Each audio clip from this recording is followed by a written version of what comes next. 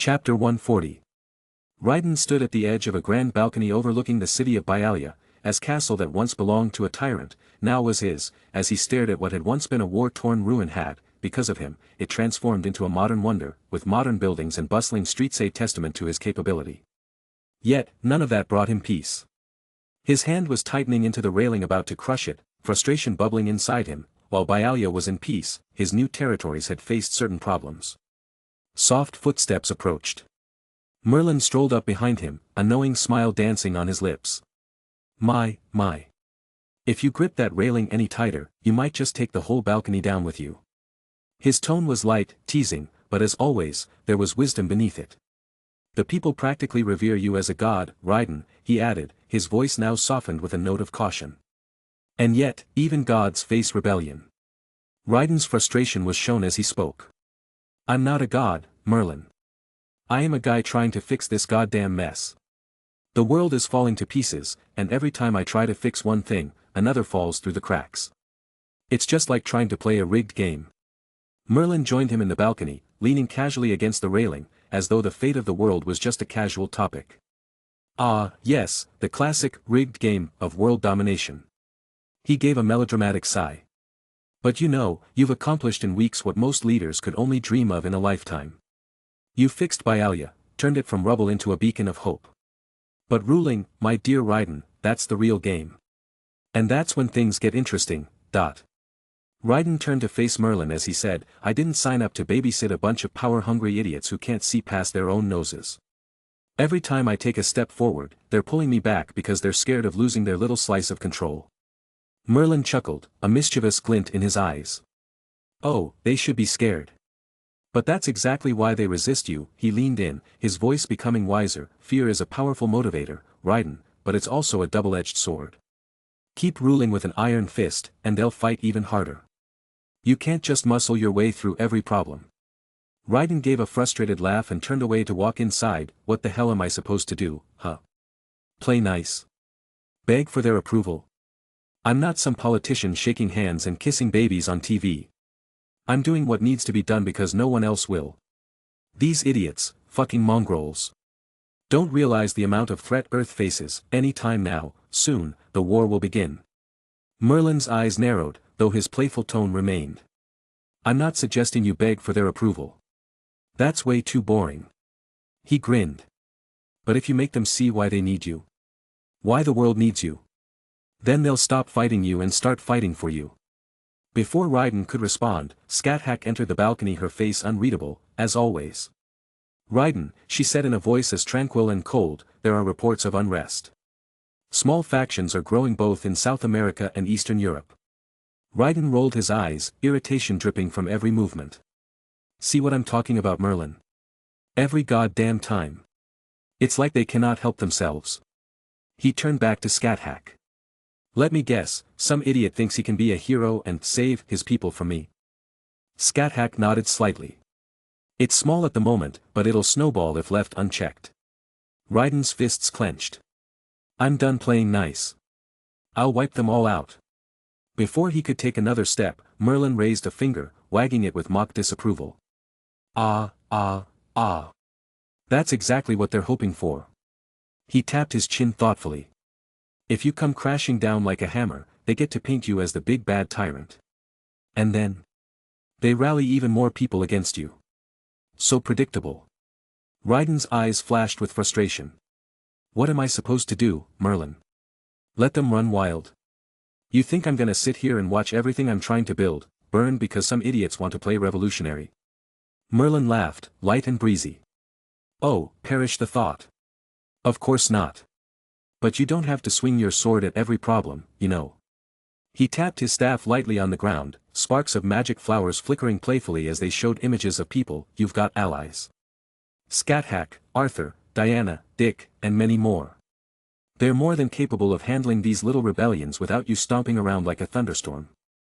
Raiden's hand passed through his hair as he said as he spoke in frustration, I know that.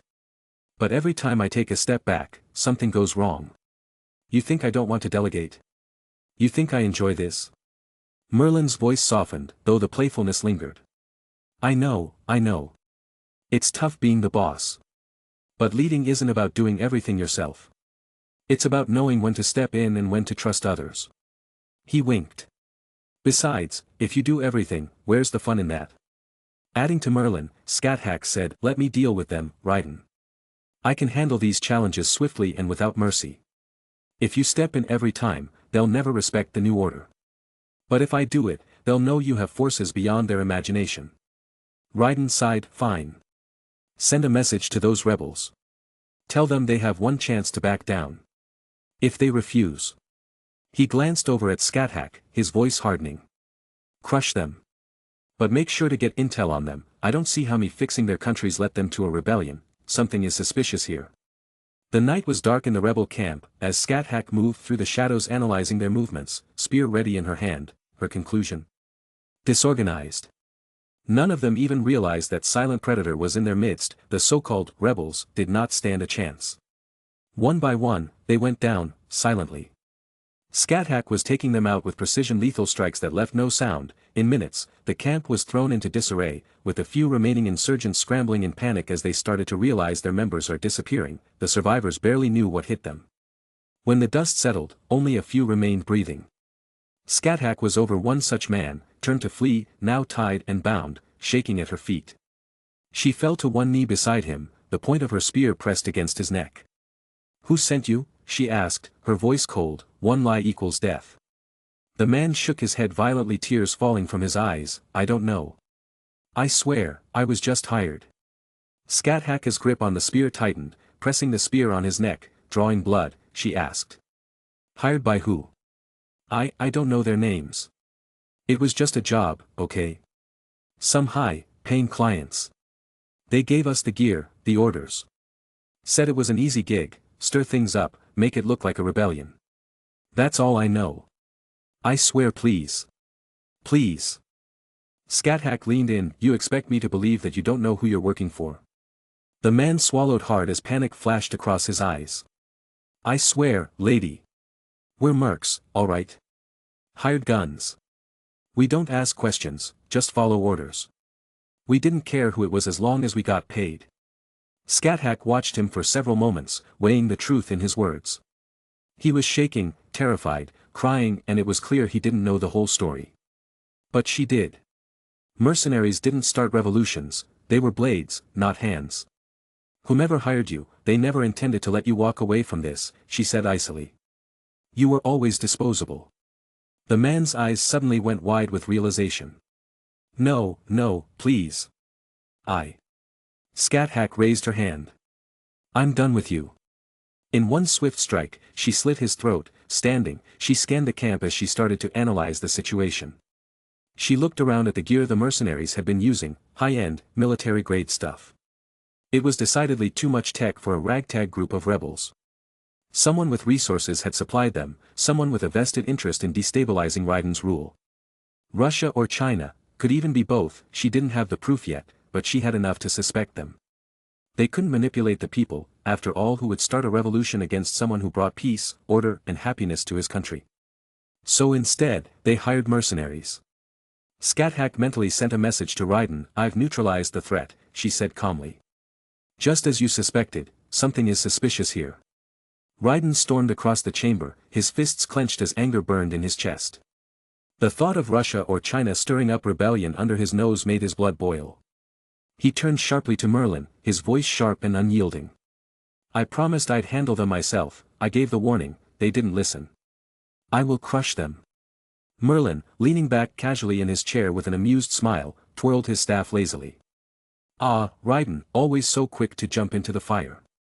Have you ever considered that not every problem needs to be solved by smashing it with a giant hammer? Raiden shot him a glare. This isn't the time for your jokes. Merlin. What kind of a king allows another nation to stir trouble in his territory and stays silent? They're idiots who want war. ABD, I will give it to them. Merlin chuckled softly, seemingly amused by Raiden's anger. Of course they are idiots. But if you go rushing off to crush them, well, you'll give them exactly what they want, a reason to paint you as the big bad villain in their story. And then, poof. World War III right at your doorstep. He flicked his fingers in the air as if to mimic an explosion, his grin widening. Raiden's eyes narrowed. So what, you want me to sit back and watch while they keep spreading rebellion? Merlin sighed dramatically and stood up, strolling toward Raiden like he had all the time in the world. What I'm saying, dear Raiden, is that you've already proven yourself. You fixed Byalia, didn't you? Made it an example for the rest of the world. Why not keep doing that? Keep building, keep fixing. Show the people you're on their side. Let China and Russia play their games in the shadows. Raiden slammed his fist on the table. I can't let this slide. I know what they're up to. And yet, you have no evidence, Merlin replied lightly, his tone almost sing-song. No proof, just suspicions. Now, I don't know about you, but charging into a war without evidence is a bit rash, don't you think? What would the people think? Raiden clenched his teeth, his fury barely contained. I'm not going to sit on my hands while they tear apart everything I've worked for. Before Merlin could reply, the door creaked open, and Bruce walked in with his usual calm demeanor, eyeing Raiden with a knowing expression. If you solve every problem with violence, it'll become a habit, Bruce said flatly. He placed some files on the table. You're letting them get to you. Raiden whipped around, facing Bruce. And what's your solution, Bruce? Let them keep screwing with me? Bruce raised an eyebrow. No. But if you rush in swinging, you'll be playing right into their hands. You think China and Russia haven't prepared for a direct attack? They want you to react. They don't hold delusions of winning, they want to ruin your reputation, turn the people on you. Raiden's expression relaxed. As he rolled his eyes, he knew his charisma skill will still bail him out if the public hated him. It wasn't skill that was near reaching mind control. People will always love him. Then what do I do? I'm not going to let them walk all over me. Merlin stepped in, his tone softer but still playful. Oh, Raiden, dear Raiden.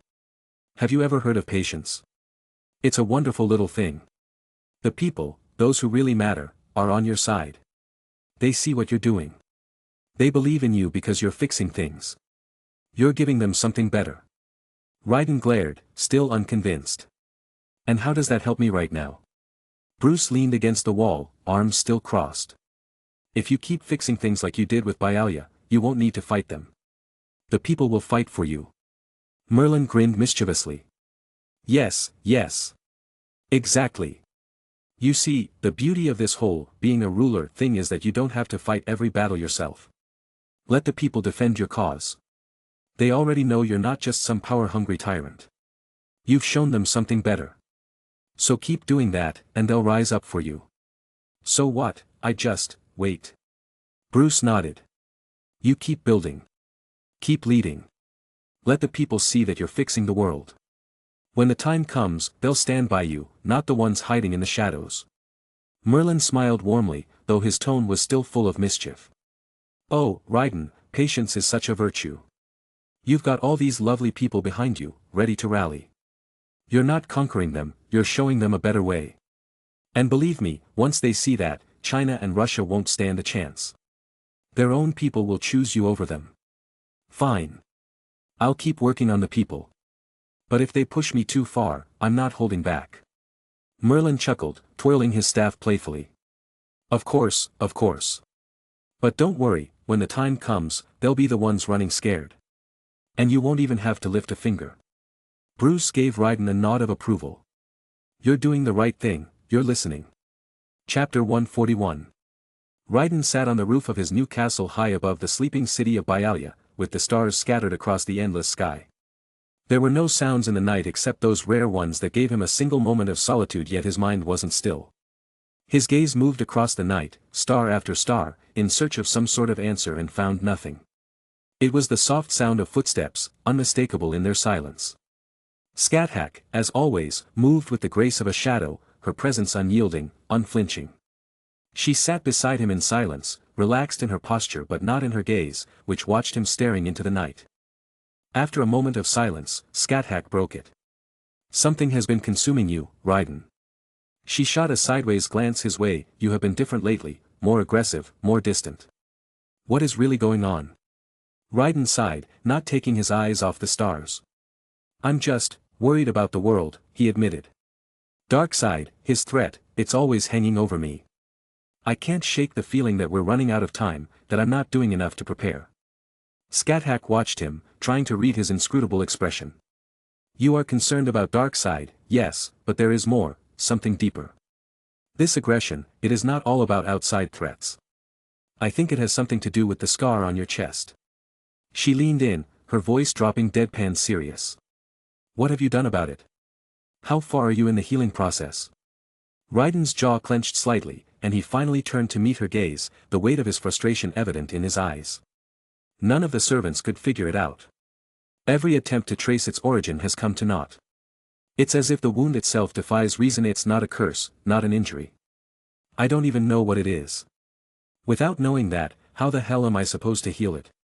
Scat-Hack narrowed her eyes, her concern marked though her face didn't change. That scar, it's doing more than just leaving a mark on your body. It's affecting you, your temper, your judgment. I've seen how quickly you've been to anger, how much weight you place on force lately. You need to control it, Raiden, before it's too late. Raiden expelled a hard breath, his frustration evident in his voice.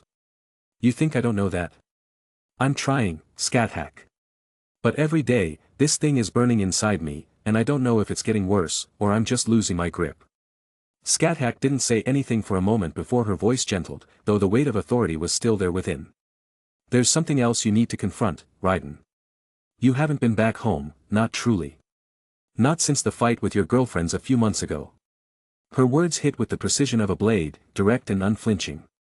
You've only spoken to them in passing, nothing beyond surface-level talks or discussions about Zephyr. It's time to go back. Time to apologize. Raiden's expression darkened, his eyes narrowing further into her words. I didn't realize that you're counting my relationship failures, Scat-Hack. I've got enough on my plate. She returned calmly, I have no interest in your relationships, however, I'm here to remind you that even kings need emotional support. And right now, you're not letting them in. You're walking alone in this fight, carrying all the weight of the world while shoving away the very people who can help you bear it. Raiden's fists were clenched, but he kept his voice controlled. You think I don't know that? I've got responsibilities. Bigger things than your loved ones. Scat-Hack cut him off, her words sharpening ever so slightly. They are your strength, Raiden. You know that. You can't rule a kingdom if you lose sight of your home. You've made a habit of using strength to solve your problems, but this requires something else. It requires humility. Apologizing is not a weakness, not when it's about family and loved ones. Hearing that, Raiden sighed, deep down he agreed, and knew, he had to do something about it.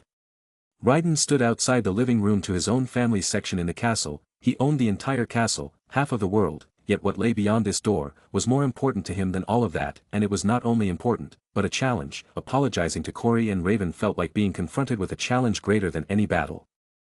He raised a hand toward the door, hesitated as doubt clawed at him, what if they don't understand? What if I've pushed them too far? But the words of his Shursho reverberated on his mind, they are your strength. He finally turned the knob, taking a deep breath, and stepped inside. The living room voices of Corey and Raven were there, their familiarity was comforting, yet daunting. Raiden strode into the room, his heart still echoing through his chest. Raven was seated cross-legged on the couch, a book lying open in her lap. Corey stood near the window, peering out at the city below. They both turned as he came in. Hey, he said, his voice so much more casual than he was feeling. Corey flown to him, smiling, bright energy warm as sunlight. Raiden. You're home early.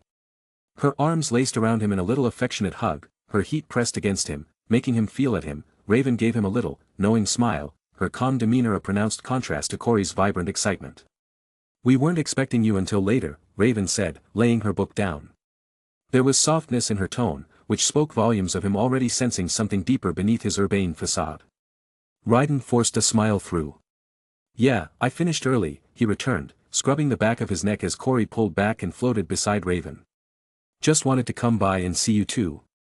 They shared a brief moment of eye lock, one of those silent communications that only they knew with each other, and then Corey slid over, making room for Raven at his side. Raiden felt the weight of their gazes upon him, and for a few moments, he was torn, unsure of where or how to start. The silence extended a bit longer than he had planned. He looked at them, Corey bright and full of life, and Raven calm, though with that steady understanding in her gaze. It struck him how much they meant to him, and how little he'd shown that these last few months. The hesitation gnawed at him once more, but this time he fought through it. I need to apologize, Raiden finally said, his voice softer now, devoid of the confident tone he was so used to projecting. I know I haven't been the best partner lately. I've been distant and I've barely been present, not really, anyway. Not for you, not for us. Corey cocked her head to one side, the smile falling from her face as concern etched its way onto her features. Raiden, we know you've had a lot on your mind, with everything going on in the world. It's not easy. I'm not talking about the world, he cut in softly. I'm talking about me. The way I've been acting, shutting you both out, focusing on everything but us. I've been afraid. His eyes met theirs, and he felt the lump in his throat. Afraid of losing you. Afraid of losing everything. Raven's brow furrowed, her composed exterior breaking slightly as she sat up. Losing us? Raiden, we're not going anywhere. Corey floated closer to him, her eyes wide with emotion. Raiden, we love you, we would never abandon you. Raiden ran a hand through his hair as the words tumbled out faster now that the dam was broken. I know that, but I've felt it slipping away. So focused on protecting everyone, trying to prevent the worst, and I haven't stopped to think about how that's affecting you too. I've been distant, angry, and I don't want to be that person with you 2-inch. He looked between them, his voice gruff. You're my everything. And the thought of losing you. It scares me more than anything else. More than any battle, more than any enemy I've ever faced. The room was silent as his words lay across them. Corey's eyes were doing their shimmering thing, and even Raven, so cold and unyielding, couldn't mask a glimpse of vulnerability across her features. She floated into his arms in silence, tucking him in with a tight hug, her warmth circling around him. Raven stood and wrapped them both in her embrace, grounding them with her touch. They held him close, no words spoken at first, just the simple act of being there, of holding him close. Corey leaned back a little, hands framing his face as the tears shone in her eyes. Raiden, we're here. We'll always be here. You don't have to bear the burden of the world all by yourself. Raven nodded, voice soft. You've been trying to protect everyone, but you need to let us protect you too. We're not just here for the good moments. We're here for you. Raiden held both Corey and Raven close, letting their warmth soothe his turbulent mind.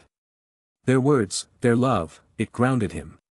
For the first time in weeks, he felt a sense of calm wash over him. But there was something else stirring inside, something bold. Corey broke the silence with a gentle smile. We'll always be here, Raiden. You don't have to go through this alone.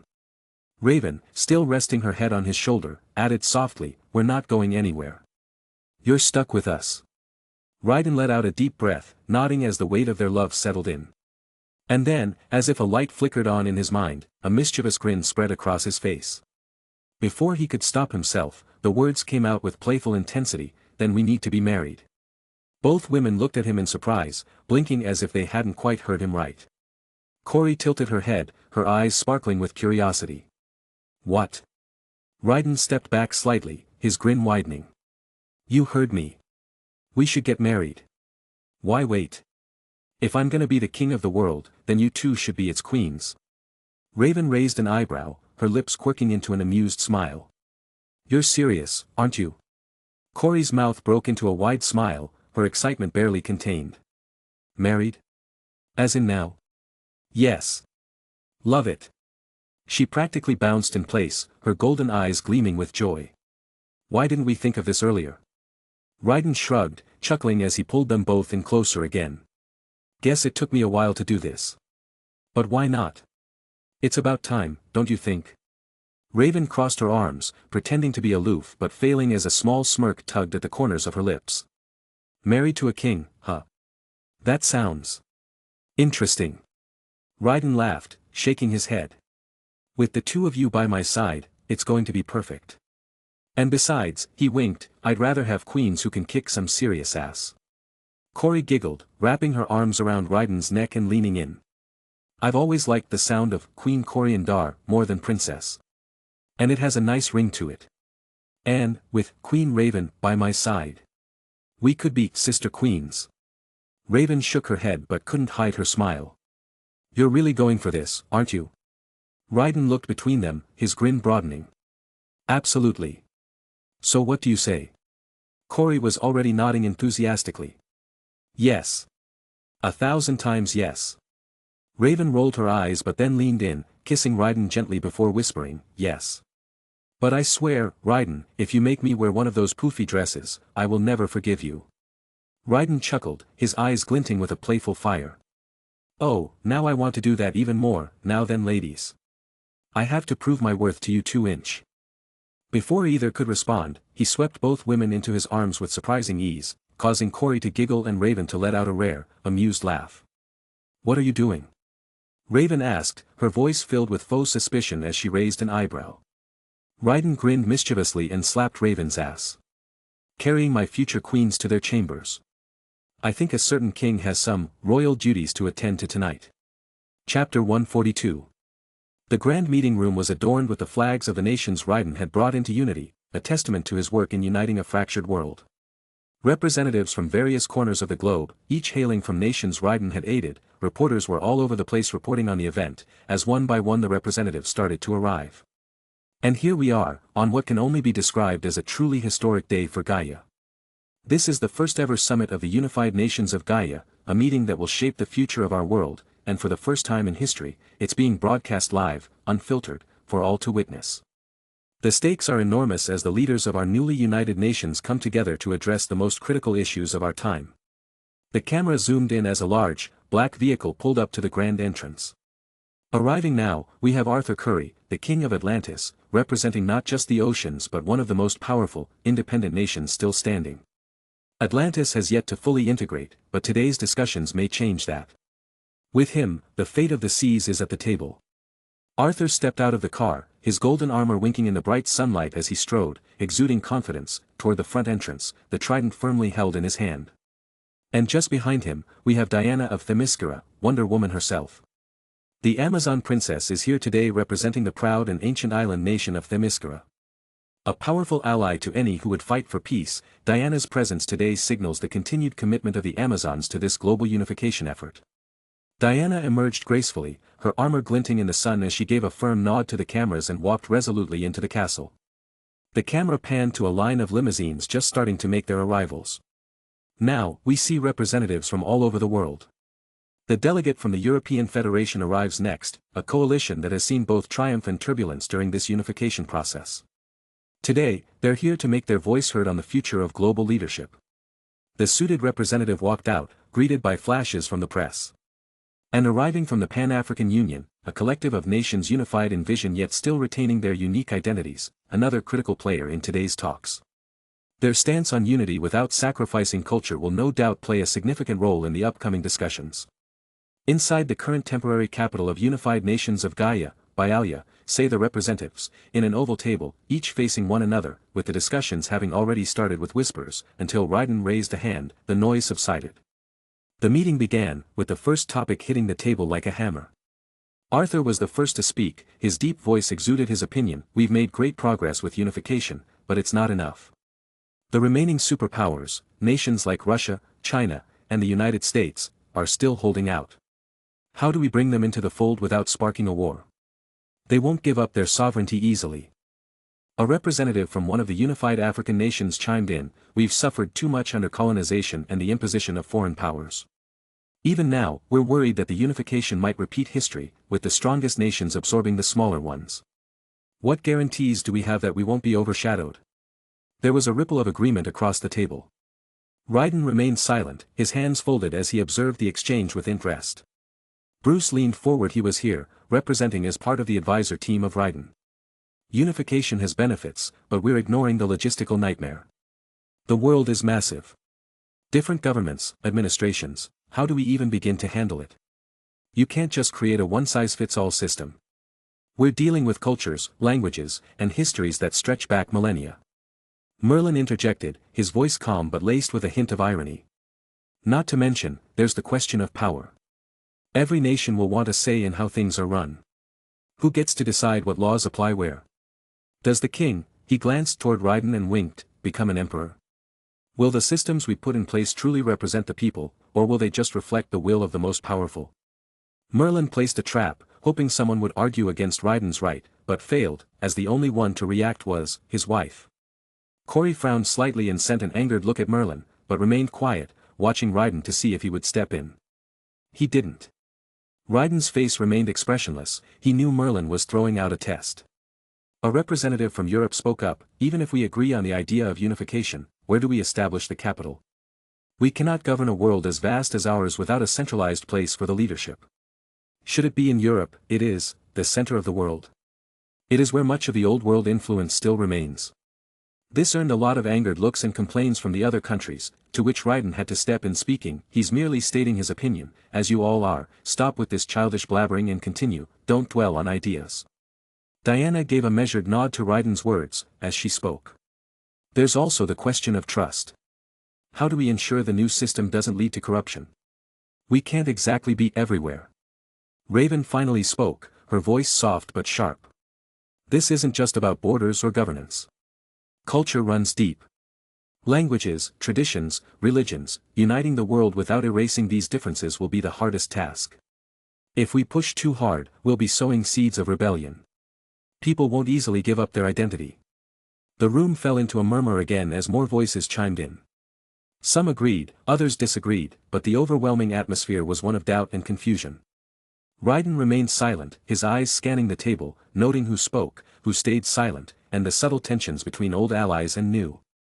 After a while, Arthur raised his voice again, this time with more frustration. If we don't address the existing governments in these nations, we'll be dealing with resistance from within. There are officials, generals, and presidents who won't relinquish their power willingly. What do we do about them? A representative from South America countered, and what about the people? If we replace their leaders, we risk losing their trust. No one will follow a puppet regime. Merlin smirked. So, we have a few options then, diplomacy, force, or manipulation. None of which are particularly inspiring. The debate continued with representatives from Asia, Europe, and the Americas weighing in on the logistics of languages, cultural preservation, and how to maintain individual identities while promoting unity. Suggestions flew across the table, but every time someone thought they had a solution, another voice raised a counterpoint. Diana voiced a thought many shared but hadn't yet said aloud. Even if we find the right answers, there will be sacrifice. Some customs will clash. There are traditions that won't survive the unification. Are we prepared for that? The tension rose, but Raiden still observed, his posture calm, though inside, his mind worked through the hundreds of variables being tossed around. Scathach beside him remained similarly silent, though her watchful gaze occasionally flicked between speakers. The argument over where the capital should be stationed began to spiral once more, with representatives from the Middle East, Africa, and Europe all having their own ideas, none of which could be reconciled. Bruce leaned back in his chair, arms crossed, but said nothing further. His silence spoke volumes. He was letting the chaos play out, much like Raiden. The arguments continued, and the room was filled with unresolved tensions. For hours, the representatives threw out complaints, solutions, and disagreements. No one had the perfect answer. Finally, after what seemed like an eternity of back and forth, the room fell silent. All eyes turned to Raiden. Without hesitation, he stood. His gaze swept over the room, taking in the faces of everyone present. The air hung heavy with expectation. Raiden's voice, calm but commanding, cut through the silence. Now that all of you have completed your complaints and suggestions. He paused for effect, watching as some shifted uncomfortably in their seats. Let me remind you to why I am the king here, and none of you are. The room fell into a hushed silence as all eyes followed him. Without saying a word, he strode toward the grand balcony that overlooked the sprawling lands below. The air was tense with anticipation, and even the most skeptical of representatives were drawn into the moment, waiting for his next move. He stepped out onto the balcony, the cool wind brushing against him as he turned to face the assembly once more. His voice, clear and resolute, rang out over the quieted room. Let's solve your first problem. You all asked for a capital. Correct? Somewhere to anchor this world's future. He lifted his arm, gesturing toward the heavens, with an arrogant smile on his face, he spoke. Well, here it is. Suddenly, the sky began to shift. Piercing through the clouds, a massive, awe-inspiring structure descended. The sight was unlike anything the world had seen before. A fortress in the sky, gleaming as it slowly made its way toward the earth, a floating citadel of stone and greenery, both ancient and otherworldly. The fortress seemed to pulse with power, its size so vast that it cast a shadow over the land below. This, ladies and gentlemen, people of Gaia, this is your new capital, the Hanging Gardens of Babylon. Gasps filled the room as everyone stood, staring in disbelief at the spectacle. The fortress was adorned with cascading waterfalls and lush gardens, its architecture reminiscent of the grandeur of Babylon, yet imbued with a mystical aura that made it seem almost alive. Towers rose high into the sky, capped with golden domes that sparkled in the sunlight. Intricate carvings decorated the walls, depicting ancient legends, while magical energy rippled in the air around it, making the hairs on the back of everyone's neck stand on end. Raiden's voice broke the stunned silence. With a world as vast as this, there is no better capital than one that can be anywhere it needs to be, a city that moves with the tides of change. As the fortress descended closer to the balcony, the attention of everyone shifted. From the heart of the hanging gardens, a figure emerged, her presence as commanding as the fortress itself. Clad in an elegant black and purple gown, the Queen of Assyria appeared with an air of regal arrogance. Her long, dark hair flowed behind her, and a jeweled headdress crowned her head, enhancing her already formidable beauty. Her amber eyes gleamed with disdain, her expression one of both irritation and confidence. Semiramis made her presence known. Her voice was as sharp as a blade as she addressed Raiden. "You kept me hidden for far too long, and it's been nothing short of infuriating." She crossed her arms, her lips curving into a displeased pout, clearly annoyed by her prolonged absence. Raiden, however, merely smirked, unbothered by her complaints. "Would you prefer to return to the throne, then?" he teased, the hint of amusement in his voice impossible to miss. Semiramis' golden eyes narrowed, and she quickly retracted her attitude, her arrogance melting into playful submission. "Humph. I'll admit being by your side is much more enjoyable." She smiled ever so slightly, her tone shifting, a mix of pride and affection underlying her words. The representatives, still in shock at the sight of the floating fortress and this commanding figure, barely had time to recover when yet another presence made itself known. A flash of brilliance swept through the skies, as a radiant, energetic figure flew down from the hanging gardens. Her outfit, a mix of blue, red, and white, was futuristic yet classical, the kind of attire worn by someone with both genius and flair. Her hair was a striking chestnut brown, curling just below her shoulders, with a few stray strands framing her face. Her most notable feature, however, was her eyes, full of intellect, curiosity, and the unmistakable spark of genius. To be more accurate, most people around the world described her as one thing, a living Mona Lisa. Leonardo da Vinci, the woman renowned as the greatest mind in human history and the creator of the world's most popular painting, Mona Lisa, descended gracefully onto the balcony. Her very presence was one of brilliance and whimsy. Despite her genius, there was a teasing, light-hearted air about her. She waved at the assembly, a confident smile on her face as if she were greeting old friends at a casual gathering. "Well, well, well. I see everyone is in a bit of a dilemma," Da Vinci began with a grin, her voice melodic yet brimming with amusement. She placed a hand on her hip and surveyed the room, her eyes sparkling with mischief. "Don't worry, I'm here now. Let's figure out how to solve these world-altering problems, shall we?" She winked at Raiden, her demeanor suggesting she was perfectly at ease in such a high-stakes situation. Semiramis rolled her eyes, her annoyance flaring once more. "Do you always have to act with such flamboyance?" Da Vinci chuckled. "Why, of course. I wouldn't be me if I didn't." She flashed a bright smile before turning to the assembly, her gaze becoming more serious. "But, in all honesty, we've got a lot to discuss. I've been working on some ideas that could help address your little cultural and logistical problems. And who better than the greatest mind in history to smooth it all out? Isn't that right, my king?" She turned to Raiden with a teasing smile. Raiden crossed his arms and sighed. "I promise to fund all her projects. I just hope she doesn't make me regret it. I have like half the world's money right now, she won't be a problem. Right?" He then turned to observing the reactions of the representatives. The world's capital wasn't going to be bound by old world limitations or the disagreements of the past. With the Hanging Gardens being a flying fortress, the future capital of Gaia could be anywhere, adaptable to the world's ever-changing needs. Semiramis, ever arrogant but fiercely loyal, stood beside him, while Da Vinci, with her boundless intellect, would solve the very issues the meeting had struggled with for hours. Merlin moved beside Raiden and whispered, "I did say things will be fun this way, didn't I?" To which Raiden nodded in annoyance. After all, he'd hate to admit it, but the idea to summon Semiramis and Da Vinci, amongst many other servants, came from him. "The world has no idea what's in store for it. With you as the head, we'll use the greatest mind in every field," spoke Merlin in high pride. To which Raiden sighed and said, "Yeah, at the cost of half of my current mana, manifesting servants into homunculi was a terrible idea. Chapter 143. A few weeks before the United Nations of Gaia meeting.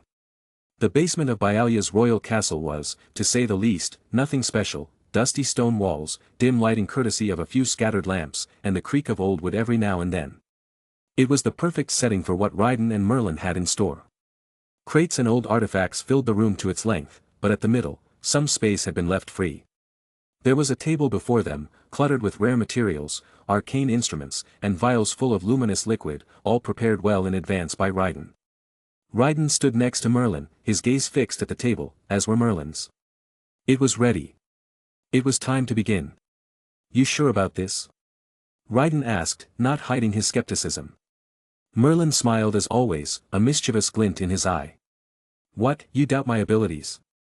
I think you underestimate just how much fun this is going to be." "Fun for you, maybe, for all I know, you're doing this to laze about and lessen your work," Ryden said as he sighed and stepped forward, focusing his mind for the task at hand. This wasn't his first time summoning a specific servant, but while it wasn't particularly elaborate, the precision still needed was immense. Ryden raised his hand and, summoning the mana within him, he started the summon. For just a moment, the air around him shimmered, and the next instant, his body transformed into none other than Paracelsus von Hohenheim, the great alchemist. In Ryden's mind, Paracelsus greeted him, his voice calm and composed. "It's good to see you again, Ryden. But I can't help but wonder why you've summoned me this time. Your recent battles are far beyond my capabilities." Ryden's voice echoed in his mind. "We need you for something far more important than battle, Hohenheim. We need you to create something only you can, homunculi. Merlin and I have a plan, one that requires your expertise as an alchemist." Paracelsus' curiosity piqued as Ryden explained the full plan to him: "A suitable homunculus to host me, to anchor my existence. That's an intriguing concept. With Merlin's magic and your connection to the throne of heroes, it might just work. I take it the materials are ready?" "Of course," Ryden replied. "Everything's in place.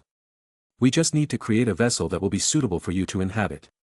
Make sure it's in your preferred image. Once it's ready, Merlin will apply an engraving that will anchor your spirit to it." "Fascinating.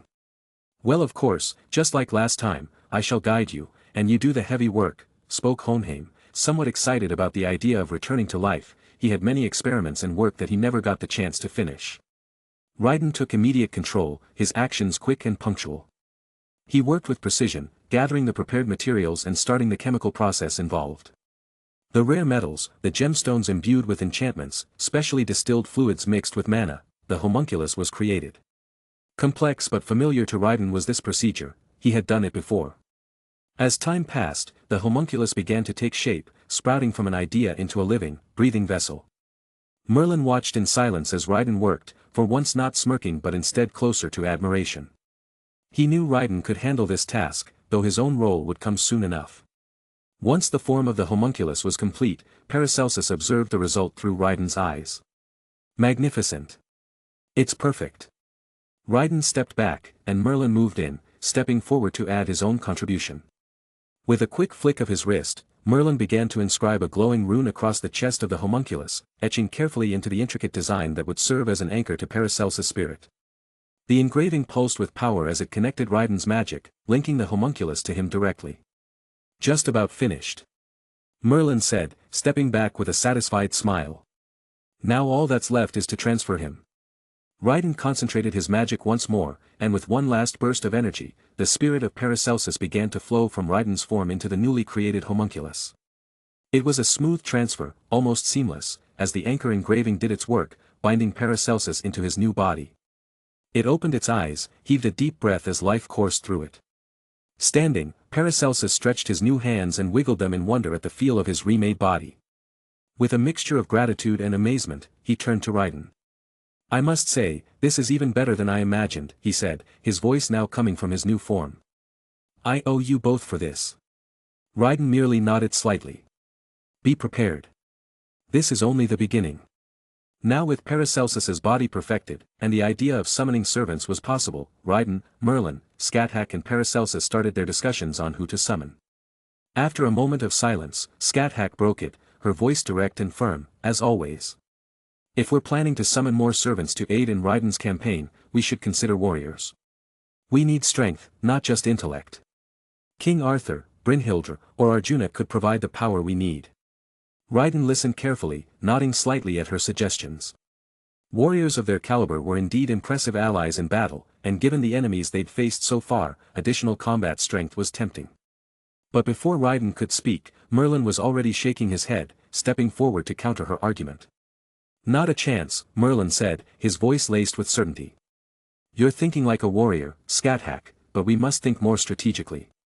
Summoning a powerful fighter like King Arthur or Brynhildr would demand an immense amount of mana, far more than Raiden can afford to supply.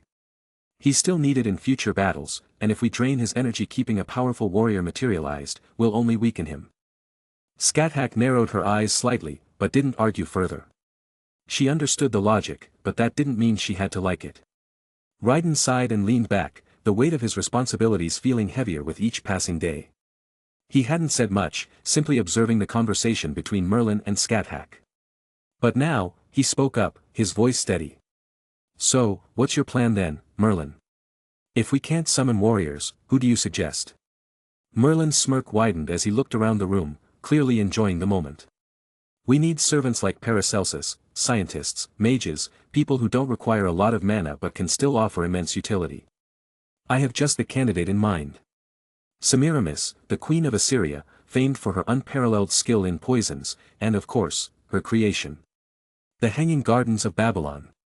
Raiden raised an eyebrow, but before he could respond, Merlin continued, his tone taking on a playful edge. She's arrogant, prideful, and greedy. But she's also fiercely loyal to kings, especially powerful ones. Merlin gestured towards Raiden with a mischievous grin. And you, Raiden, certainly fit that description. Raiden scowled, clearly unamused by Merlin's suggestion. I already have my queens. I don't need another one. Merlin chuckled, clearly enjoying Raiden's annoyance. A king is never satisfied with just one queen, my dear Raiden. After all, you're not ruling a mere nation. This is the world you plan to conquer. You'll need more than just strength in battle, you need influence, intelligence, and loyalty. Semiramis can offer that in spades.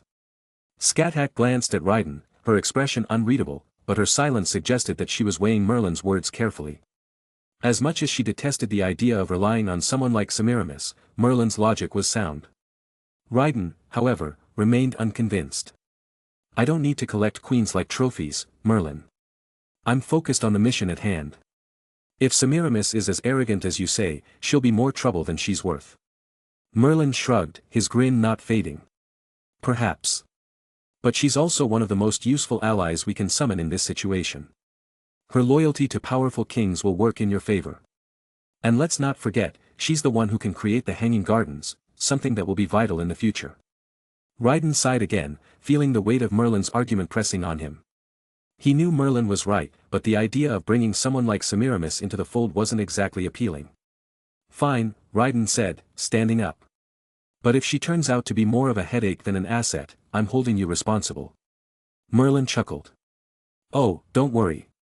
I have no doubt she'll fit right in. So, who else?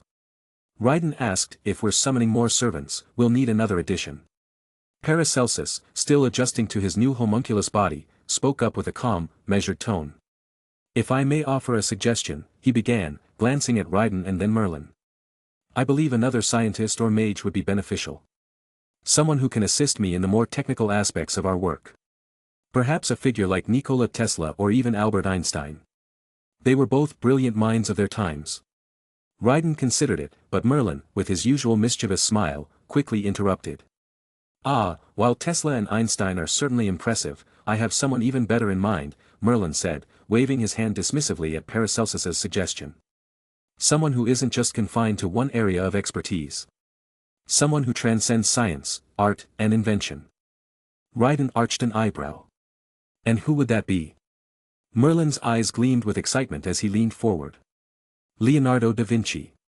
Raiden blinked, taken aback. Da Vinci? The painter? How does that help us? Merlin grinned, clearly enjoying the moment. Oh, Da Vinci was far more than just a painter. He was a polymath in the truest sense, a master of countless disciplines. An inventor, an engineer, an artist, and a scientist. His mind is one of the greatest the world has ever known, and his expertise spans everything from architecture to weaponry to philosophy. He's the ultimate Renaissance man. Paracelsus nodded in agreement. Indeed, Da Vinci's brilliance would be an invaluable asset to our cause. His innovations could propel our efforts forward in ways we can't even begin to imagine. Ryden leaned back, still somewhat skeptical but intrigued. And Da Vinci is a servant? Absolutely, Merlin confirmed. A caster class, no less. His intellectual prowess, combined with his versatility, makes him the perfect addition. He won't just help with science, he'll revolutionize everything he touches. Ryden crossed his arms, considering the suggestion. Da Vinci's genius, if it could be harnessed, would undoubtedly provide an edge. But he also knew that someone so brilliant could be unpredictable and difficult to control. So, what's his personality like? Ryden asked, still wary. Merlin chuckled. Well, let's just say Da Vinci has a bit of an ego. He's confident in his abilities, as he should be, but he's also loyal to strong and worthy leaders. If you play your cards right, Ryden, he'll respect you, and once you have that, you'll have his full support. Paracelsus chimed in, his voice steady.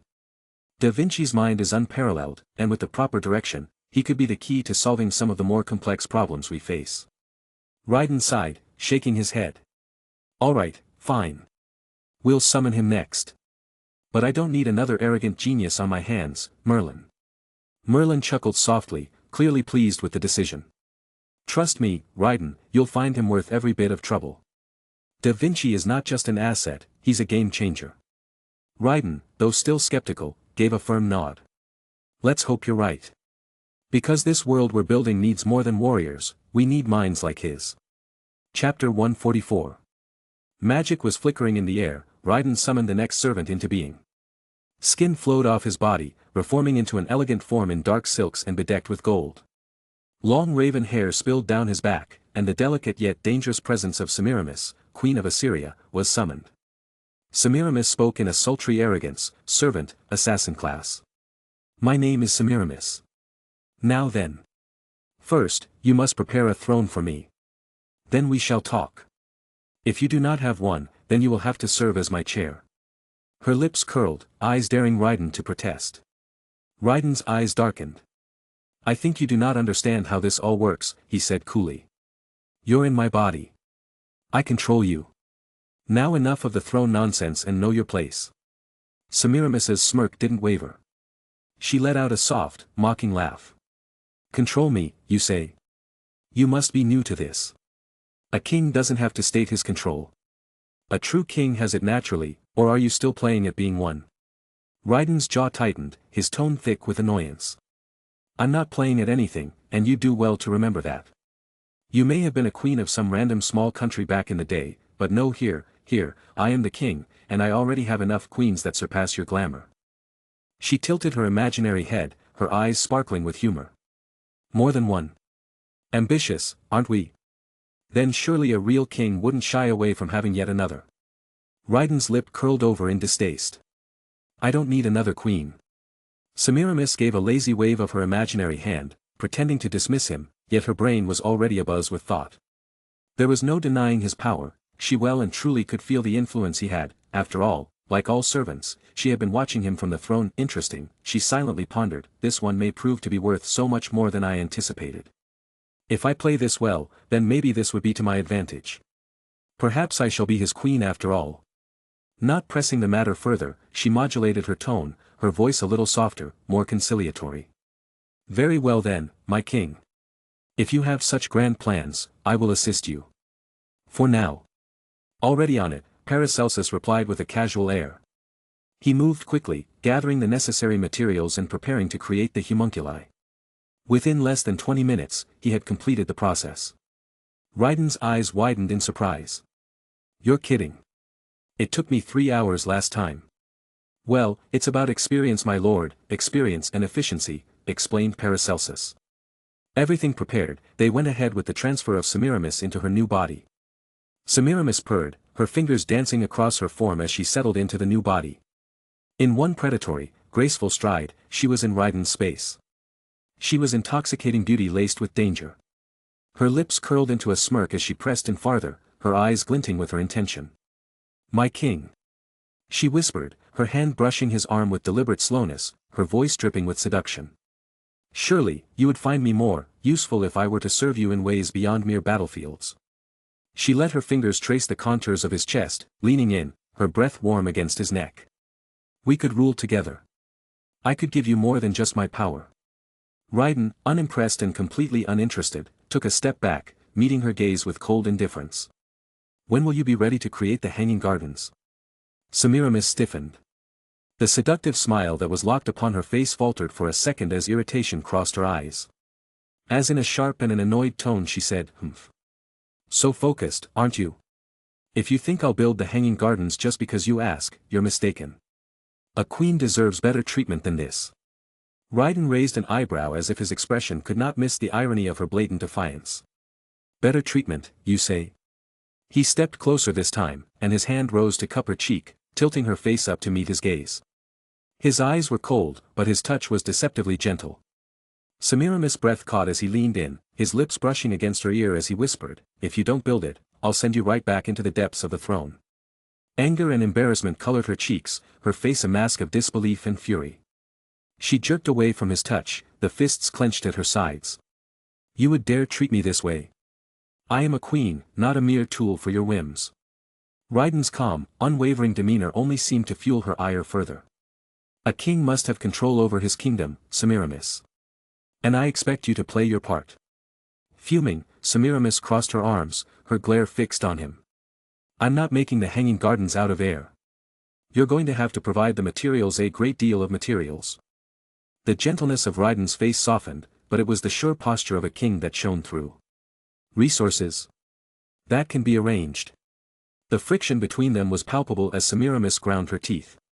However furious, she couldn't help but feel that Raiden's power and influence merely made him far too valuable to cross for now. She folded her arms across her chest, giving a reluctant nod. "Fine," she said, her voice laced with venom. "I'll build your gardens. But remember this, Raiden, I don't bow easily." Raiden, unaffected by her threats, turned his back to her, signaling the conversation's end. "Get it done." Semiramis watched him walk away as plots began to formulate in her head. He may have won this round, but she was far from done. As Raiden completed the summoning ritual, the familiar energy surged through his body, engulfing him in light. He felt the transformation begin, a rush of foreign sensations washing over him. But something was different this time. When the light faded, Raiden looked down, and immediately froze. His eyes widened as he noticed his chest. What the? He instinctively cupped the soft curves of his new body, his face a mixture of confusion and shock. Before he could fully comprehend, a voice rang out in his mind, filled with amusement. "You like what you see?" It was Da Vinci, her tone playful and mischievous. Raiden, flustered, stammered an apology. I'm sorry. I didn't realize Da Vinci was a woman." Da Vinci's laugh echoed in his mind, light-hearted and without offense. "Oh, I was born male, that much is true. But beauty is my ultimate pursuit, and I couldn't resist becoming something more beautiful. I changed my servant Saint Grave to this form because it's what I wanted, an embodiment of perfection." As Raiden processed her words, Paracelsus, watching from nearby, blinked in surprise. Da Vinci was a woman. Merlin, of course, seemed completely unsurprised, a knowing grin tugging at his lips. Raiden glared at him as he realized that this was yet another prank by the wizard. He then shared Da Vinci's explanation with the others about her Saint Grave change, and Paracelsus rubbed his chin, trying to make sense of it. "I see." Paracelsus nodded, though still slightly baffled. "Then, should I craft the homunculus body in this form?" Raiden glanced at himself again, feeling Da Vinci's presence lingering in his mind, and nodded. "Da Vinci can be whatever she wants. Go ahead." Paracelsus nodded, still a bit taken aback. "Yes, I'll get to work on it right away." He moved swiftly to begin the process, needing no more than a glance at Raiden's transformed appearance. "I'll have it done shortly." As Paracelsus worked, Raiden, still adjusting to the sudden change, grabbed a nearby mirror and took a closer look at his new reflection. The figure staring back at him was indeed feminine, but there was something familiar about her. "Wait a second," he muttered. Da Vinci's voice interrupted his thoughts again, full of pride. "Ah, I see you've noticed. I modeled this appearance after my ultimate masterpiece, the Mona Lisa." Raiden blinked, realization dawning. It does look like her. Quite stunning, really. Da Vinci chuckled again, pleased with his reaction. Naturally. Beauty is something to be cultivated and appreciated. She paused, her tone shifting to something more businesslike. Now, before you go on about your plans for giving me a body, let me make something clear. I've already guessed what you're up to. And I'm in, of course, with some conditions. Raiden raised an eyebrow. Oh. And what's your condition?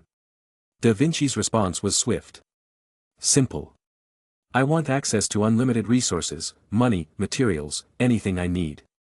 And I demand absolute freedom. If you give me that, I'll craft wonders for you that'll leave the world in awe. But, she added with a pointed tone, you must never question my genius. I don't have the patience for people who don't understand my brilliance. Raiden's lips quirked in a half-smile. Is that all? Fine. Consider it done. As the homunculus body neared completion, Raiden looked toward Paracelsus, who finished in record time. It's ready, Paracelsus announced, looking proud of his swift work. With the body prepared, the process of transferring Da Vinci's spirit into it began. As the final steps were taken, Da Vinci's new form took shape, her eyes fluttering open in her fresh body. She stretched gracefully, testing her movements, clearly satisfied. Well, not bad, Da Vinci remarked, admiring herself with a smile. I feel alive already. Raiden crossed his arms, nodding approvingly. Good. Now, what's your first order of business? Da Vinci's eyes gleamed with excitement as she spoke, I'm going to alter the design of Semiramis' hanging gardens. It needs some serious improvements. At that, Semiramis' head snapped up, her face twisting in irritation. Excuse me? Her voice dripped with venomous pride. No one alters my creation. Da Vinci merely smirked. Oh, don't be so sensitive. My modifications will make it far grander than anything you could have envisioned. Semiramis opened her mouth to retort, but Raiden's sharp gaze cut through the tension. Semiramis, let her work. We need the gardens at their peak, and if she can improve them, then she will. Though visibly annoyed, Semiramis relented under Raiden's authority, her eyes narrowing as she gritted her teeth. Very well. But I won't forget this. Da Vinci's smirk widened, utterly unbothered. Good. Now, let's make history. As Raiden watched the two, only one thought was on his mind, yup, this will make my work easier, definitely won't be babysitting them. Chapter 145. The hanging gardens aren't just a floating fortress, they represent the flexibility and adaptability required to govern a world of such diversity. The capital wouldn't move arbitrarily. It could station in regions needing aid, or serve as the center for negotiations between conflicting territories. It's not just practical, it's symbolic. Spoke Da Vinci, the meeting of the United Nations of Gaia continued, as she started her purpose of helping Raiden fix the world and unite it. Of course, that's easier said than done. A representative from Europe stood, crossing his arms defiantly. A mobile capital? You're suggesting we uproot the heart of the world, constantly on the move. This is madness. We need stability, not, whatever this is. Raiden leaned forward, his gaze sharp. If you have no valid complaints, then remain silent. A capital that adapts to our needs is far better than one that grows stagnant. Flexibility is vital in these changing times. I know you all expected I'd pick a capital from one of your countries, but no, I decide here, the Hanging Gardens of Babylon is now the capital of Gaia. The representative faltered but pressed on. But how can we ensure our cultures are respected? The fear is that our identities will be lost. Da Vinci stepped in gracefully. Cultures will not be forcibly changed but rather enhanced under Raiden's vision. This new era demands unity, and that includes embracing aspects of our cultures that foster growth. If traditions uplift our society, they shall remain, if they hinder progress, they will be re-evaluated. Are you suggesting we abandon our beliefs? Challenged a leader from Africa, skepticism evident in his tone. Raiden met his gaze firmly. I will not allow outdated customs to hinder the future of Gaia. If a tradition or belief fosters division or suffering, then I shall personally ensure it is reformed.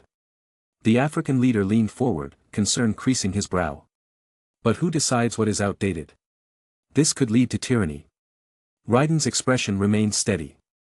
I said it before and I'll say it again, my decisions will always be for the benefit of the people, you may call it tyranny, abuse or whatever you see fit, but what it is, if I deem it to be a problem to the world unification, I shall remove it myself. The tension in the room thickened until the African leader shifted in his seat.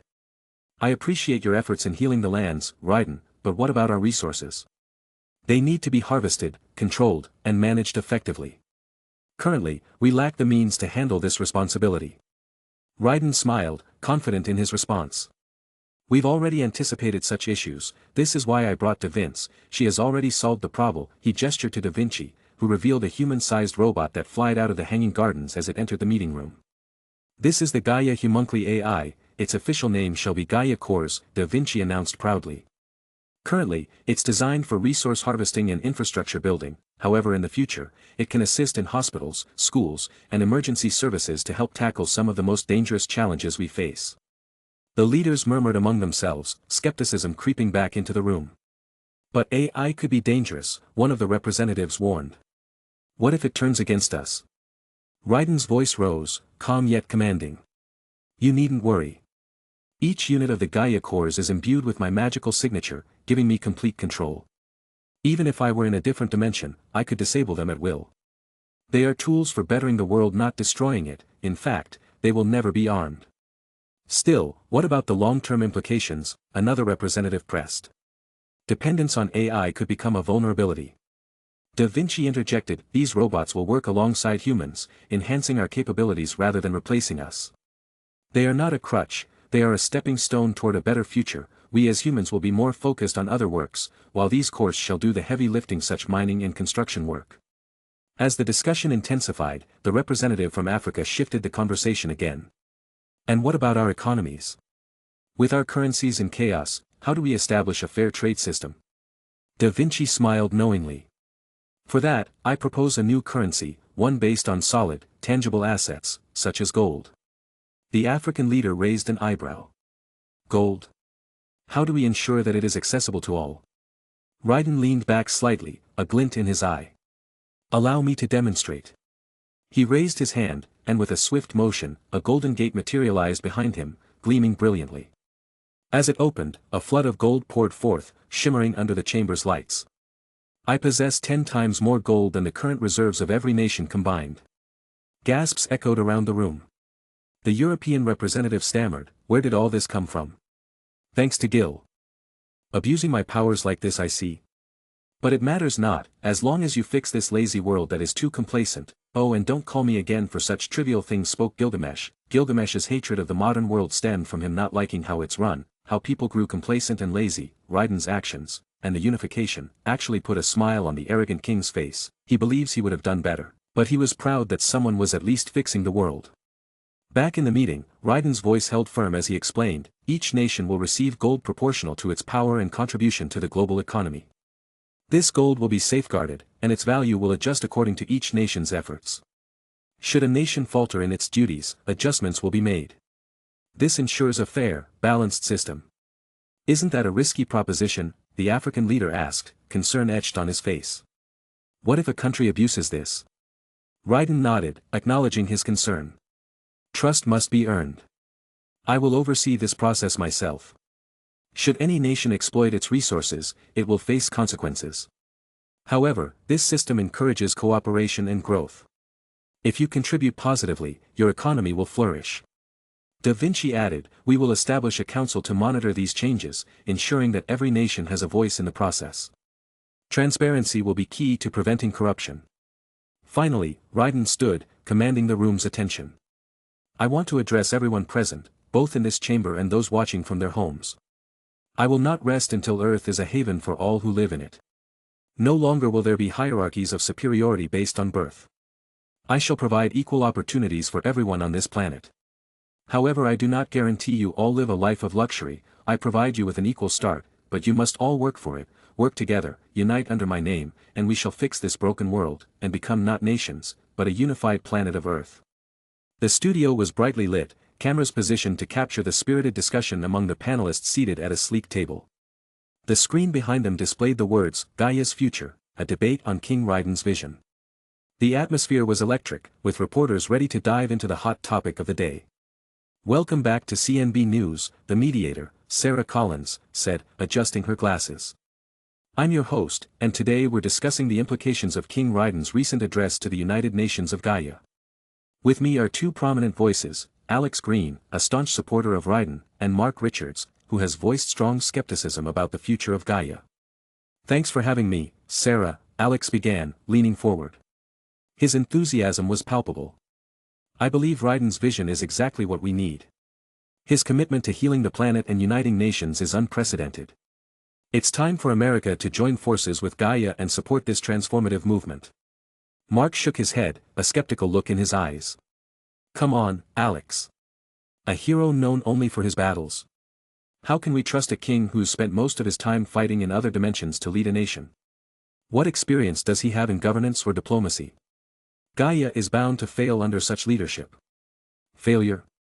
Alex shot back. You're missing the bigger picture. Raiden has not only shown remarkable strength in battle but also a deep understanding of the challenges our world faces. His plans for a mobile capital fortress, resource management through Gaia Homunculi AI, and a new currency based on gold can revolutionize economies worldwide. He's not just a warrior, he's a visionary. Mark crossed his arms, unimpressed. Visions mean nothing if they can't be implemented. What happens when the leaders of Gaia inevitably clash over cultural differences? You can't simply force a unified culture without consequences. People are resistant to change, and Raiden's approach may spark more division than unity. Sarah interjected, trying to guide the discussion. That's an interesting point, Mark. Alex, how do you respond to the concern that Raiden's vision may lead to cultural conflicts? Change is never easy, but it's necessary for progress, Alex countered, his voice steady. Raiden isn't erasing cultures, he's advocating for a positive impact that benefits all. If cultures hinder the progress of Gaia, then we must adapt. Look at how technology has shaped societies. It's not about losing identity, it's about finding common ground. Common ground? Mark scoffed. That sounds nice, but at what cost? You think nations are going to embrace this utopia without pushback? Just look at the skepticism among the representatives at the UN meeting. Raiden may have charm and strength, but those qualities don't automatically translate to effective leadership. The tension in the room was palpable as Sarah guided the conversation. Let's talk about the potential for trade and economics. Raiden's proposal to base currency on gold, what are your thoughts? Alex smiled, sensing an opening. It's brilliant. Gold has historically been a symbol of stability. By ensuring that each nation receives gold equal to its contributions, we can establish a fairer global economy. This will encourage cooperation and trade instead of competition. Mark's expression hardened. And what if this leads to unequal power dynamics? The stronger nations could dominate the weaker ones. Raiden might think he's leveling the playing field, but he could unintentionally create new forms of inequality. Are we ready to hand over power to a king, regardless of his intentions? Power is only as good as its wielder, Alex argued, his passion evident. Raiden's already proven himself. We have a chance to support a movement that can set a precedent for future global collaboration. It's time for America to take a stand alongside Gaia. Sarah glanced at the clock, aware that time was running out. As we wrap up, let's hear your final thoughts. Mark? Mark leaned back, arms crossed. I'm not convinced. We need to scrutinize Raiden's every move. There's too much at stake, and if we're not careful, Gaia could become a cautionary tale rather than a success story. Alex nodded, a smile creeping onto his face. And I believe we have a chance to witness history. If we support King Raiden, we could be part of a movement that changes the world for the better. Let's give it a chance. Thank you, gentlemen, Sarah concluded, her voice steady. The debate on King Raiden's vision will undoubtedly continue as events unfold. We'll be here to cover it all. Stay tuned for more updates on this pivotal moment in our world's history. Chapter 146. The world was changing, rapidly. And at the center of that change was Raiden Kagwa, King of Gaia. What was once a vision for a united world had quickly become a reality. Cities were being rebuilt, barren lands revived, and entire nations healed under his leadership. The kingdom of Gaia was no longer just an ideal, it was growing into one of the strongest kingdoms on Earth. On a news broadcast, images of flourishing fields where there had once been nothing but wasteland were shown. The streets buzzed with life, the energy of hope tangible in the air. It is beyond belief how far the world has come in such a short time, the reporter said, eyes wide as the camera panned over endless stretches of green. Under King Raiden's guidance, the land itself has been reborn. Crops grow where there was once only desert. Ruined cities rise again. This is the kingdom of Gaia in action. In the background, the technological marvels Raiden had introduced, small drones and machines called Gaia cores, were seen moving tirelessly, aiding in the restoration. The cores worked in fields, harvested resources, and rebuilt entire infrastructures. They had become essential to the recovery of a world that had been brought to its knees. A vendor in one of these bustling new markets smiled warmly at the camera. "We have everything we need now," she said, wiping her hands on her apron. "Before, we were barely surviving. Now, our crops grow fast, and we trade with other regions. It's like a dream." But not everyone was eager to embrace Raiden's vision. There were still remnants of the old world, corrupt leaders who had thrived on power and exploitation, who felt threatened by the rise of Gaia. Inside a lavish mansion, far from the reborn lands, several officials gathered around a long table, their faces etched with worry. These men had once ruled unchecked, but now they were facing an undeniable truth: their power was slipping. "We cannot let this happen," one of them barked, slamming his fist on the table. "The people are abandoning us. Raiden has turned them against us." "What did you expect?" another man muttered, shaking his head. "He's feeding them, giving them homes, jobs, hope. We can't compete with that." A cold silence settled over the room until the door swung open with a sudden crash. The room's atmosphere shifted immediately as Gaia's soldiers entered, their polished armor gleaming under the lights. Leading them was one of Raiden's most trusted officers, her expression one of disdain as she surveyed the corrupt officials. "You are hereby removed from your positions," she announced, her voice unwavering. "The people have spoken, and your services are no longer required." One by one, the officials were escorted out, powerless to resist as the very people they had once oppressed cheered from the streets outside. The fall of these corrupt rulers was swift and decisive, a testament to Raiden's resolve to clean the world of its rot. He did not need to use violence, he simply gave the people the power to choose their own fate, and they chose him. While Raiden's reforms were celebrated in many corners of the world, behind the scenes, some governments were more cautious. In the United States, President Elizabeth Ross Forbes stood in her office, staring out of the window, deep in thought. Her hands were clasped tightly behind her back as she listened to her advisors, who argued among themselves. "We can't ignore the growing influence of the Kingdom of Gaia, Madam President," one advisor warned, pacing back and forth. "Raiden's kingdom is a powerhouse, and every day more countries are aligning with him. We need to decide where we stand." Ross turned, her expression thoughtful but guarded. "I'm well aware of Gaia's rise," she replied. "But Raiden isn't just some warlord. He's rebuilding the world, healing lands, and creating a future that a lot of people desperately want." General Matthews, a grizzled veteran, leaned forward, his voice gravelly with disapproval. "It's too risky, ma'am. We're already seeing destabilization in key regions. You give Raiden an inch, and he'll take over the global economy." "And where does that leave us?" another advisor added. "We can't risk weakening our own position." Ross sighed. She had been keen to work with Raiden from the beginning, recognizing that his vision might actually bring stability and hope. But her advisors, powerful figures within the government, were all caution and restriction. Her hands were tied. "We'll proceed cautiously," she finally said, "but we can't stay on the sidelines forever." Halfway across the world, in Moscow, the atmosphere was far more hostile. Russian President Viktor Kovalev sat at the head of a long table, his advisors and top military officials surrounding him. Tension crackled in the room as they discussed Raiden's growing power. "He's taking everything from us," one of the advisors snarled. "Eastern Europe is already slipping into his influence, and now he's securing deals with Africa. If we don't act, we'll be nothing more than an isolated state with no power left on the global stage." Kovalev's brow furrowed in thought. He had watched Gaia's rise with growing alarm, and his anger had only deepened as more nations fell into Raiden's sphere of influence. "We cannot confront him directly," Kovalev said, his voice measured but cold. "Raiden has the people's support, and his Gaia cores are doing the work of an entire army. If we make a move too soon, we will lose. We need to find a weakness, something that will destabilize his kingdom." "Sabotage," one general suggested. Kovalev nodded slowly. "Something along those lines. Raiden may have won the hearts of the people, but every kingdom has its vulnerabilities. We'll exploit his, and when the time comes, we'll strike." Meanwhile, across the English Channel, the mood was one of agreement. In a closed session of the British Parliament, leaders from various parties discussed Gaia's rise and what it meant for the future of the United Kingdom. "This is an opportunity," Prime Minister Helen Wilkes declared, addressing the room. King Raiden's vision for the future isn't one of domination. It's one of growth and prosperity. Gaia is becoming a global force, and I believe we should be at the forefront of that movement. There were murmurs of approval from several MPs. If we align ourselves with Gaia now, Wilkes continued, we will have a seat at the table when the world shifts. Raiden isn't a conqueror, he's a leader. We should be working with him, not against him. The motion passed with overwhelming support. The United Kingdom was ready to throw its weight behind Raiden's growing empire, seeing the potential for cooperation rather than conflict.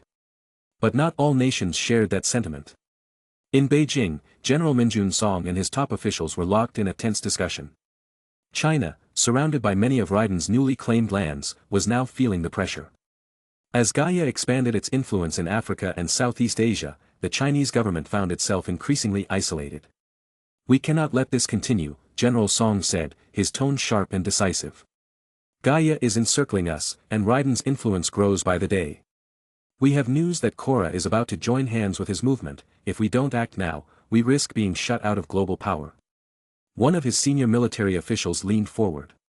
We've already begun discussions with Russia about a joint strategy. Raiden has a weaker army, he relies on his technological marvels, and his own power. If we can find a way to neutralize those, we can slow his advance. Another advisor chimed in, we should also focus on diplomatic measures. There are still countries wary of Gaia's rapid rise. If we can form a coalition, we may be able to contain Raiden before it's too late. Song nodded slowly. We'll explore all options. But one thing is clear, we cannot allow Gaia to dominate the global stage. Raiden, the old powers stir. Reports from our agents across the world confirm that the remaining nations, America, Russia, China, and Britain, are discussing their next steps. Some are plotting against you, while others are in conflict about whether to join your vision. Raiden leaned forward, his fingers tapping lightly on the table. The scar left from his past battles still pulsed with dark energy, feeding his impatience. Then why do we wait? If they wish to challenge me, I will end them. My power surpasses any of their armies or strategies. Why not strike now and remove the threat before it festers? The room fell into a moment of silence. Raiden's words were laced with intensity, a testament to the lingering influence of the darkness that Scar had left behind. Da Vinci stepped in smoothly, her tone gentle but firm. Raiden, your power is undeniable, but brute force alone will not secure the future we're trying to build. We've been successful because we've won the hearts and minds of the people. That's our true strength. She paused, giving him a look filled with conviction. The people of those nations you want to strike are already turning toward you. They see the changes we've made, the improvements to their lives, healing the land, eliminating corruption, providing opportunities. Attacking now would only turn them against us. Merlin nodded, backing Da Vinci's point. You've planted the seeds of doubt in their leaders already. Let those seeds grow. Patience has brought us here, and it will bring us further still. The people want change, and they are seeing that change through you. If you strike now, you risk turning yourself into the very tyrant they've been led to fear. Raiden's eyes flashed with frustration, but he listened. Bruce leaned forward, uncrossing his arms as he spoke, his voice cold and calculating. Let them make the first mistake. Expose them. Once the world sees their corruption and fear, the people will turn on them of their own accord. By the time we step in, we'll already have their support. If you move now, you give them an enemy to rally against. They'll unite under the false pretense of freedom, when all they're really trying to do is protect their crumbling thrones. But if they act first, it's their corruption that will be on display. Raiden frowned. So, we do nothing. Not nothing, Bruce clarified. We prepare. Let them show their hand, and when they do, we strike with precision, not force. Take out their power, but not through war. Do it through exposure, diplomacy, and control. By then, it will be too late for them to fight back. Diana, her voice steady and unwavering, added, Raiden, we are already winning. Gaia has become a beacon of hope. There is no need to rush into battle when our strength is being built every day. They are growing desperate, their time is ending. Let them destroy themselves in their paranoia. Raiden's mind was clouded with the Scar's influence, the need for immediate action gnawing at him, but he knew his friends were right. As much as he wanted to remove the threat by force, it wasn't the right time. He took a deep breath, calming the storm within. Fine. We'll wait. But the moment they show any sign of aggression, we'll be ready, Arthur finished, his voice calm yet resolute. And when that moment comes, we will strike with the people's will behind us. Raiden leaned back, the tension in his muscles loosening as he exhaled. Very well. But make no mistake, I will not hesitate if they cross that line. Keep monitoring their movements closely, Merlin. If they show even a whisper of defiance, I want to know. Merlin nodded. Of course. Raiden sat in silence for a moment after the meeting, his mind churning. Beneath the surface, something stirred, something darker, deeper. The scar on his body had been a reminder of the battles he had fought, but now it was more than that. Outwardly, it looked the same as always, a physical mark of his victories. But inside, it was growing, eating away at him like a festering wound. He could feel it, not just on his skin, but within his very soul. The realization hit him with unsettling clarity. His personality was shifting, perhaps subtly, but undeniably.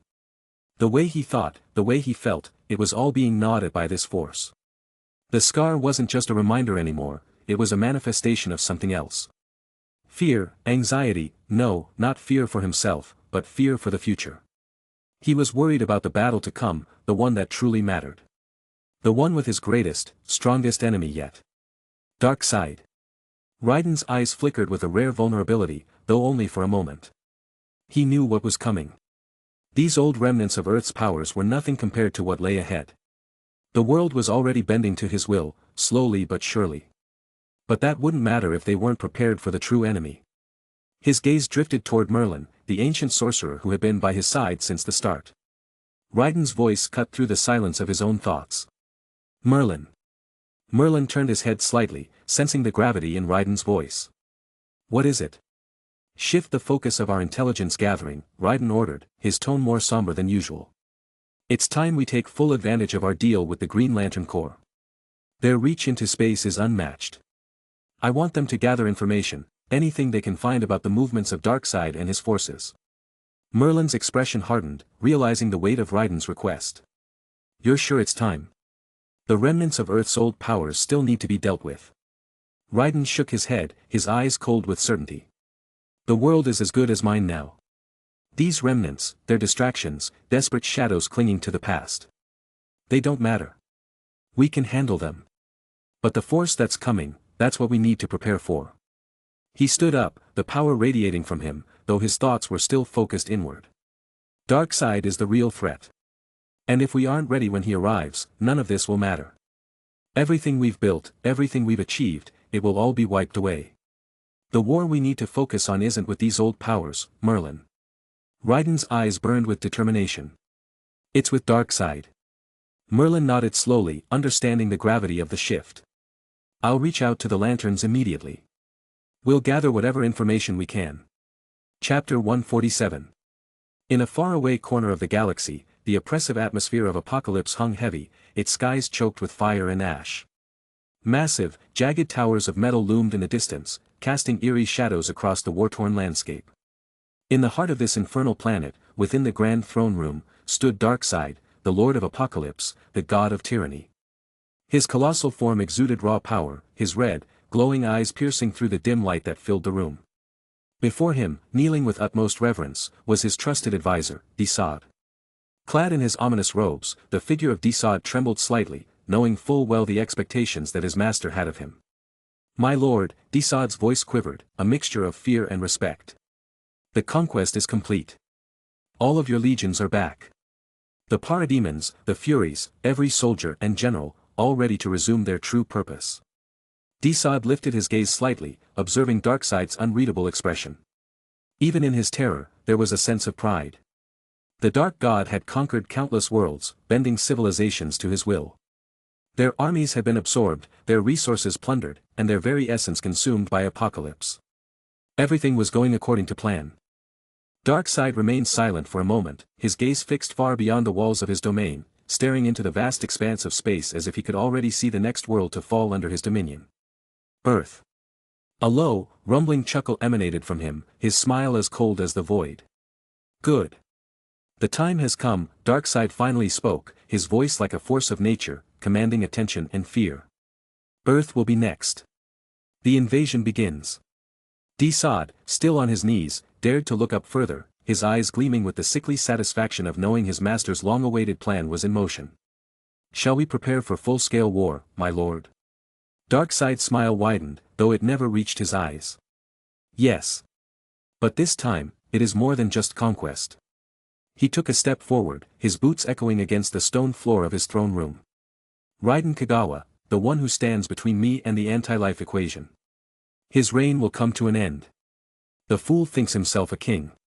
But soon, he will understand the true meaning of power. The mention of Raiden's name brought a moment of hesitation in Desad. The stories of Raiden Kagawa's exploits had spread across the stars, even reaching the ears of Apocalypse. This king had been responsible for uniting much of Earth under one banner, a feat that impressed even the most cynical generals of Apocalypse. But Darkseid saw beyond the mortal ambitions. He dares defy me. He stands in my way, Darkseid continued, his tone seething with contempt. But no man can stop the inevitable. The anti-life equation belongs to me.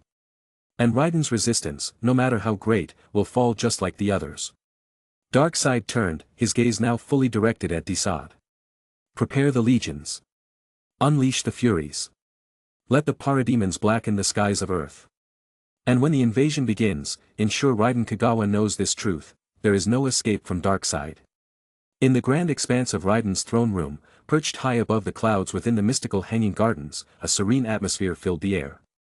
Flowers gently floated around, petals dancing in the soft breeze that circulated through the ancient walls.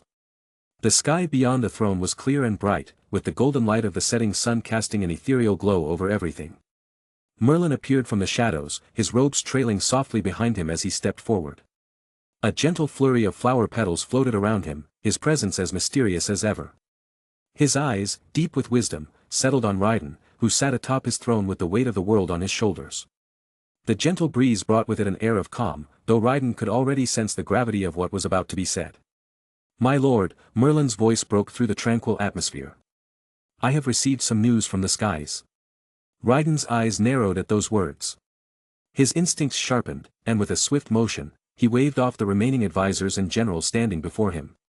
The throne room quickly emptied, leaving only Merlin and Da Vinci by his side. The other members of Raiden's trusted entourage were preoccupied with their own tasks, leaving the core of his council alone to handle what was to come. Merlin stepped closer, the petals continuing to float in his wake, and his voice dropped to a more serious tone. Darkseid, he has finally amassed his full army and recalled them. The invasion will soon begin. Raiden's face darkened at the mention of Darkseid. His greatest enemy, the one whose shadow loomed over everything he had built. He had been preparing for this moment, but hearing it confirmed left a knot in his chest. What of the Green Lanterns? Raiden asked, leaning forward on his throne, his fingers tapping thoughtfully on the armrest. Merlin's gaze flickered for a moment before he continued. The Green Lanterns have agreed to join your forces. However, they request one thing: any information you possess about them must be buried forever under your name, as the King of Gaia. Raiden considered this for a moment before nodding. I'll agree to that. It's a small price to pay for their assistance in what's coming. Merlin's lips curled slightly into a knowing smile. There is more, my lord. The Blue Lanterns, too, have declared their loyalty to your cause. They will fight alongside you when the time comes. Raiden leaned back into his throne, his expression softening for a brief moment. The Blue Lanterns. I am grateful for their support. He let the thought hang in the air for a moment, his mind already shifting to the next crucial point. And Earth? He asked, turning his attention to Da Vinci, who had been observing the conversation with her ever-present curiosity. Da Vinci smiled, her eyes bright with confidence. It's time, Raiden. Most of the European nations have now fully aligned themselves with Gaia. The corrupt organizations that once plagued the continent have either been dismantled or persuaded to fall in line with your vision. Your influence has spread far and wide. Merlin nodded in agreement, stepping forward once again. Indeed. Your enemies have been weakened, and the people now believe in you. But there are still the big three: China, Russia, and the United States. Raiden's eyes gleamed with a quiet determination as he absorbed the news. It was everything he had been waiting for. His kingdom had flourished, grown into something beyond what anyone could have imagined. The time for subtlety was nearing its end. A slow, calculating smile spread across his face. It's about time, Raiden said, his voice filled with purpose and strength. The king shall make his move. Merlin and Da Vinci exchanged a glance, knowing full well what was to come next. The world had changed under Raiden's reign, and now the final steps were being set in motion. The tides of power were shifting, and soon, Gaia would stand at the pinnacle of the new world order. Around the world, a devastating attack unfolded as military bases belonging to the Big Three, China, Russia, and the United States, were decimated, leaving the world in shock and horror. The destruction was swift, coordinated, and executed with the precision of a master tactician. In China, the infamous Guangzhou Military Command Base, known for housing some of the country's most advanced weapons, was utterly dismantled. Further south, the Hainan Submarine Base, China's pride for its strategic naval capabilities, was wiped out, its powerful submarines turned to ash. In Russia, the sprawling Vladivostok Naval Base, one of the most heavily fortified naval strongholds in the Eastern Pacific, fell in moments. The Moscow Strategic Missile Command, responsible for overseeing Russia's nuclear deterrent, was reduced to a charred ruin. Across the Atlantic, in the United States, the vast Norfolk Naval Base, the largest of its kind in the world, saw its entire fleet disintegrated before anyone could react. The sprawling Fort Bragg, home to elite forces of the U.S. Army, found itself leveled to nothing but rubble. In the Pacific, the infamous Pearl Harbor Naval Base, which had stood as a symbol of American resilience, was obliterated in seconds. Above each destroyed base, floating majestically in the sky, stood the figure responsible for this unimaginable devastation, a pale, white-skinned man adorned in divine armor that shimmered under the moonlight. His radiant form exuded an ethereal glow, with a golden crown upon his head, his eyes cold as flames of hell ignited across the battlefield. His armor gleamed in red and gold, a masterwork of celestial craftsmanship, with a flowing cape like fire streaking through the air. This was Raiden, transformed into his Karna form. As Raiden hovered above the smoldering wreckage, his arms stretched out, releasing his heavenly power over the earth. His legendary lance, capable of scorching even the strongest forces, tore through bases like they were mere toys. The equipment, tanks, planes, ships, and submarines that once symbolized global power were reduced to mere embers. He uprooted them, set them aflame, and eradicated them with absolute precision. However, no lives were lost in this cataclysm. The men stationed at these bases, soldiers, engineers, and officers, were teleported away at the last moment by Merlin's magic. They watched in stunned silence as the installations they had sworn to defend were razed to the ground by an unrelenting force beyond human comprehension. In a matter of hours, billions of dollars worth of military equipment, weapons, and vehicles lay in ruin. The devastation was total and complete, a spectacle that rocked the world to its core. The impossible had happened. Military bases considered untouchable had been annihilated in broad daylight, without warning, without mercy. The world's shock was palpable, and all fingers pointed to one man. It was an attack like never before. The nations of the world trembled, knowing exactly who was behind it. The suspect of these unprecedented attacks? King Raiden Kagawa. The message was clear. Raiden had demonstrated the scale of his power, not through needless bloodshed, but through the complete destruction of the very institutions that once thought they held sway over the world. He had taken the first step in showing them the futility of resisting. In an instant, every smartphone, television, computer, and screen across the world flickered and was hijacked by Da Vinci's technological mastery. No one was spared from what unfolded next. Whether in the comfort of their homes, on their daily commute, or in offices, everyone's attention was drawn to the screens. The image shifted to Raiden, still in his towering Karna form, standing with divine poise. His armor gleamed, and behind him, a long line of bound individuals, their heads lowered in defeat, filled the frame. These were no ordinary people. Military leaders, high-ranking generals, prominent politicians, civil servants, and even journalists from the United States, Russia, and China stood restrained. Recognized faces sent waves of shock through the viewers. Among the captured was Gordon Godfrey, a famous news reporter known for his brash criticisms, and Granny Goodness, beloved by children as a sweet TV personality. Their presence, bound and subdued, was both confusing and disturbing to the masses. What were these respected figures doing there, tied up like criminals? Raiden's voice boomed across the airwaves, his presence commanding. Today marks the beginning of a united Earth, and those who have stood in opposition will face the consequences. A ripple of surprise and confusion spread through those watching. Some of the arrested figures were well-known supporters of Raiden's reign, people who had publicly endorsed his leadership. Why, then, were they paraded as prisoners? Raiden's eyes narrowed, and his tone turned grim as he continued. You all have been led to believe that these figures were on your side. But I tell you this, they have betrayed not only you but the entire planet. Earth stands on the verge of annihilation. A war is coming that threatens not just one nation, but the survival of the entire planet. And those who are here, he motioned behind him to the captured, are not who they appear to be. They are spies, enemies among us sent to weaken Earth from within. As Raiden spoke, Merlin, with a wave of his hand, used his magic to dispel the illusions that masked the true identities of the prisoners. Before the eyes of billions of viewers, the prisoners' appearances shifted, revealing their true forms, agents of apocalypse. Their humanoid disguises melted away, replaced with monstrous, otherworldly forms.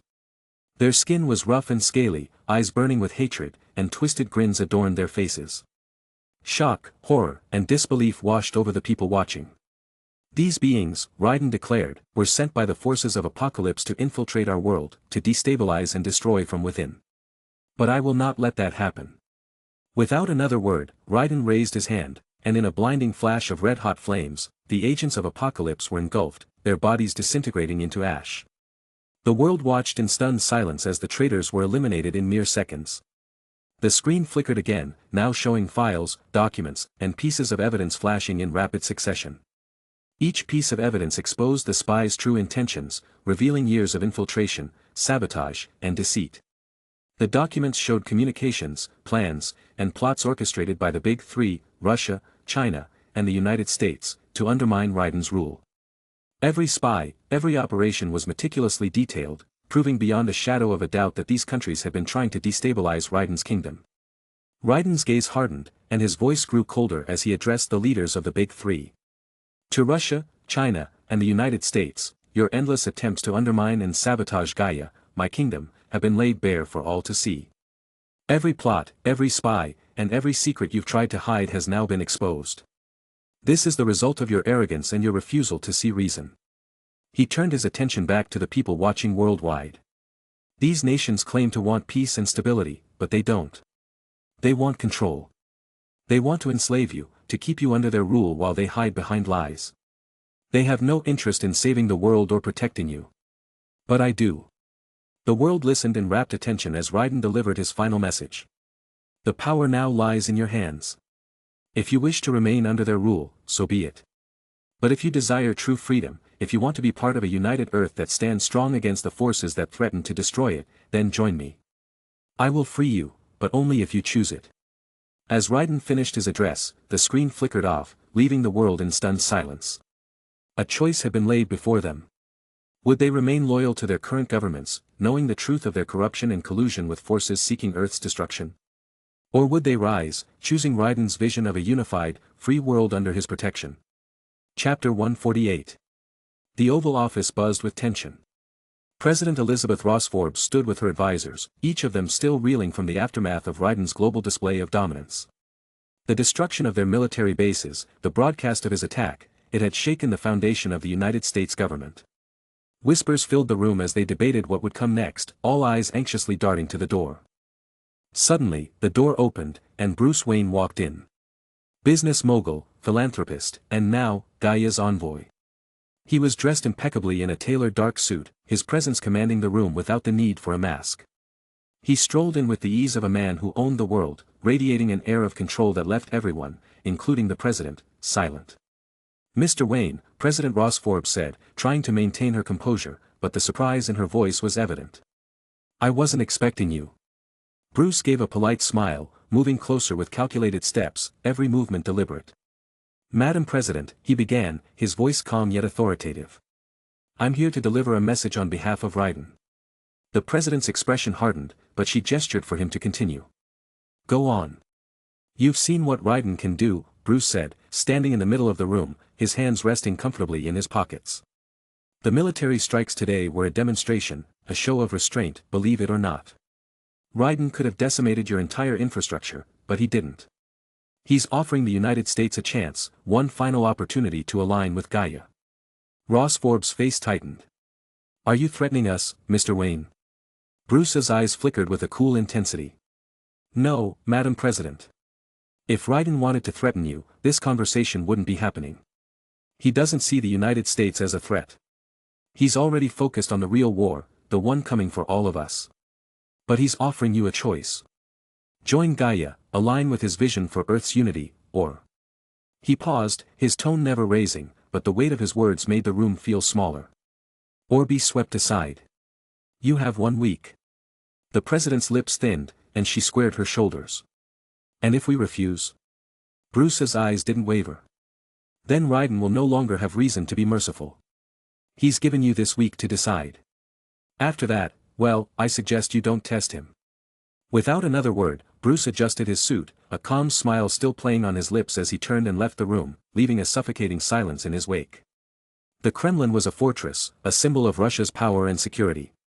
Inside the president's most protected room, Viktor Kovalev sat surrounded by the highest-ranking military officials.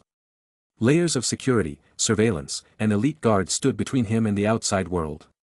After Raiden's show of force, the Kremlin's defenses had been increased tenfold.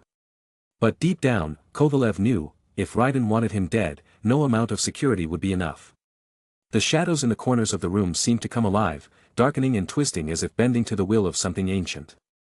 From the heart of those shadows, Skathak emerged, silent as death, her crimson eyes glowing in the dim light. The moment she stepped into the room, the guards froze in place, paralyzed not only by fear, but by an aura of sheer dominance.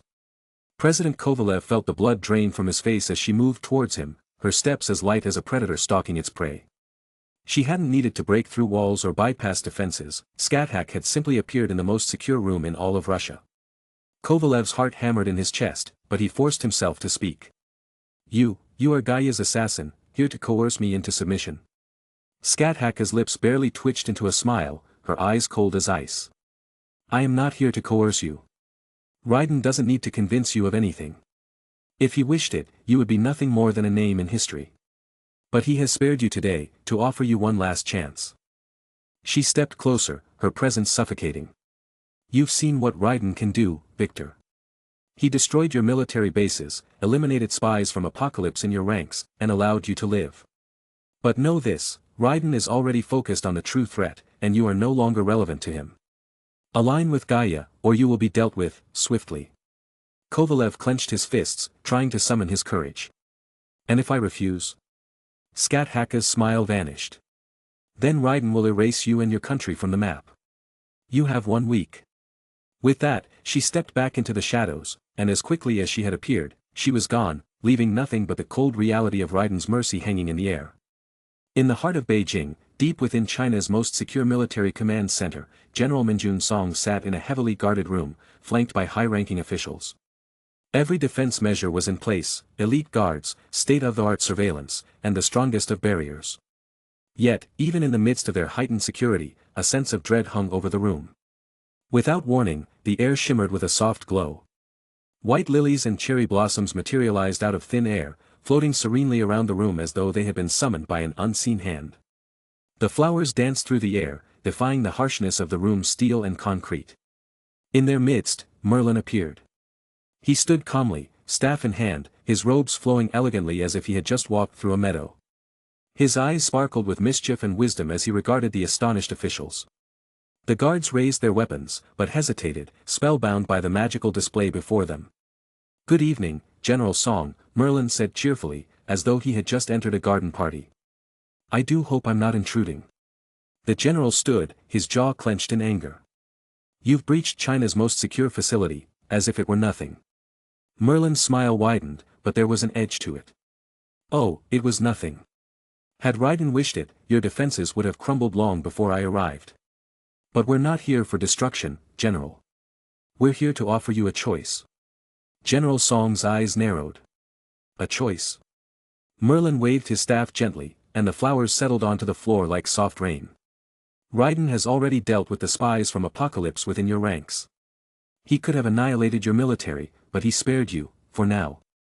Raiden is focused on a far greater threat. But your continued defiance is a distraction he won't tolerate much longer. The general stepped forward, his fists clenched. And what happens if we don't bow to your master? Merlin's expression softened, but his words cut like a blade. Then Raiden will sweep China aside, just as easily as he did your military. You have 1 week to decide. Stand with Gaia, or face the consequences. With a graceful bow, Merlin twirled his staff, and in a swirl of flowers and light, he vanished, leaving behind a room filled with the scent of blossoms and the weight of his message. 1 week later. The sun hung high over the hanging gardens, casting a golden light on the lush greenery and vibrant flowers that adorned the historical site. This was a moment the world had awaited, a declaration that would solidify Raiden's power and status as the king of the world. Reporters from across the globe buzzed with excitement, their cameras poised to capture every second of this historic event. The three most powerful leaders, President Elizabeth Ross Forbes of the United States, General Minjun Song of China, and President Viktor Kovalev of Russia, stood in the grand hall leading to Raiden's throne, a symbol of authority and majesty.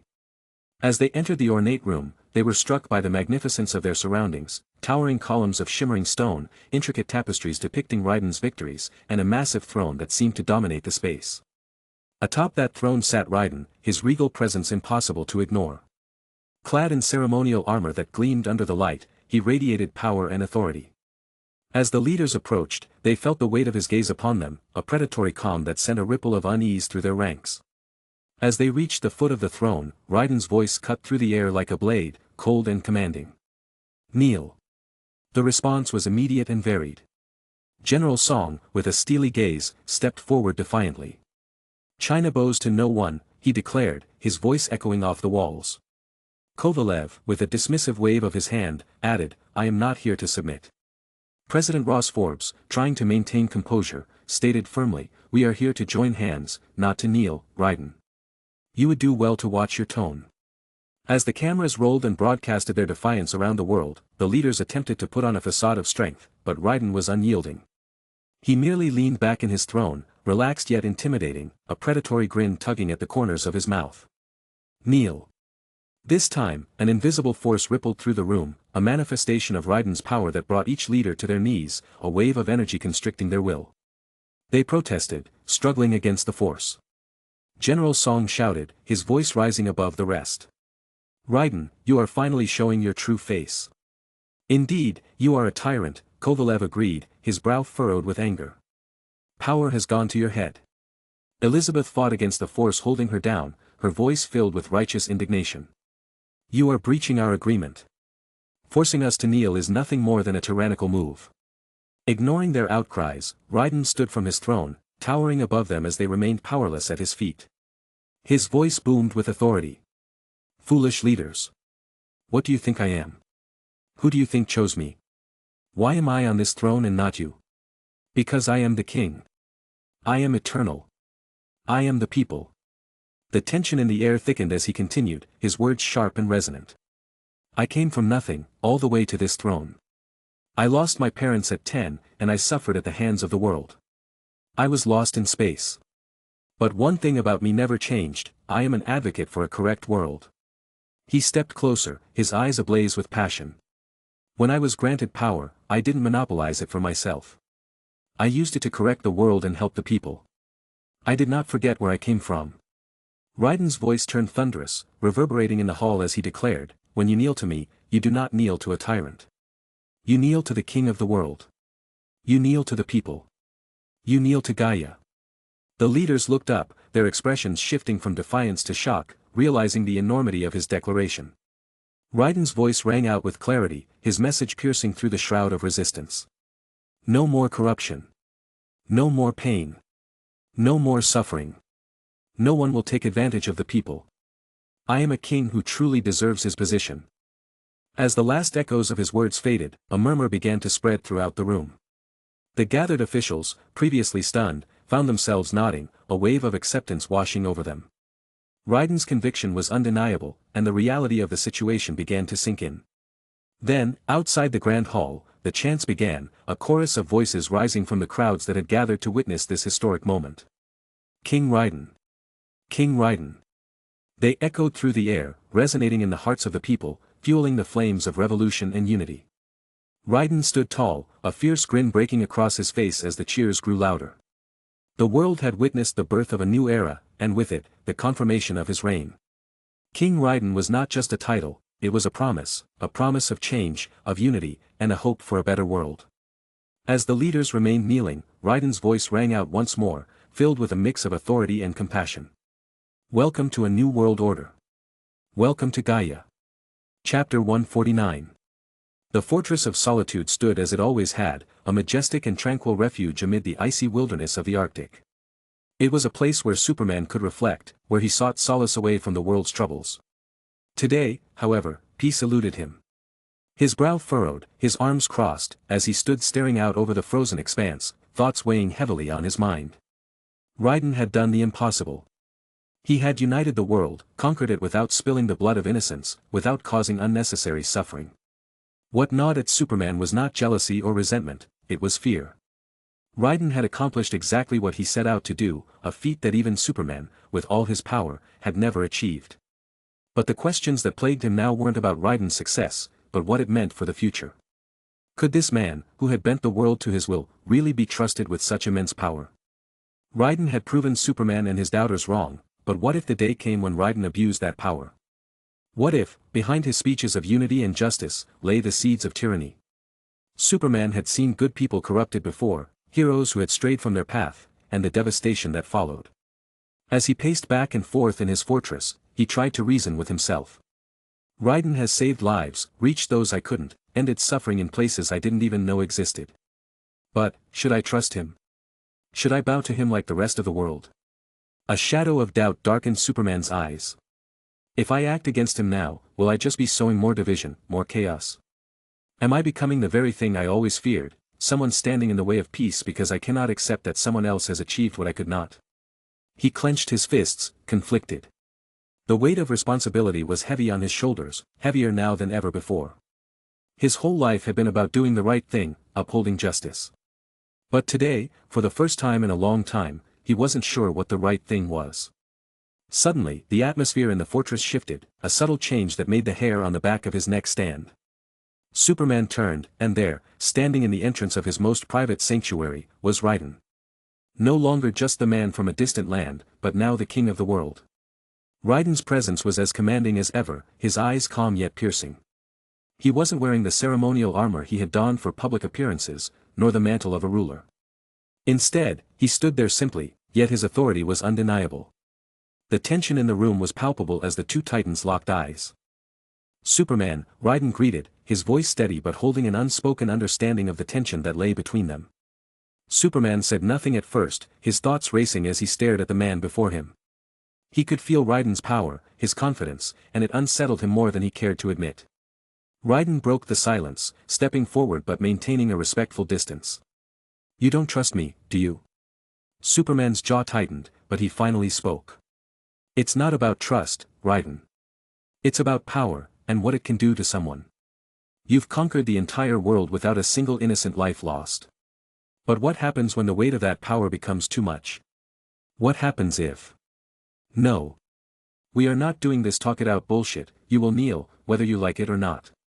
Superman barely had time to process what was happening before Raiden's fist connected with his face. The force of the blow was immense, sending him hurtling through the icy landscape of the Arctic, shattering layers of ice and rock beneath him. Superman's body skidded across the frozen ground for kilometers, finally coming to a stop. The pain shot through his body, but he quickly pushed himself up, shaking off the shock of the attack. Before he could react, he saw it, a spear, sharp and gleaming, cutting through the air with such speed that even his superhuman reflexes barely registered it. Instinctively, Superman caught the spear mid-flight, his muscles straining against the incredible force behind it. He managed to halt the weapon's momentum, but no sooner had he done so than a powerful chariot slammed into his side, knocking him off his feet once again. Superman tumbled through the frozen wasteland before managing to stabilize himself mid-air. His eyes locked onto Raiden, but something was different. Raiden's form had changed. Raiden's new form exuded a battle-hardened presence. His short, wild green hair framed a calm yet confident face. His armor, a sleek combination of silver plates, hugged his muscular frame, with an orange scarf draped loosely over his shoulder, trailing behind him. In his hand was a long, sharp spear, radiating with an ominous energy. Every detail, from the polished armor to the poised stance, spoke of an ancient, unstoppable warrior ready for combat. Superman, still holding his ground, narrowed his eyes. "Why are you doing this, Raiden?" he demanded, his voice edged with confusion. "Why attack me?" Raiden said nothing. His expression remained unchanged, cold and determined. He wasn't here for a conversation. Without a word, Raiden charged forward, his spear in hand, moving so quickly that he left streaks of green light in his wake. The sheer speed and intensity of his approach made him appear like a comet descending from the heavens. The ground beneath his feet cracked under the force of his momentum as he closed the gap between them in an instant. Superman braced himself, but Raiden was faster. The spear pierced through Superman's left shoulder with brutal precision. Raiden didn't stop. Using his superhuman speed, he pushed Superman backward, crashing him through layers of ice, then slamming him into a series of ancient, abandoned structures buried beneath the surface. The buildings shattered on impact, leaving a trail of destruction in their wake. Superman gritted his teeth against the pain as the spear impaled him. It was clear now, Raiden wasn't holding back. He wasn't here for negotiations. This was a fight, and Raiden had already decided how it would end. Superman forced himself free, wrenching the spear out of his shoulder and tossing it aside. Blood dripped from the wound, but his healing factor was already kicking in. With a furious roar, Superman rocketed into the sky, ascending above the clouds in an instant. Then, using all the force he could muster, he dove down, his fist outstretched, aiming straight for Raiden. Raiden, however, was ready. His spear materialized in his hand once again, and he spun it expertly, his form elegant and precise. As Superman came crashing toward him, Raiden met him head-on, their clash sending shockwaves through the atmosphere. The tide of battle shifted as Superman's mastery of the skies granted him an overwhelming advantage. His speed, his precision, and his ability to rain down devastating attacks from above had forced Raiden on the defensive.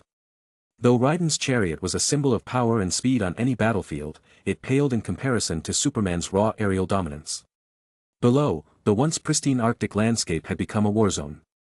Cracks splintered across the frozen ground, and massive glaciers had been reduced to rubble. Blood stained the white expanse, both Superman's and Raiden's. Each of them had drawn blood, but it was clear now that the battle was far from over. Raiden, sensing that brute force alone wasn't enough, changed forms once again. His body trembled, then expanded as it took on a more savage and brutal shape. His muscles bulged and contorted, doubling in size as his skin darkened to a stony, almost ash-like gray.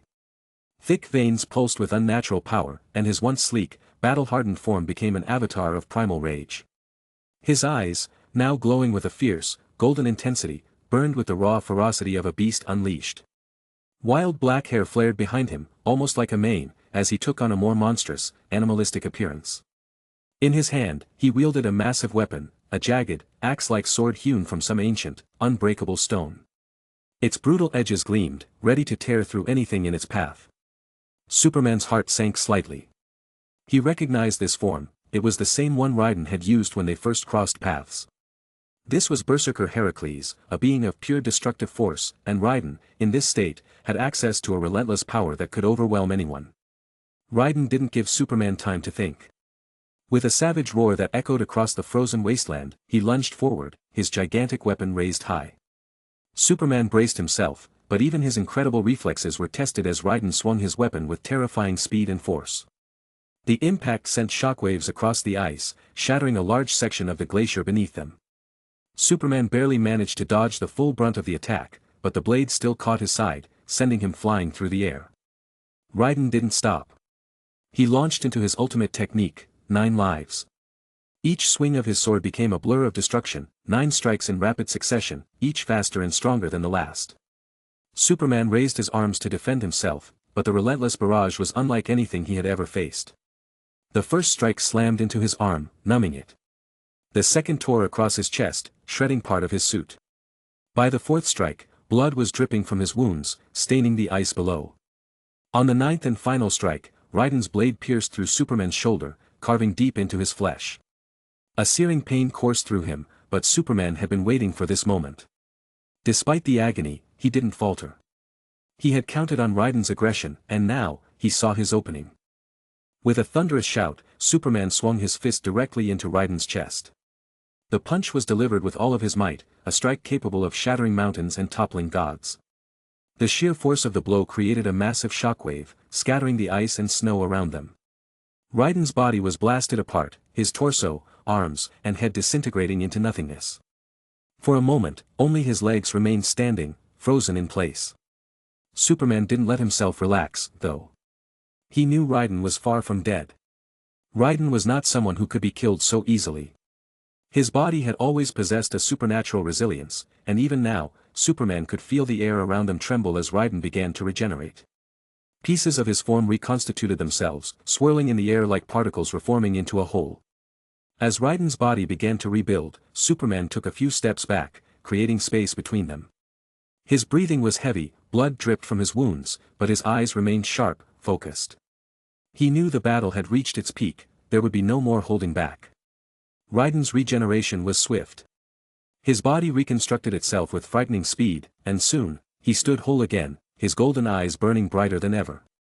The ice beneath him cracked under the pressure of his aura, and the Arctic winds howled in response to his sheer power. This was it. The final clash between the two strongest beings on Earth. Both pushed beyond their limits. Chapter 150. Raiden launched himself forward once more, determined to strike Superman down, but this time, the Man of Steel was ready. Superman's senses had sharpened, his focus narrowed to the point where every one of Raiden's movements seemed almost predictable. With each punch Raiden threw, Superman countered, delivering devastating blows to Raiden's midsection, his ribs, and his jaw. The force behind each punch was immense, steadily chipping away at Raiden's seemingly indestructible defenses. Superman wasn't letting up. Another punch crashed into Raiden's side, sending him stumbling back. Before he could recover, Superman was already upon him, grabbing Raiden by the neck with a vice-like grip. Without hesitation, Superman flew straight up into the skies, carrying Raiden higher and higher, the icy wasteland below becoming nothing more than a blur of white and blue. The air grew thinner, colder, but Raiden's resistance only intensified, his golden eyes burning with rage. But Superman was relentless. In a single swift motion, his eyes flared red, and twin beams of intense heat shot forth, cutting through Raiden's body like molten blades. The heat was so intense that it instantly severed Raiden in half, his body splitting apart as the laser beams bisected him. For the second time, Raiden was dead, his two halves falling from the sky like broken debris, spiraling toward the frozen ground below. But Superman knew better than to celebrate. He had witnessed Raiden's regeneration before, and he knew this would not be the end. Raiden's body began to reform in mid-air, the particles of his flesh knitting themselves back together with astonishing speed.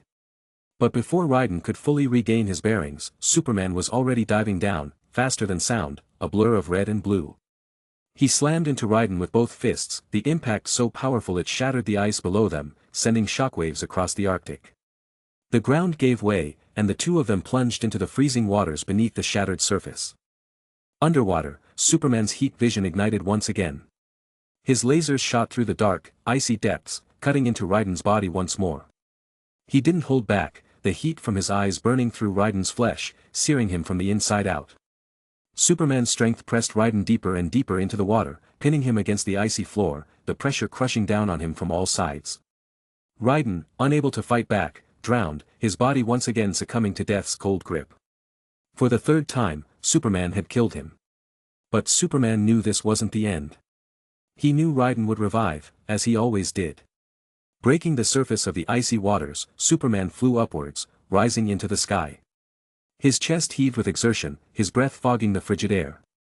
He floated there, hovering above the Arctic wasteland, eyes scanning the broken ice below, waiting for Raiden's inevitable return.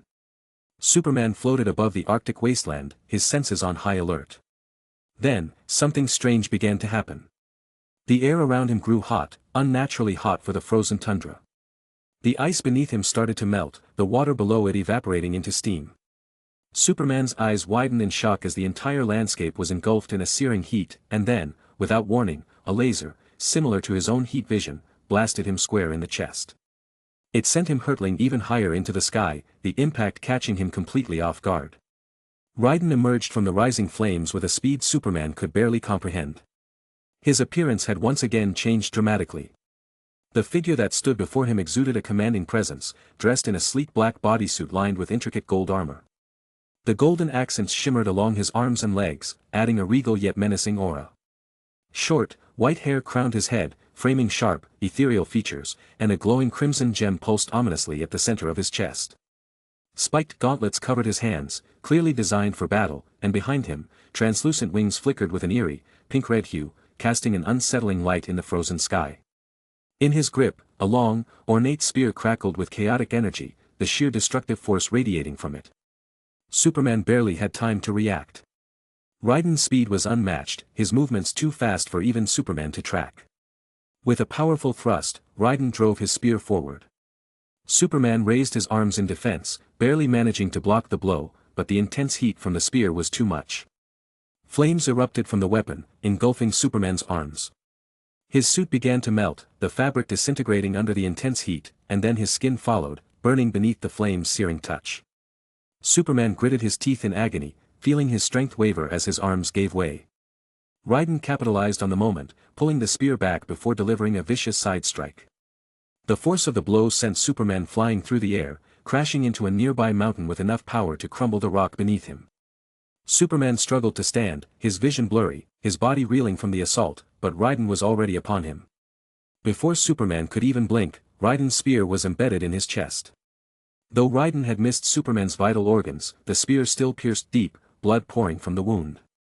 Raiden lifted Superman high into the air, the spear still lodged in his body. With one mighty heave, Raiden flew upward, dragging Superman with him before hurling him back to the ground with terrifying force. Superman's body crashed into the scorched earth below, the impact sending shockwaves through the already broken land. He lay there, motionless, his body broken. Hovering above him, Raiden began to chant, his voice echoing like thunder across the barren landscape. Feel the mercy of the King of Gods. You will be destroyed with this one strike. Watch, Indra. I will burn it all. Vasvi Shakti. The spear in Raiden's hand transformed, glowing brighter as the last of his golden armor disintegrated into nothingness, a necessary sacrifice to unleash the full power of his attack. A hellish blaze erupted from the spear, enveloping it in a mass of flame as Raiden unleashed Vasvi Shakti, a catastrophic attack that summoned flames as hot as the inferno itself. The sky darkened as the flames surged toward the ground, forming a massive, burning sphere, large enough to engulf an entire town. The hellish firestorm raged on for what felt like an eternity, consuming everything in its path. The ice, the land, everything around them was scorched beyond recognition. When the flames finally subsided, the once white, frozen wasteland had been transformed into a charred battlefield. The ground was blackened, and the air was thick with the scent of smoke and ash. Superman lay at the center of it all, broken and defeated. His once pristine suit was in tatters, his body riddled with injuries beyond healing. The spear still protruded from his chest, and the hellfire had left burns across his body. He had survived, but just barely. The fight had taken everything from him. Raiden landed far from the scorched battlefield, his feet gently touching the ground as he began to walk toward Superman. Raiden stood over the broken form of Superman, his spear raised and aimed directly at the Man of Steel's neck. The battle had been brutal, and Superman lay at his feet, beaten, barely clinging to life. Victory was within Raiden's grasp, but before he could make his final move, a voice rang out from above. No, stop it. Supergirl descended from the sky, landing beside her fallen cousin. Her face was filled with desperation, her eyes wide with fear and fury as she looked at Raiden. She positioned herself protectively in front of Superman, arms outstretched. Please, don't do this, she begged, her voice shaking but firm. He's my family. The last of my kin. If you take him from me, I swear, I will never forgive you. I will hate you for the rest of my life, until the day I kill you. Raiden's eyes shifted to Kara, the girl he had saved once, the one who had looked up to him. Her words were full of emotion, and her sad, pleading gaze struck something deep within him. For a moment, Raiden paused, lowering his spear slightly. He exhaled, a long, tired sigh escaping his lips as he looked back at Superman, lying broken in the dirt. I suppose my point stands now, Raiden muttered, his voice calm, but with a cold finality. He took a step back, though his presence remained as commanding as ever. He spoke, not just to Superman, but to the world itself, as if declaring his truth to the universe. Know this, today I have shown you just a glimpse of my power. No one is equal to me. I am better, stronger, more powerful than anyone in this world and beyond it. I am eternal. Long-lasting. Godly. But. He paused, glancing at the broken man before him, then toward the devastated Kara. I am also of the people. Raiden's eyes narrowed as he continued, his voice growing more intense. I am a merciful leader, one who will lead this world to its peak, its rightful place in the cosmos. But understand this, my path is chosen. I choose to walk this path. And you, Kal-El, Clark. Superman, whatever name you go by, you will join this world in following it. You will kneel, like the rest. You will accept that I am the king. Raiden turned to Kara, his expression softening just a fraction as he saw the hurt in her eyes. For a moment, there was something almost human in his gaze, regret, perhaps, or understanding. But it was fleeting. He sighed once more, then turned away, his figure disappearing into the distance. He left the two alone, Superman battered and broken, Supergirl standing guard over her fallen cousin. The battle was over. Chapter 151. Raiden landed softly within the grand halls of his castle, the towering structure standing as a testament to his dominion over the world. The weight of the battle still clung to him, his body battered, his strength drained. He walked through the vast chamber, each step heavier than the last, and reached his throne. Without ceremony, Raiden collapsed onto it, his body sinking into the luxurious cushions. His head tilted back, eyes tracing the intricate patterns on the ceiling above him. The beauty of it should have brought him some peace, but his mind was elsewhere. His thoughts wandered to Gaia. It had been so long since he'd heard from her. After everything he had done, freeing and uniting the world, gathering strength for the ultimate battle to save it, she had gone silent. He had expected guidance, a word of acknowledgement, but there was nothing. He clenched his fist, feeling a familiar ache deep within his core. It wasn't from the fight. No, this was something far worse. The more he used his power, the deeper the scar etched itself toward his very soul. He could feel it growing with each moment of exertion, threatening to consume him. But before he could dwell on it any longer, a soft voice pulled him from his thoughts. Raiden. He looked up to see Raven entering the room, cradling their son, Zephyr, in her arms. As soon as Raiden's eyes met his son's, a small but genuine smile tugged at his lips. No matter how heavy his burdens, seeing Zephyr's smile always made the world feel lighter. Raven, with a knowing glance, approached him, her steps graceful as ever. I felt you could use some downtime, she said gently, her dark eyes showing both concern and understanding. She handed Zephyr over to him, the young boy wriggling happily in his father's arms. Dad! Zephyr exclaimed, his voice full of childish glee. The boy, now almost 2 years old, climbed into Raiden's lap with ease, his small hands tugging at Raiden's robes. I'm happy we can hang out, Dad. Raiden's heart ached at the sound of his son's innocent voice, the weight of his responsibilities momentarily forgotten. For a brief moment, there was no battle, no world to save, just the simple joy of holding his son. Raven smiled softly, watching the two interact. He's missed you. We both have, she said quietly, though there was no accusation in her tone, only love. But your father is busy, Zephyr. Raiden looked down at his son, feeling the warmth of the boy against his chest. He smiled, though there was a hint of sadness in his eyes. I'm sorry, little one, he said softly. I've been working so hard, but I promise you, once my work is done, I'll give you all the time in the world. That's a promise. Zephyr's eyes widened with delight, his little hands patting his father's chest. Okay, Dad. I'll wait. But I still want to play more. Before Raiden could respond, the door to the throne room opened once more. Cori entered, her fiery hair glowing under the castle's light, followed by Merlin and Da Vinci. The sight of the three made Zephyr's smile falter slightly, his small shoulders slumping. He knew what it meant when they all appeared together, it was time for serious matters, and serious matters meant that he had to leave. Zephyr pouted, looking up at his father with wide, disappointed eyes. Raiden could almost hear the boy's thoughts, why did grown-ups always have to spoil the fun? Raiden sighed, feeling the ache in his heart deepen as he looked at his son. How could someone so young, so innocent, be so perceptive? It was astonishing how intelligent Zephyr was, able to speak and understand situations far beyond his age. But Raiden couldn't bear to send him away, not this time. Not after everything. Stay, Zephyr, Raiden said softly, surprising both his son and the others. You don't have to leave today. You can stay with me. Zephyr's face lit up in an instant, his eyes sparkling with excitement.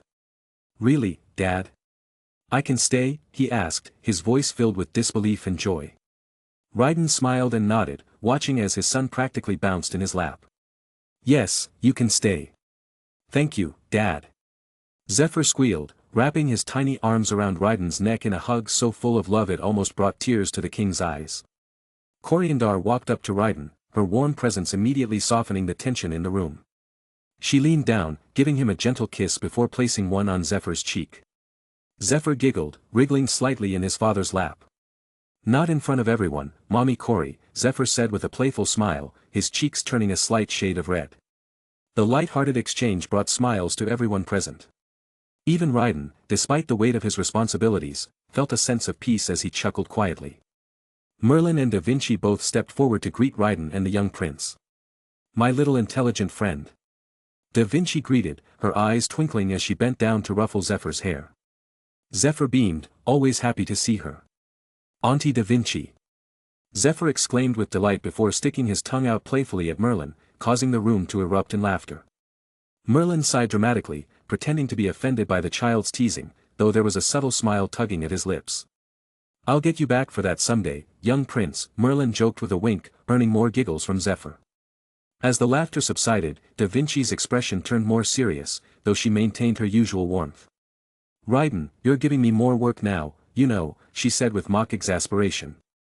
"The damage you caused at the North Pole, it's going to take some time to fix." Raiden merely shrugged, his tone casual as he replied, "I summoned you for this kind of thing. Besides, you love a good challenge." His eyes flickered with amusement. Da Vinci sighed, shaking her head before bringing up a holographic projection in front of the group.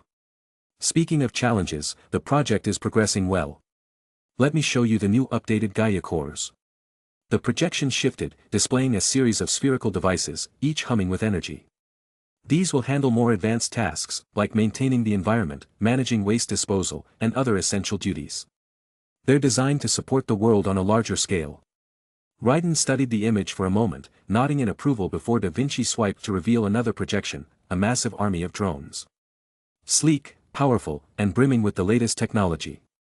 These are the Gaia drone army, designed specifically for warfare. I've made some improvements since the last batch. Raiden's lips curved into a satisfied smile. Impressive work. These will be useful, he said, his mind already strategizing their deployment. What about Semiramis? How's she doing?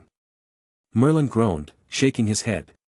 She's been doing PR work for you, going from nation to nation, singing your praises as the great king and, of course, her husband. His words carried an undertone of irritation, though there was a hint of amusement in his voice. Raven and Corey exchanged sharp glances, both clearly annoyed by the mention of Semiramis. Raiden sighed, rubbing his temples. At first, he had been ready to shut down Semiramis's public claims, but Da Vinci had advised against it, saying it was good for public relations. Ultimately, Raiden had let it slide. If she wanted to parade around and call herself his wife, it was more of a distraction than anything else. And if it helped his image, all the better. As long as she's distracted, it's good for me, Raiden muttered, more to himself than anyone else. Raiden then shifted his gaze to his son, who was still content in his lap, before looking at Merlin with a more serious expression. "When are we expecting the war to start?" he asked, his voice heavy with anticipation. Merlin frowned in thought, stroking his beard. "I don't have an exact estimate yet, but I'd say within the next 3 to 6 months. Da Vinci chimed in, "I still need to run more tests on the Gaia war drones before they're ready for full deployment." Raiden leaned back in his throne, glancing at Corey, an idea forming in his mind. A small, knowing smile crept across his face as he looked at her. "I think I know where we can test them." Da Vinci raised an eyebrow, curious. "Oh. And where might that be?" Raiden's smile widened as he spoke. "Contact the Green Lantern Corps and inform them that Gaia will be starting a war with the Citadel." His eyes gleamed with determination as he continued. "We will claim the planet Tamarin as our property, in the name of its rightful queen." He turned to Corey, his smile softening as he added, "Queen Coriandar Kagawa." Corey's eyes filled with tears, her voice soft as she whispered, "Raiden." She gave him a knowing look, her heart full of gratitude. In that moment it was clear to her that he hadn't forgotten his promise, to free her world, to bring her people out from under the Citadel's oppression. Chapter 152. As Raiden walked down the hallway flanked by Bruce on his left, the air was thick with purpose. The guard stationed at intervals along the corridor bowed slightly as he passed, and Raiden nodded in acknowledgement, his eyes fixed ahead. Bruce, ever the pragmatist, voiced the question weighing on his mind. "Is this really necessary?" Bruce's tone was quiet but firm. "The enemy could strike at us any moment. Shouldn't we focus on defending Earth before we launch an all-out assault on another galactic empire?" Raiden didn't break stride, his gaze steady as he replied. "Darkseid is the greatest threat we face, Bruce. I can't guarantee a victory against him, not yet. That's why we need more. More allies, more people rallying to our cause. If we liberate Tamaran, we're not just fighting another empire, we're sending a message. We'll show the galaxy that Gaia stands for peace and against tyranny. Empires across the stars will support us. And with the Green Lanterns limiting apocalypse movements, we have a window to strike. We need to take advantage of it. Bruce considered Raiden's words as they emerged from the tunnel into the vast hangar. The scene before them was staggering. A battalion of hundreds of Gaia war drones stood ready, gleaming in the light, their mechanical precision a testament to Da Vinci's genius. She stood at the center of it all, hunched over her tablet, making final adjustments. The hum of the drones powered on filled the air like an orchestra preparing for war. Da Vinci straightened up as Raiden and Bruce approached, a wide grin lighting up her face. "Ah, Raiden, you're back. You're going to love this. The boom tube technology, it's absolutely fascinating. I've managed to reverse engineer it, and now, no one can teleport to Earth without our permission. We control all access. But that's not all, I've perfected it so we can use it for our own teleportation needs." She gestured to the drones. "So yes, before you ask, all the drones are ready. Destination, Tamaran."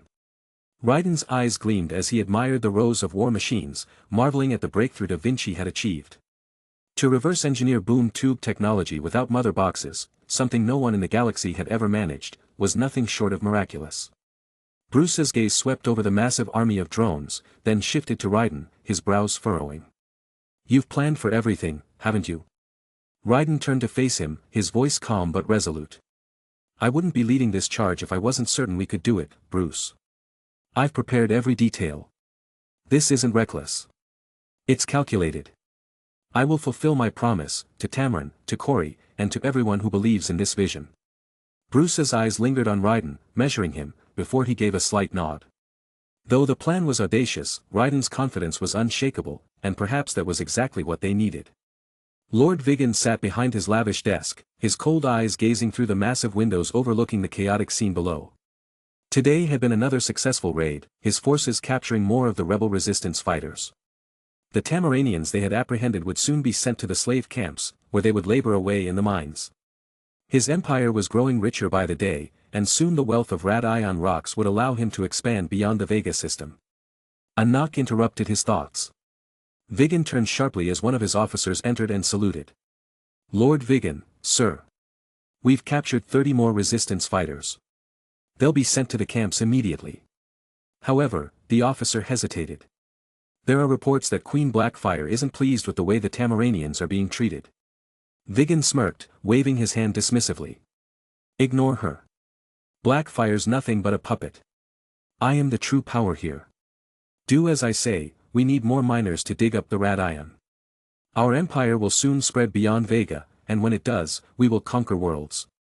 The officer nodded but continued, "Sir, there is still the matter of the Northern Resistance. They're growing bolder. Coriandar's loyalists." The mention of Coriandar's name caused Vigan's face to contort in anger.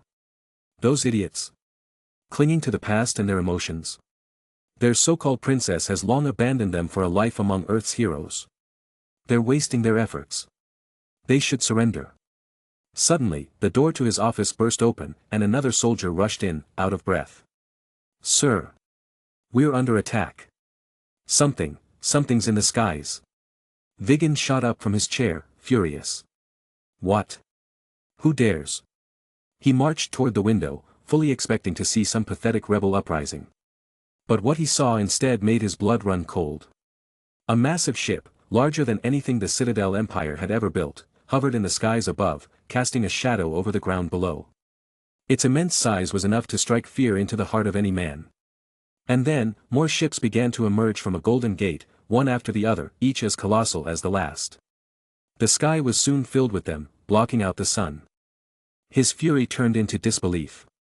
"How is this possible?" Vigan growled.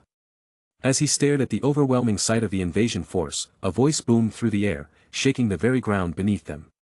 "My name is Raiden Kagawa," the voice declared, clear and commanding. "I am the current king of Gaia, formerly known as Earth. I have come here to claim the planet Tamaran as part of my kingdom, in the name of my second wife, Queen Coriandar of Tamaran. Surrender, or face death.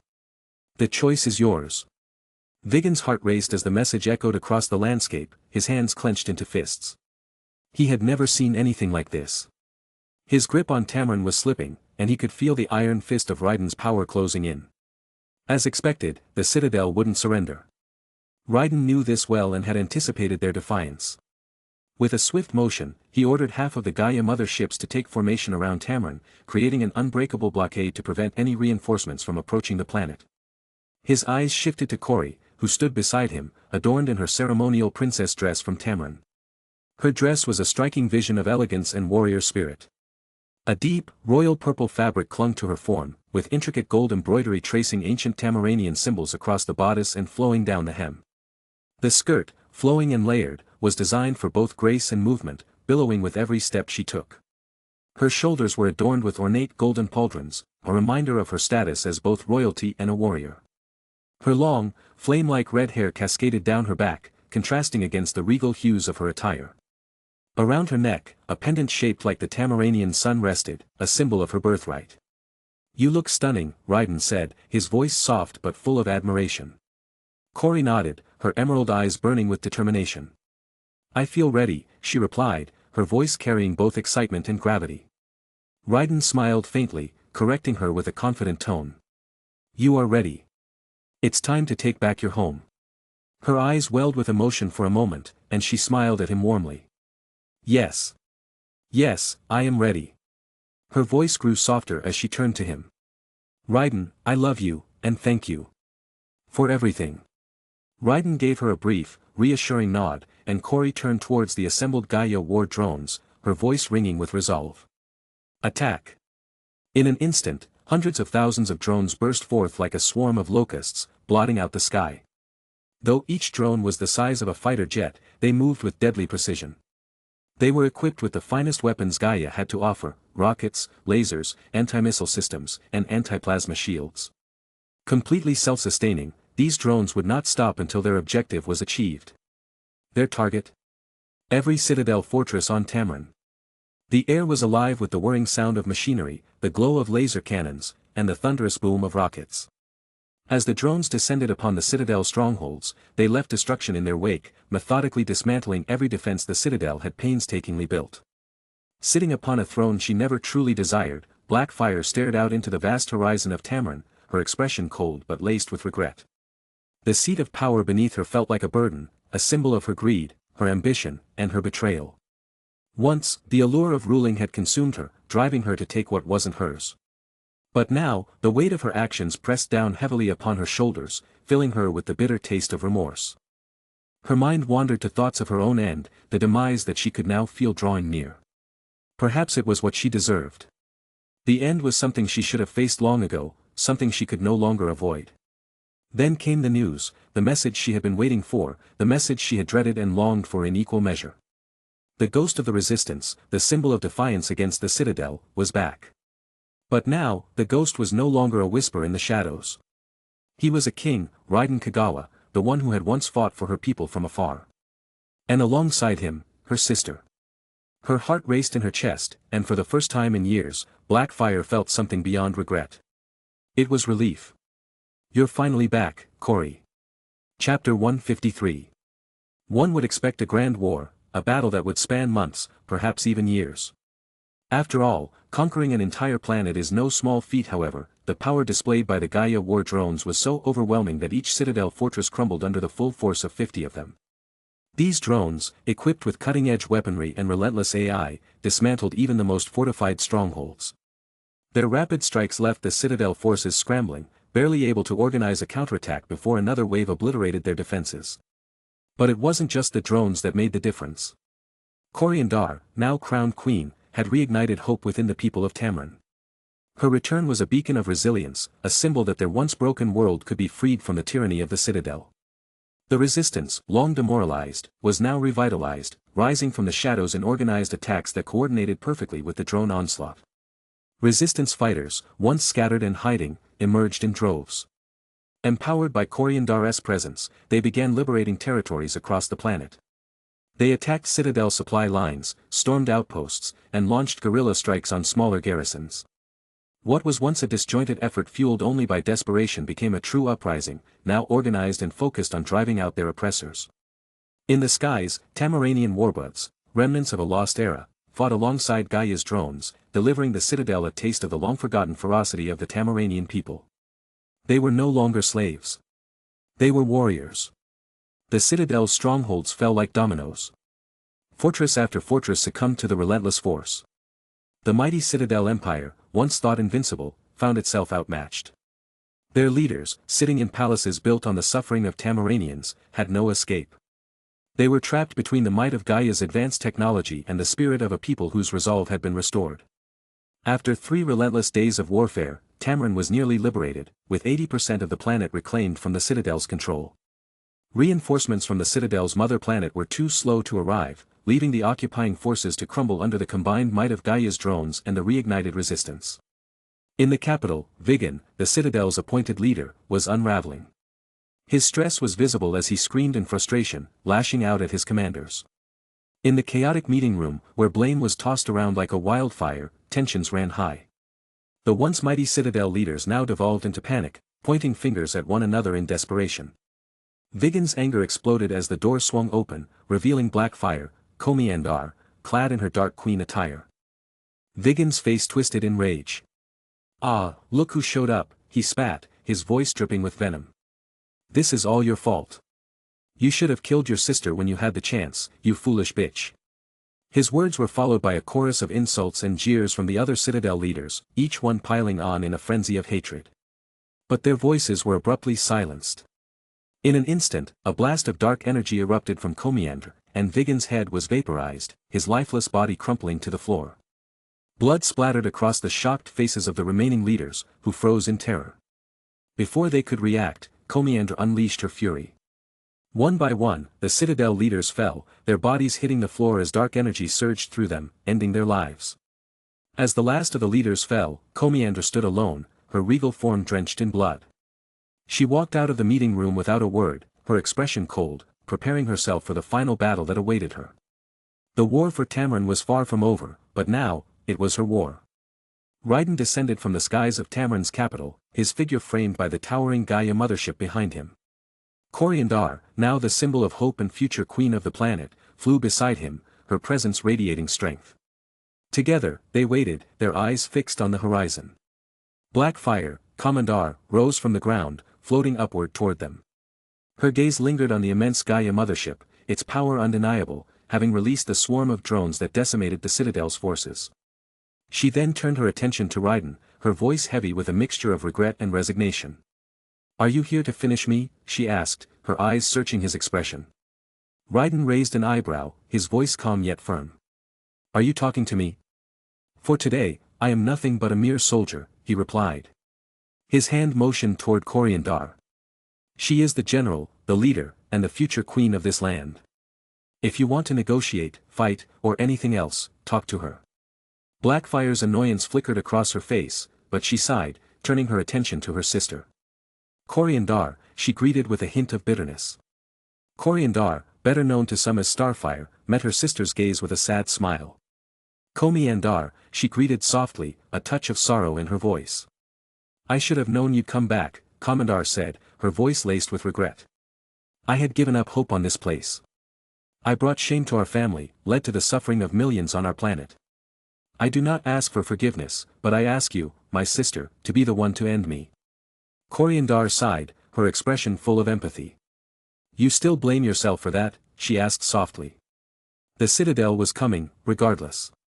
Your betrayal, it was simply self-preservation." Before Kori could continue, Komiandar cut her off, her tone sharp.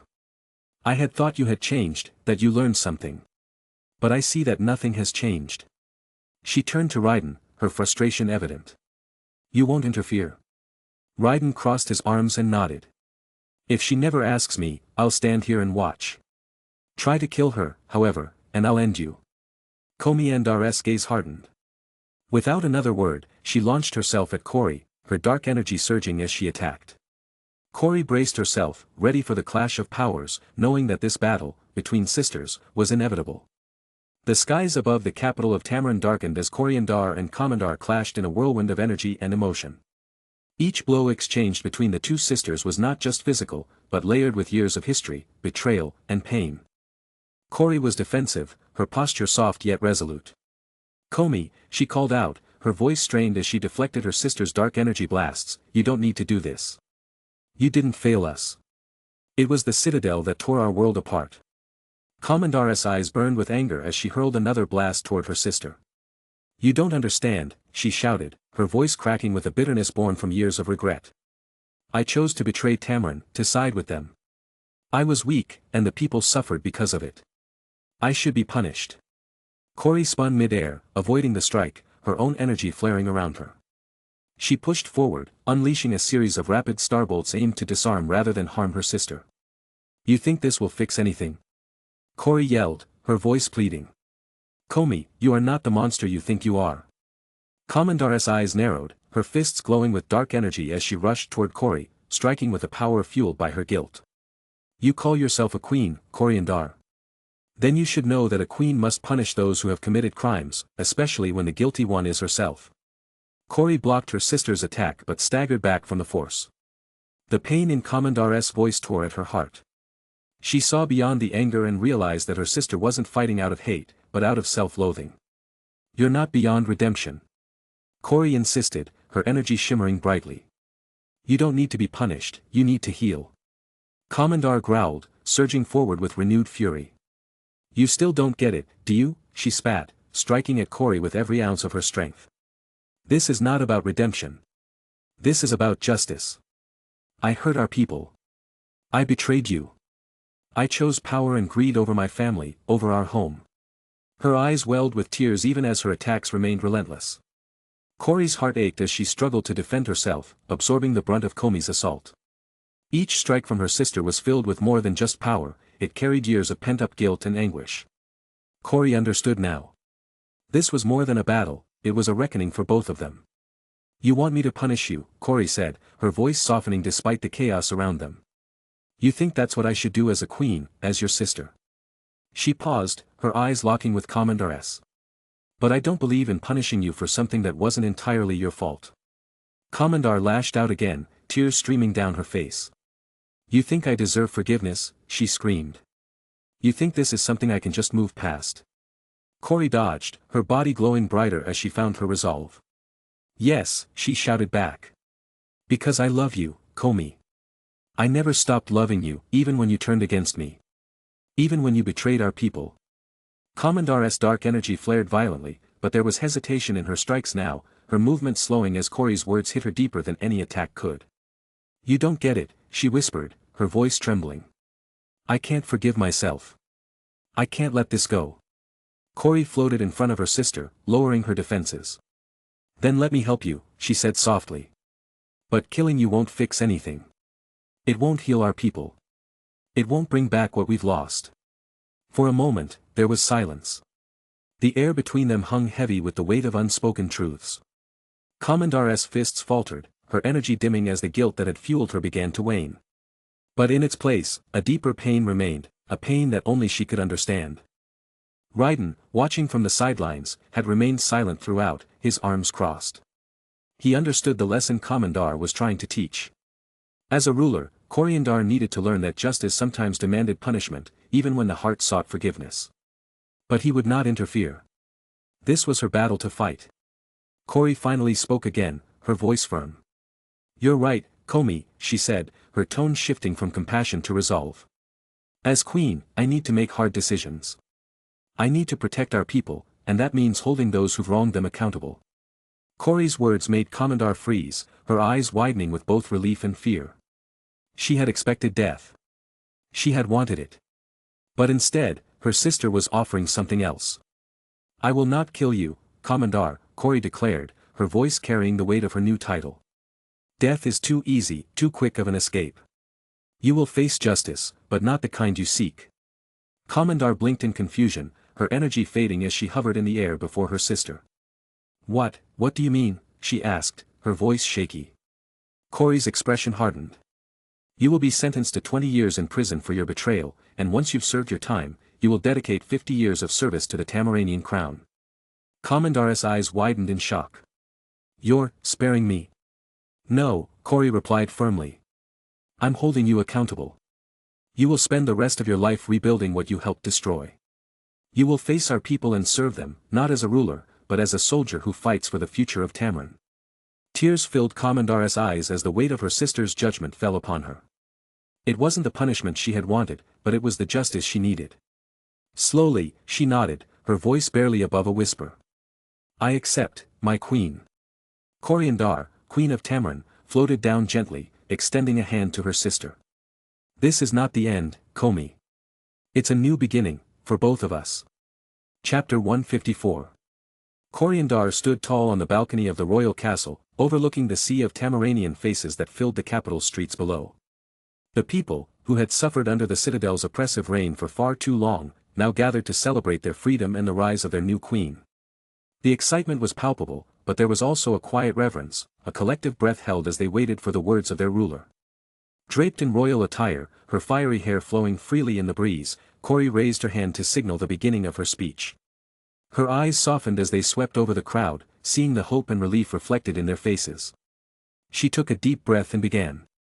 My beloved people of Tamarin, her voice rang out clear and strong, I stand before you today, not only as your queen but as one of you, one who has shared in your pain, in your suffering, and in your hope for a better tomorrow. The crowd fell into an even deeper silence, hanging on her every word. I cannot stand here without remembering our beloved parents, my mother and father, the perfect royalty for Tamarin. They were loved by all, a beacon of peace and unity. They gave their lives defending this world from the Citadel's invasion. That day, the Citadel took not only my parents but also the light from our people. I was just 9 years old when I was left an orphan. A collective murmur passed through the crowd as Cori paused, her expression somber. I was taken by the Citadel, experimented on, and stripped of my freedom, just as many of you were, she continued, her voice growing heavier with emotion. At 12, I managed to escape and joined the Tamarin resistance. For 4 long years, I fought with everything I had, leading our movement, dreaming of freeing our people. Her gaze dropped momentarily as she recalled the darkest moments of her past. But I failed, Cori said, her voice cracking slightly. I was captured again. I stood on the brink of death, about to be executed for daring to resist. And in that moment, I thought I had failed you all forever. She paused, letting the weight of those words sink in. But fate intervened, Cori said, her voice now filled with a quiet strength. A hero from another world saved my life that day. A hero who would one day become more than just my savior, he became my love, my future husband, and now, your king. The crowd erupted into murmurs of excitement and surprise as Cori gestured toward the balcony beside her, where Raiden stood with a proud but humble expression. Raiden Kagawa, king of Gaia, known to many of you as the ghost of the resistance, Cori continued, her voice filled with warmth, has stood by my side in this fight. He helped liberate Tamarin, and together, we have brought an end to the Citadel's reign of terror.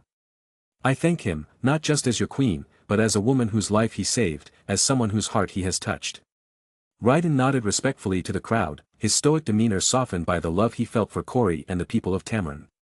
And today, Cori declared, her voice rising with determination, we stand united. Tamarin will no longer suffer under the shadow of tyranny. We will rebuild. We will heal. And we will rise again, stronger than ever before. The crowd erupted in cheers, their voices filling the air with joy and hope. Cori raised her hands to calm them before continuing. I vow to protect you, to lead with love, strength, and wisdom, just as my parents did before me. But I will not do this alone. By my side, you have a king, a leader from Gaia, a world that shares our dream of peace. She paused, her gaze sweeping the people once more, her voice filled with promise. Tamarin shall join Gaia's vision of a peaceful universe. Together, we will build a future where our children will know freedom, where no invader shall threaten our lands, and where we, as one people, will thrive. Cori smiled, her heart swelling as the crowd cheered louder than ever before. The future she envisioned was no longer a distant dream. It was within reach, and together, with Raiden and the people of Tamarin, she knew they could make it a reality. For Tamarin, she said, her voice ringing with finality, and for peace. Raiden sat on his throne within the Gaia mothership, the command center of his vast empire, his fingers tracing the edges of the armrest as he gazed at the holographic projection before him. Merlin's image flickered slightly in the dim light of the room. The ancient wizard, still on earth, appeared calm and composed, as always, offering his advice with a wisdom that came from centuries of experience. "No threats yet, Raiden," Merlin said, his voice resonating through the chamber. "The earth remains quiet for now. Your presence is not yet necessary. It seems our enemies are biding their time, waiting for the right moment to strike, if they strike at all." Raiden nodded slowly, his gaze distant as he absorbed the information. His thoughts drifted to Tamarin, the planet he had helped liberate from the Citadel, and his queen, Coriandar, who now ruled with strength and grace. Merlin's question pulled him back to the present. "And what of your situation in Tamarin?" Merlin asked, raising an eyebrow. "Do you plan to return, or have you decided otherwise?" Raiden leaned forward slightly, resting his elbow on the armrest of his throne. "Tamarin is stable for now," he replied. "Cori is more than capable of ruling without me. I intend to send Da Vinci to help in rebuilding efforts. Her intelligence and innovation could provide the kind of technological advancements Tamarin needs to stand on its own 2 feet. Merlin's lips curled into a slight smile. Da Vinci, always a good choice. But are you certain? You may need her on Earth soon if war does come. Raiden's eyes darkened momentarily, and he sighed. That's exactly what I'm considering. She is a valuable asset, not just for Tamarin, but for Gaia as a whole. I might delay her departure until we're certain. There's still the matter of the Citadel to deal with. At the mention of the Citadel, Merlin's expression turned more serious. The Citadel is no small threat, Merlin said, leaning forward in the projection. They're a hive mind of sorts, all connected to one central intelligence. Destroy that, and their colonies crumble. But as long as that core remains intact, they will continue to press their influence across the galaxy. Raiden clenched his jaw, his fingers tapping the armrest of his throne. The scar on his chest, a remnant from one of his greatest battles, began to burn, its constant irritation gnawing at him. It wasn't painful, but it reminded him of the scars his empire carried, the burdens he bore as its leader. "I'll deal with them," Raiden said firmly, his voice low but resolute. "If the Citadel's central mind is their weakness, I'll find it and crush it. Once they're eliminated, every colony they control will be freed. And it will send a clear message." Merlin tilted his head, his eyes narrowing in curiosity. "What kind of message?" Raiden's gaze grew steely as he stared directly at the projection. "A message to everyone in the galaxy, Earth and Gaia are not to be trifled with. We've held back long enough. After I deal with the Citadel, I'll return to Earth. And then, we'll be ready for whatever comes." The remnants of the Citadel's reinforcement fleet fled back to their stronghold, limping through space after the decisive defeat at Tamarin. The Gaia forces, with their advanced technology and strategic brilliance, had crushed the reinforcements before they could even make a dent in the newly liberated planet. The skies were clear once more, but the echoes of battle still reverberated across the universe. Inside the Gaia mothership, Raiden stood by a large viewport, his eyes on the stars, lost in thought. The throne room, usually humming with activity, was now quiet, save for the soft whir of the ship's engines. Coriandar entered the room, her soft footsteps drawing Raiden from his reverie. Her new queenly attire shimmered, but her eyes were filled with concern. "Raiden," she began, her voice carrying the weight of Tamarin's future. "The Citadel's reinforcements have been dealt with, but what about the future? What are your plans now?" Raiden glanced over his shoulder at her, the intensity of his gaze softened by her presence. "I've been thinking about it," he replied. "The Citadel won't take their loss of Tamarin lightly.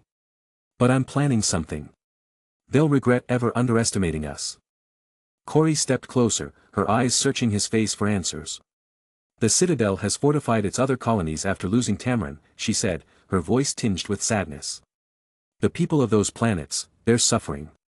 Their cries for freedom grow louder. Will you help them, Raiden? Will you liberate those worlds too?"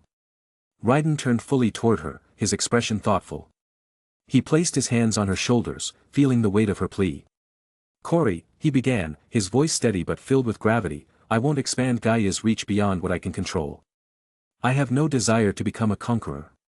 That's a path I refuse to walk. It's too close to tyranny." As he spoke, the familiar, searing burn from the scar on his chest flared again, a sharp reminder of past battles and the weight of leadership. He winced slightly but quickly masked the discomfort. The pain wasn't the issue, it was the message his body was trying to tell him. Yet, Raiden ignored it, focusing on Cori. "But," he continued, "I will handle the Citadel.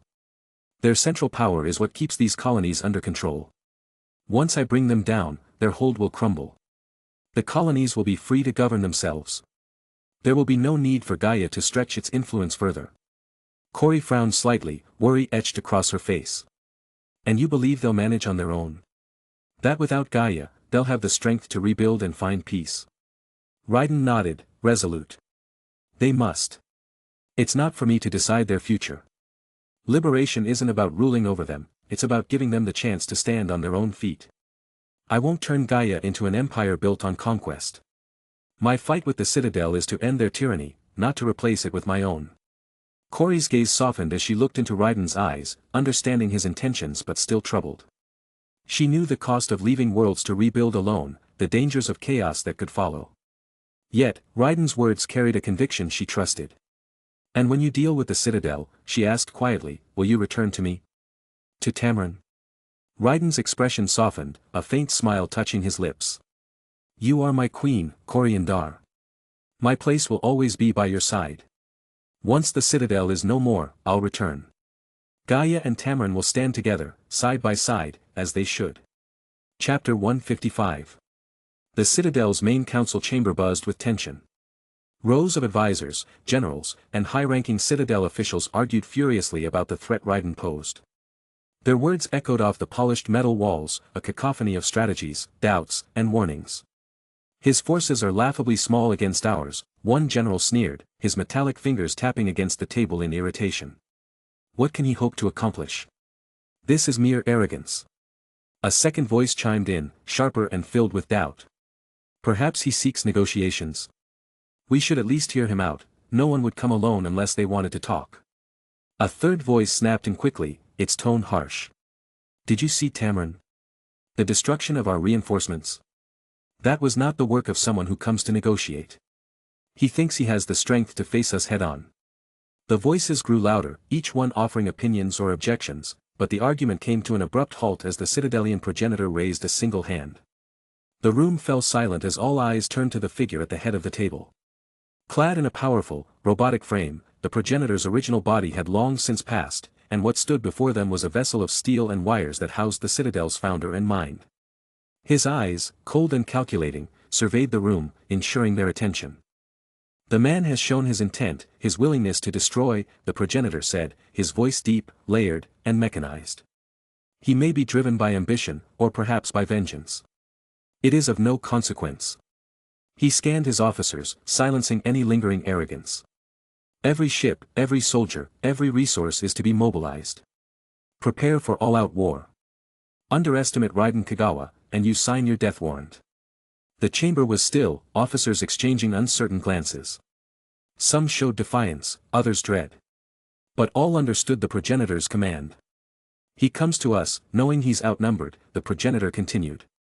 A true fool, or a force we've yet to comprehend. We shall test his mettle and make him realize the power of the Citadel. Make no mistake, he intends to leave his mark on us. And he will fail. The gathered leaders exchanged nervous glances, understanding the gravity of their orders. It was rare for the progenitor himself to declare such a high-stakes confrontation, but the implication was clear, Raiden was a threat like no other. Across the Vega system, Citadel fleets and outposts received their orders, breaking off engagements, abandoning conquests, and surging toward the Citadel's mother planet. The darkened expanse of space around the Citadel grew dense with the arrival of ship after ship, countless war vessels aligning in formation, a massive sea of iron and laser bristling with destructive might. All ships moved in unison, a terrifying display of precision and power designed to overwhelm any adversary. As the two massive fleets faced off, the Citadel's armada stretched out like a wall of steel, imposing and vast, dwarfing the Earth fleet by overwhelming numbers. To any observer, the outcome seemed inevitable. How could Gaia's forces hope to challenge such a force? But as the Gaia mothership's doors opened and one man flew out alone, a realization crept through the ranks of the Citadel's armada. It wasn't their fleet that the enemy feared. The progenitor, watching from his flagship, squinted, recognizing Raiden's lone approach. With a slight motion, he commanded his armada to stand down, allowing Raiden a chance to close the distance. Meeting him halfway, the progenitor stepped forward, a hint of amusement in his mechanical gaze as he spoke. I see that you are no fool, King Raiden Kagawa of Gaia. A negotiation is a wise decision, he said, his voice reverberating with synthetic depth. Raiden's eyes narrowed, his head tilting with subtle confusion. A negotiation, he repeated, skepticism lacing his tone. The progenitor, with an air of self-assurance, continued, yes. Our empire does not care much for Tamarin, and will permit its liberation, naturally, with certain concessions. I will allow Tamarin to fall under Gaia's control if you agree to hand over 70% of the planet's resources to us. Raiden's lips curled into a quiet chuckle. What makes you think I seek to negotiate with monsters like you? What prevents me from ending your life here and now? For the first time, a thin, cold smile appeared on the progenitor's face. Kill me here, and I merely move to another body, he sneered, pointing to his mechanical form. I have transcended death itself. Raiden's smirk only deepened as he met the progenitor's gaze. Oh, I know. I'm well aware that your true essence is housed deep within the core of your planet. That's what I meant by ending you, permanently. The progenitor's bravado faltered, his gaze turning cautious. You speak of my core, he said, his tone momentarily uncertain. My core is connected to the entirety of my planet. Even if you found a way, you'd have to destroy the whole. His voice trailed off as realization dawned, his mechanical eyes widening with shock. Do you intend to deploy weapons of mass destruction? He demanded, trying to mask the fear creeping into his tone. If so, you are a greater fool than I thought. My planet is well defended against such measures. And your precious ship, he gestured toward Gaia's mothership, dare not make a move. My fleet will rain destruction upon it like nothing you've seen. I will cripple your forces and leave you powerless. Raiden laughed aloud, the sound carrying through the comms and seeming to echo across the void. The mother ship, he asked, his voice ringing with mockery. That ship is nothing more than a vessel carrying Gaia's war drones. It's no threat to your world. Raiden's eyes began to glow, a fierce golden light radiating from them. What you should fear, little mongrel, is me. The progenitor's smirk dropped as he processed Raiden's words, a sharp pang of dread settling in his core. You're here alone. Raiden's smile grew cold and dangerous as he nodded. You thought this was a battle between fleets, a war of ships and numbers. A simple space war. Raiden's eyes flared, golden energy crackling with unrestrained power as he leaned closer, the fury of an entire world focused within his gaze. No. I am here to end the entire citadel on my own. I am the threat. I am the destroyer. You have one thing to fear, progenitor, and it isn't Gaia or the mothership. It's me. And I am here to end your entire planet, alone. The progenitor's eyes widened, an almost human shock flickering across his face as he realized that Raiden himself was the weapon, a force of nature far more dangerous than any fleet. The reality hit him with a sharp, unrelenting finality. Panic replaced the progenitor's calculating confidence, as he stumbled back, frantically waving to his fleet. All forces, eliminate Raiden Kagawa, he roared. Shoot with everything you have. Do not let him survive. In an instant, the armada shifted, hundreds of ships adjusting their aim, all targeting the lone figure in the void. As Raiden's form shifted, his body began to radiate with an intense golden aura, transforming into a godlike figure. His armor shimmered like molten gold, engraved with intricate patterns of celestial symbols and cosmic light. A multi-layered cloak billowed around him, merging with the endless expanse of space, while his eyes glowed with a transcendent intensity that spoke of both judgment and destruction. His silhouette grew majestic, his very presence exuding divinity as if he were an avatar sent to wield justice upon the cosmos. A golden halo formed behind him, symbolizing both his resolve and the boundless power he was about to unleash. Then, a voice echoed in his mind, resonant and calm, yet brimming with immeasurable power. Servant, Berserker. Arjuna.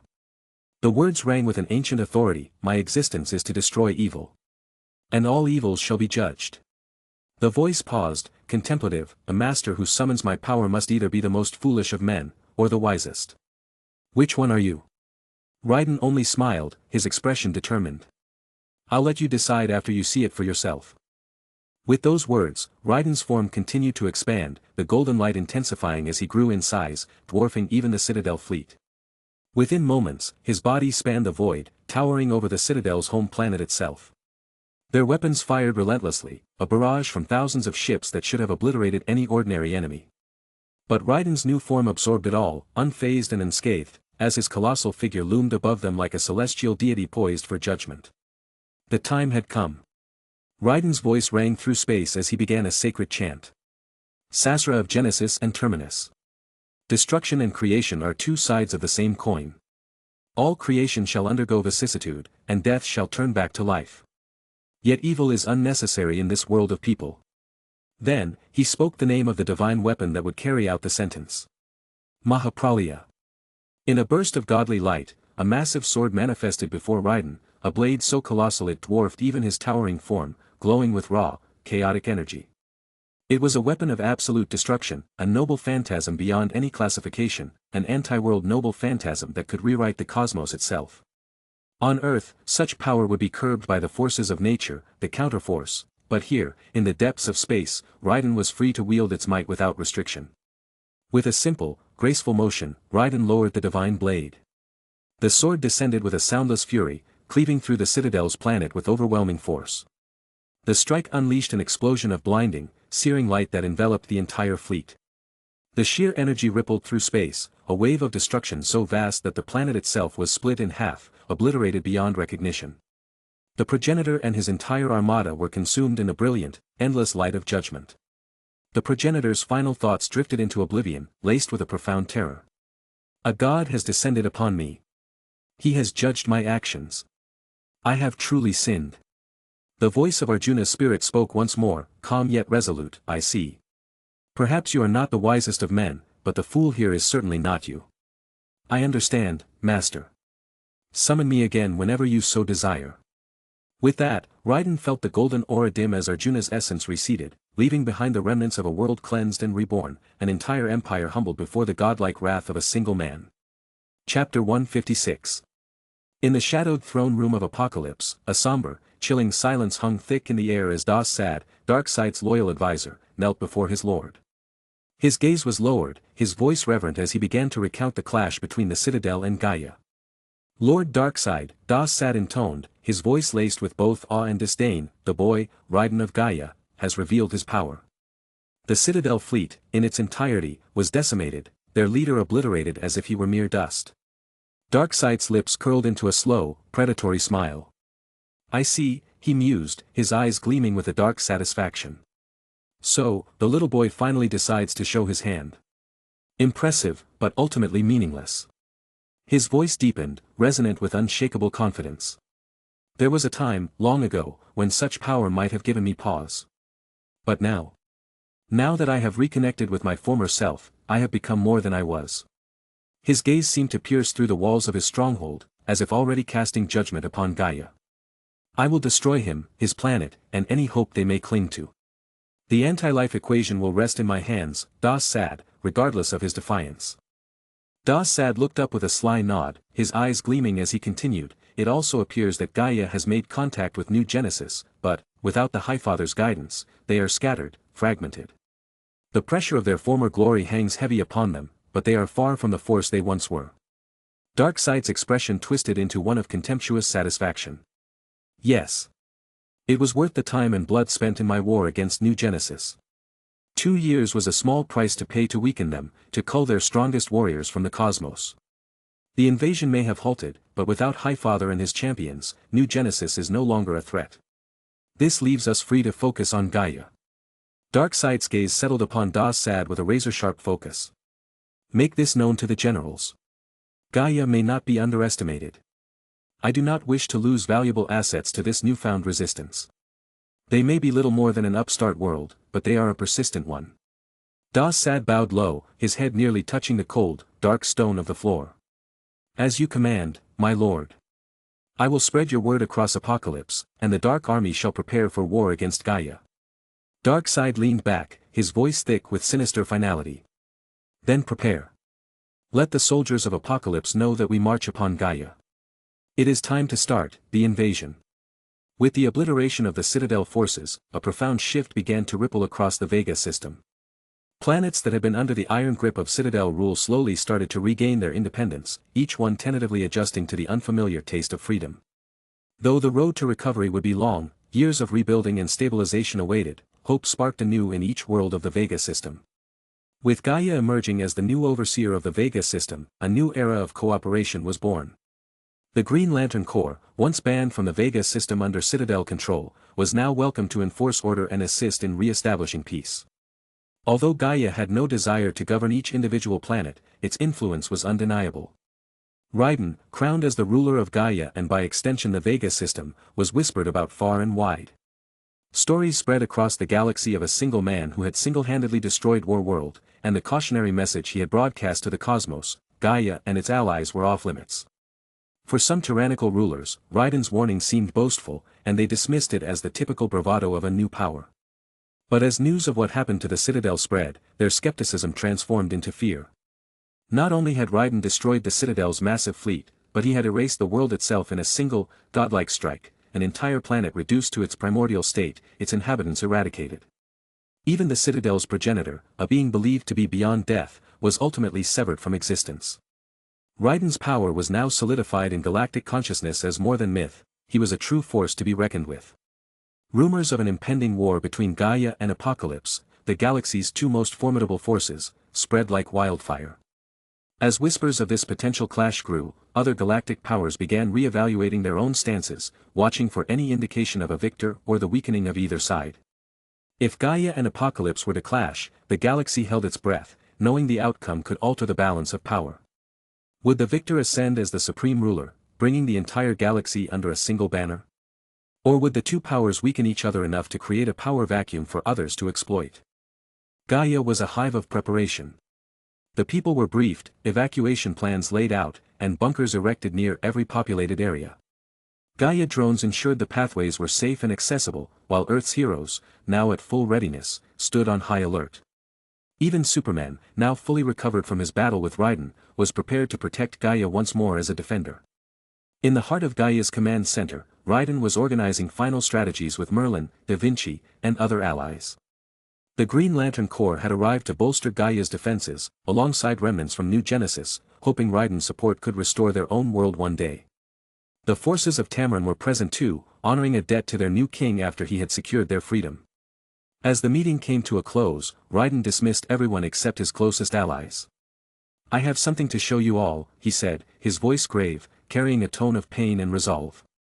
Merlin, Da Vinci, Corey, and Raven exchanged uneasy looks as Raiden's expression hinted at something more profound than strategy. Raiden removed his jacket and then his shirt, revealing a wound that none of them expected. Once, his scar had been a jagged line across his torso, a mark of an old battle. But now it had changed, a massive, open wound, the scar now widened to resemble the shape of an eye. And within that eye, instead of flesh, there was an eerie sight, an endless galaxy, a dark void speckled with glimmers of distant stars. A cosmic depth lay within him, silent and unsettling, yet oddly devoid of pain. Merlin and Da Vinci drew close, scrutinizing the wound, their faces full of concern. The implications of this transformation were incomprehensible. Raven stared in shock, a hand flying to her mouth as tears filled her eyes. "Oh no. Raiden, what does this mean, are you?" Corey fell to her knees, tears streaming as guilt washed over her. She believed that asking for Raiden's help with Tamaran had burdened him with this terrible consequence. But Raiden gently moved away from Merlin and Da Vinci, wrapping Corey and Raven in a strong embrace. "Please, I never want to see you two cry," he said softly. He looked at Raven, wiping a tear from her cheek. "Raven, I love you. You have been by my side through everything. We have a son together, and I need you to be strong, never to show this kind of fear in my presence. You are my strength, you make me stand tall." Turning to Corey, he continued, "Corey, you've opened my eyes to love and joy, showed me how to be better. My life was saved because of you. Please, never blame yourself for what I am going through. These choices were mine, all born out of my love for you. I will always love you both." He pulled them closer, his expression softening. "I won't lie. I don't know what this scar means. I don't know what the future holds. But if the worst comes, I need you to stay strong. Promise me that if I fall, you'll live on. You'll stand together, and you'll raise Zephyr to carry on in my stead, to make this world a better place, just as I always dreamed. I've lived a life of happiness, because I had you both. So, for my sake, promise me that you'll go on." Moved by his words, Raven and Corey wiped their tears, pulling him into an even tighter embrace. They held him as though they feared he would vanish at any moment, each silently vowing to honor his wishes, to be the strength he needed them to be. In that moment, their fears and grief melted away, replaced by a fierce resolve, to be by his side, no matter what the future might bring. Chapter 157. Raiden lay on a high-tech hospital bed in the heart of the Hanging Gardens of Babylon's scientific facility, a pristine and advanced center created and managed by Da Vinci herself. Wires and sensors were connected to his body, feeding constant streams of data as Da Vinci examined his vitals. She leaned over, furrowing her brow in concentration. "Do you feel any pain?" she asked, her eyes flicking between the monitors and his face. Raiden shook his head. "Once again, no. I feel fine. Just, off, somehow." Da Vinci moved her hand to his unusual wound, the galaxy-like eye in his chest, and gently pressed against its edge. "Do you feel this?" "Not really," Raiden replied. "It's like you're just touching my chest, nothing more." Da Vinci tilted her head, looking puzzled. "It's strange. There's space where the wound is, a void, and yet nothing can pierce it or enter. Your skin's always been resilient, but normally, I'd be able to penetrate with special tools. This, though. Special diamonds. Kryptonite. None of it works. And as I mentioned before, not even magic can touch it." "Perhaps Raiden himself is meant to understand it, to unlock its meaning," Merlin commented, observing from the sidelines. His eyes held both curiosity and caution as he assessed the wound, its cosmic nature eluding even him.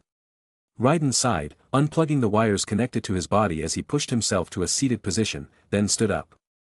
"Look, I think it's time to face it. If neither magic nor science can help, then I'm on my own with this. We have a war to prepare for." "What's the situation, Merlin?" Merlin nodded at his resolve, understanding Raiden's impatience to return to the front lines. Da Vinci, however, let out a reluctant sigh, her hands lingering over the monitors. The unknown nature of the wound frustrated her, the mystery gnawed at her boundless curiosity.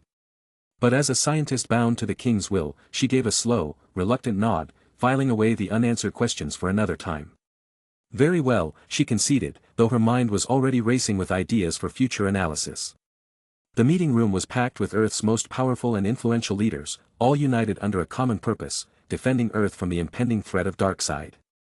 Never before had such a diverse assembly gathered: Hippolyta, Queen of the Amazons; Arthur, King of Atlantis; Superman, current leader of the Justice League; Nightwing, heading the Young Justice team; the Green Lantern Corps; Solace, leader of the remnants of New Genesis; and Kori, Queen of Tamaran. Alongside them stood Earth's greatest heroes, all gathered under Raiden's command. Raiden stood at the forefront, his gaze intense and resolute. "Let's make one thing clear, this battle will reach Earth. Darkseid has the strength and forces to bring it here, and he has no hesitation in sacrificing his legions. To him, his soldiers are mere fodder, demons who have lost all sense of self. They will not relent." Raiden turned to Solace. "But Darkseid's forces aren't unknown to us. Solace, the floor is yours." Solace, once known as Light Ray of New Genesis, rose to speak. His normally optimistic demeanor had been replaced by a hardened, somber expression. "Darkseid, he's not just cruel. He's something darker, something deeper. For centuries, we held our own against him. Highfather led us, rallying the Council of the Eight. We fought with everything we had. But then, something changed. Over the past 2 years, his power grew beyond anything we'd ever seen. Even Metron, who knows nearly everything, was at a loss." Solace took a deep breath, steadying himself. On that day, when Darkseid attacked New Genesis, it wasn't just Highfather facing him as usual. All 7 of us fought him. Metron remained neutral as always. But Darkseid was faster, stronger, more ruthless than ever before. His aura alone was enough to suffocate the air around him, a dark energy consuming everything it touched. We failed, miserably. 4 of us fell: Uga, Shadow, Highfather himself, and Orion. Darkseid killed his own son without a second thought. Solace clenched his fists. Becca couldn't take the devastation and defected to the Sinestro Corps. Hylt stayed to hold together what's left of our people. As for me, I'm here to see Darkseid stopped. Highfather's last words were a command: never let Darkseid take Earth. So I am here, to make sure his will is done. A tense silence filled the room. The Green Lanterns shifted, unnerved by Solace's account, knowing the power and reverence New Genesis commanded yet seeing its downfall so easily. Raiden broke the silence, his voice strong and unyielding. I know this is grim news, but do not let it shake you. Darkseid is powerful, but he's still just one target. And he is mine to face alone. If anyone interferes, you'll only hinder me. Our plan is to meet him in space, preferably diverting him to another planet within our solar system. Meanwhile, the rest of you will handle his army. He glanced at Merlin. Merlin will give you all a list of his generals, detailing which among you will face which target. Gaia's war drones will support your efforts, but we can't guarantee they'll be able to fully hold every line. This is why the remaining heroes, those without specific targets, will be assigned to defend key locations on Earth that we expect will come under attack. Da Vinci nodded from her seat. With my enhancements, Earth's defenses, powered by the Garden of Avalon, will ensure we're well prepared. This power surge should weaken Darkseid's forces on our soil. Additionally, Raiden continued, Dr. Fate's new body is nearly complete and will soon be ready for battle. This war is one we will win, but it will require everything we have. Die if you must, our lives mean nothing compared to the lives of the people of Earth. He surveyed the room, meeting the eyes of each leader and hero in turn. Now, let us strategize and prepare. We will stand united, and we will prevail. For I am here. After the meeting concluded, Raiden found a moment of quiet on a nearby balcony, looking out at the endless sky beyond the legendary Hanging Gardens of Babylon. As he stared at the clouds drifting past, he pulled out a cigarette, lit it, and took a drag, seemingly lost in thought. A familiar voice broke his reverie. I didn't know the pressures of a king were that tough on the mighty Raiden, it teased. Since when did they push you into smoking? Raiden turned, a smile breaking across his face. Dick. He glanced at the cigarette in his hand. I don't usually smoke, he admitted, taking another drag. But I got curious, wanted to see what it feels like. Turns out it's terrible. Nightwing chuckled, shaking his head. Well, let's make sure it's your last one. We wouldn't want our king promoting bad habits. Raiden exhaled, letting the smoke dissipate into the breeze. Say, Dick, are you nervous? Dick tilted his head, a gentle smile lingering as he approached Raiden. Nervous? Nah, why would I be? The Earth's only facing a galactic tyrant out to destroy it. But we've got you, and you've never let us down before. Raiden's eyes darkened slightly. I'm afraid, Dick. What if, this time, I fail?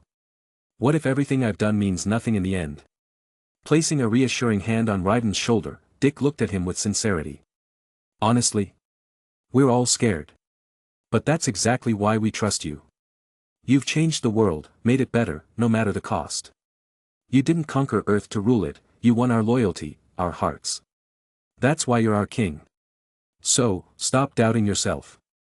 Trust in the strength you've already shown, and lead us, like you always have. Raiden took a last drag before tossing the cigarette over the balcony, the wind carrying it away. Thanks, Dick. I needed that. And don't worry, I won't be touching this stuff again. Nightwing gave him a smile. Good to hear. Oh, and it looks like someone else wants to talk to you. See you around, Raiden. As Dick disappeared down the corridor, Raiden turned to see another figure approaching. He felt a familiar warmth spread across his face as she stepped into the light. Kara. It's good to see you, how have life been on Earth? Supergirl smiled, a soft yet resilient look on her face. Hey. I've been, doing well. I've really enjoyed learning about Earth and meeting everyone here. She hesitated, her gaze lowering. Raiden moved closer, concern in his eyes. What is it, Kara? Something on your mind? Her voice was quiet. I just wanted to thank you. For all of this. And for sparing Kal-El. Raiden's expression softened. Kara, I never wanted to kill him. He's necessary. He's a good man, and the world needs him. A single tear slipped down Kara's cheek, her smile bittersweet. She hesitated, then took a breath, lifting her eyes to meet his. There's something else, too. I wanted to spend more time with you, to just hang out. But now, it feels like maybe it's too late. So, I have a request. Raiden's heart thudded as he listened. If we win, if we make it through this and everything goes back to normal, would you go on a date with me? She glanced away, her voice barely above a whisper. If you're okay with that, my king. Raiden, not having the heart to tell her that he may never return, reached out, gently pulling her into a warm embrace. He pressed a tender kiss to her forehead, his voice soft. I promise. Chapter 158. The vast hall was alive with anticipation, a low, steady hum of voices and footsteps as the final preparations were underway. Each hero, soldier, and commander held their ground, a part of a great machine set to defend their world and everything it held dear. Raiden watched them assemble from his vantage point on the bridge, every soldier and hero moving into position with unwavering determination. At the edge of the balcony, he took in a deep breath, steadying himself for the battle to come. Merlin approached from the side, his expression solemn but ready. My king, he announced, his voice low yet clear, Darkseid's army has crossed into the outer reaches of our solar system. The time has come. Raiden's eyes sharpened, his expression resolute as he gave a single, powerful nod. Then we move forward. Initiate the defense strategy, mobilize everyone to their positions, and as planned, we'll meet them head-on. Swift and seamless, the army sprang into action, every element moving in sync. The immense fleet Da Vinci had prepared gleamed in the cold light of space, 5 massive mother ships standing as the backbone of Gaia's forces. Each ship was surrounded by sub-ships and a force of 44,000 Gaia war drones, their metal bodies reflecting the gleam of the stars. On board the Argonaut, Raiden's personal flagship, gathered some of Earth's mightiest heroes, the Justice League, resolute and unbreakable, their faces set in grim determination. The remaining mother ships carried allies from across the galaxy, New Genesis soldiers, Tamaranian warriors, Earth's most valiant troops, and the newly established Young Justice team, each member ready to defend their planet to the last breath. As Raiden observed the vast fleet assembling, Merlin approached him again. Everything is prepared, my king. The Lantern Corps are maintaining the perimeter, securing the borders of our solar system, and waiting to intercept any stragglers. We're ready to meet Darkseid's forces at the designated coordinates. Raiden paused, a hint of worry in his voice as he turned to Merlin. And still no word from Ganthet or said. They haven't arrived. Merlin's gaze turned grim as he hesitated. No, my king. The Blue Lanterns have yet to arrive, and we lost contact with them halfway to the rendezvous point. Raiden's expression darkened, and he turned sharply, his voice edged with a rare flash of frustration. What? What do you mean, lost contact?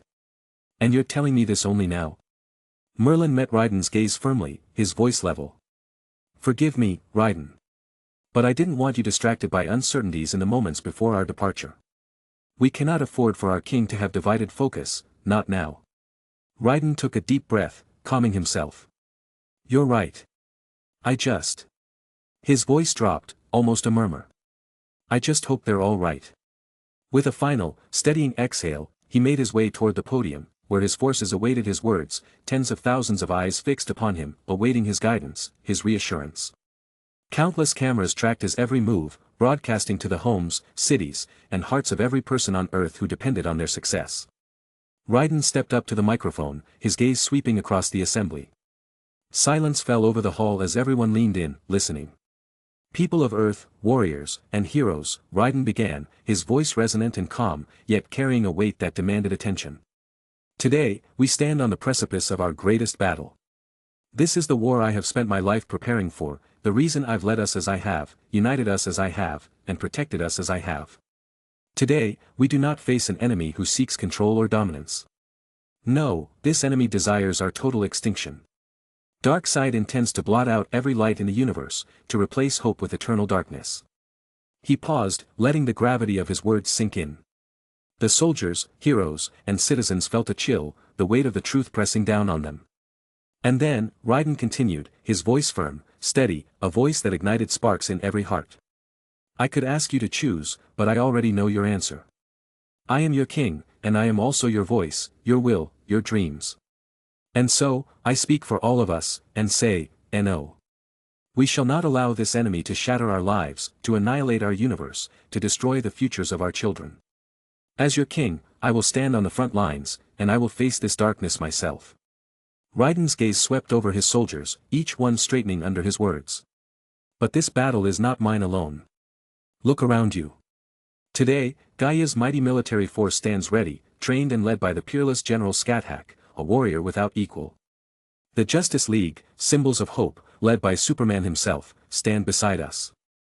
The young justice team, shielded by Nightwing, the protector in shadows, joins the front lines. And our fleet, the Gaia drones and motherships, the work of our greatest mind, Leonardo da Vinci, will strike with precision and power. A sense of awe rippled through the crowd, some drawing courage from the incredible might surrounding them. Raiden's voice softened, yet his words held an undeniable conviction.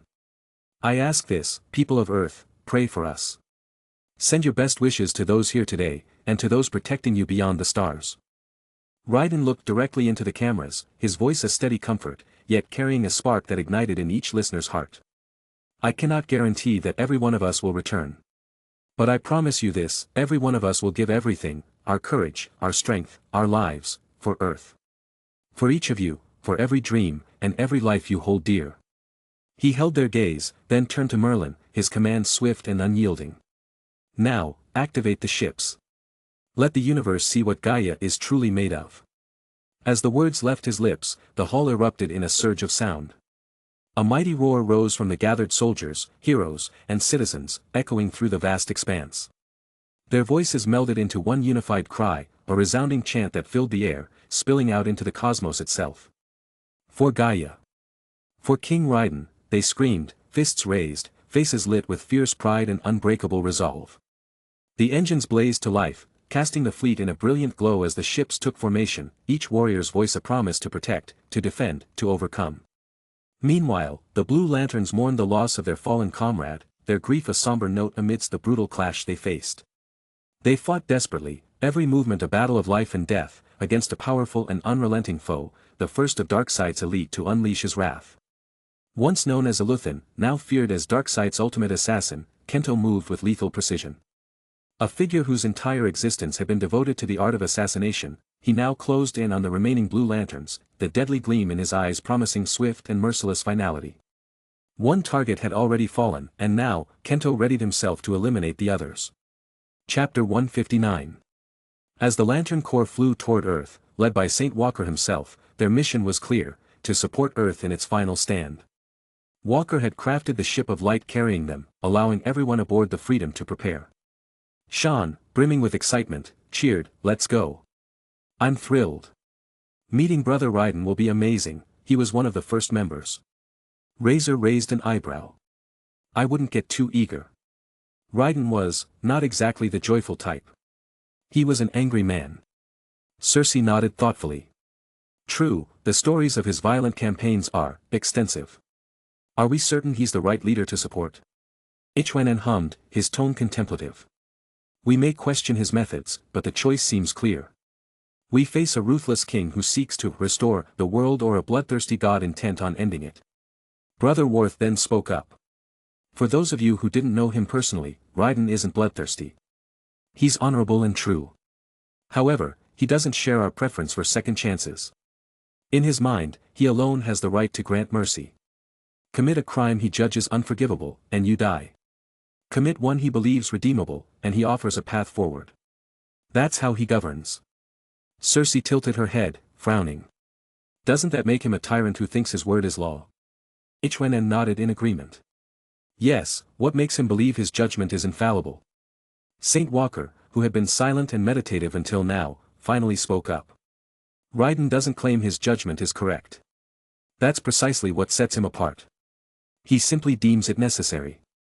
Raiden has a powerful heart, willing to give his life for the world, to work tirelessly against evil.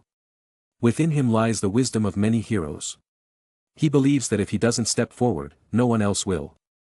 And so he claims his word as law because he is the strongest, and, more importantly, because he shoulders the burden that comes with it. Your choice is this, a god intent on destruction, or a king who bears the weight of rebuilding in his own image. The others looked at one another, processing Walker's words.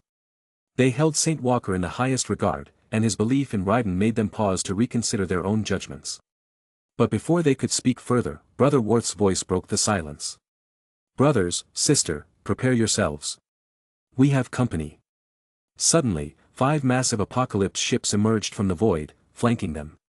From their hulls spilled swarms of parademons, descending upon the lanterns like a tide of darkness.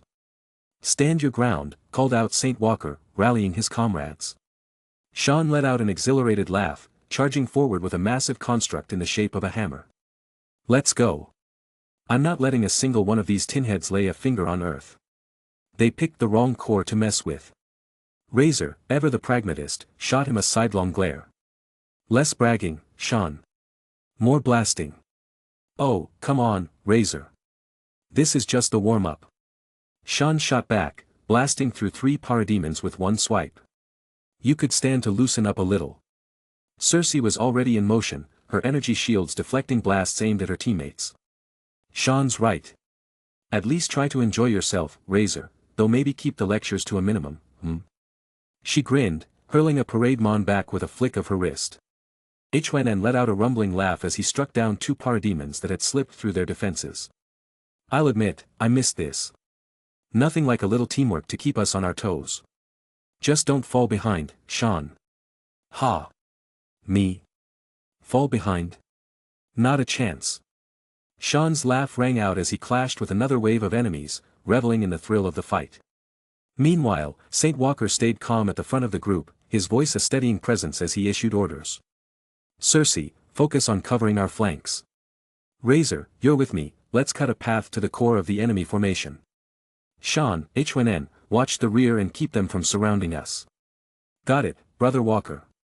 Sean replied with a grin, forming twin constructs of glowing blue swords as he darted back to cover HNN.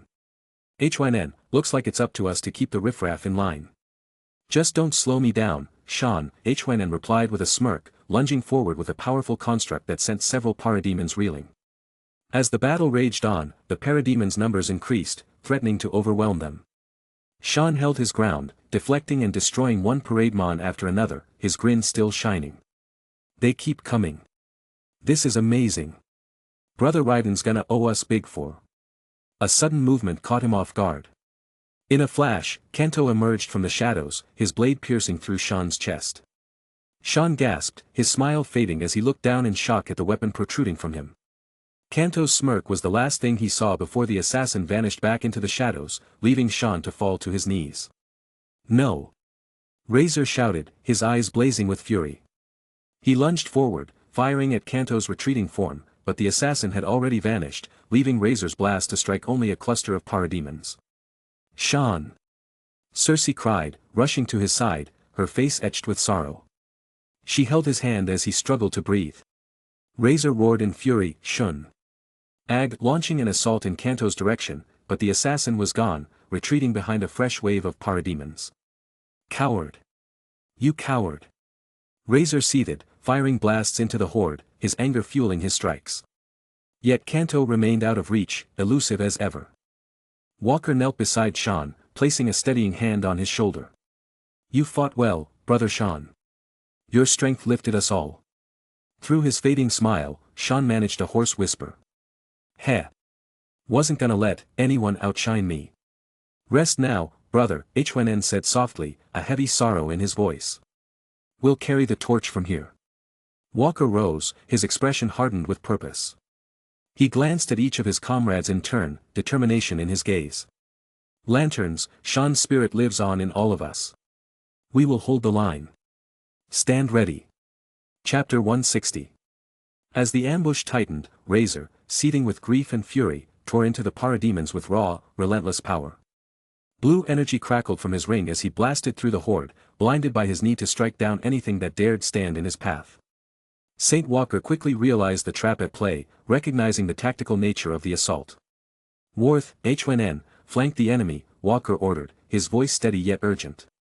Cersei, stay back and protect the others. Keep vigilant, there could be more lying in wait. Understood, Brother Walker, Worth nodded, his tone solemn as he moved into position. Walker turned to the others, his gaze filled with conviction. Stay alive. And remember, we're in this together. But Razor was already deep within enemy lines, his attacks tearing through parademons with brutal efficiency. At the edge of the swarm, he reached what seemed to be the last of them, but a whisper of movement caught his eye. He twisted, but Kanto was already there, his blade aimed with lethal precision at Razor's back. A burst of blue light deflected the strike just in time, as Walker materialized beside him, intercepting the deadly blow. Kanto's eyes narrowed, but a sly smile crept across his face. St. Walker. A pleasure to see you join the fray. Walker didn't respond with words, his stance spoke volumes. He stepped forward, summoning a shimmering blue shield and drawing Razor back. Stay focused, Razor. He's not like the others. But Razor's rage was barely contained, his fists clenched tight. He killed Sean Walker. He's going to pay for that. Without waiting, Razor lunged, aiming a powerful punch at Kanto. Kanto dodged effortlessly, his movements swift and graceful, almost as if he were dancing around Razor's attacks. With expert precision, he countered, striking Razor's arm and torso in a series of quick blows, but Razor refused to relent. Walker joined the attack, coordinating his strikes with Razor's, each blow intended to close off Kanto's movements. But Kanto remained elusive, slipping through their defenses with unnerving ease. Razor's attacks grew more frenzied, each strike infused with the fierce blue light of hope and tinged with unyielding rage.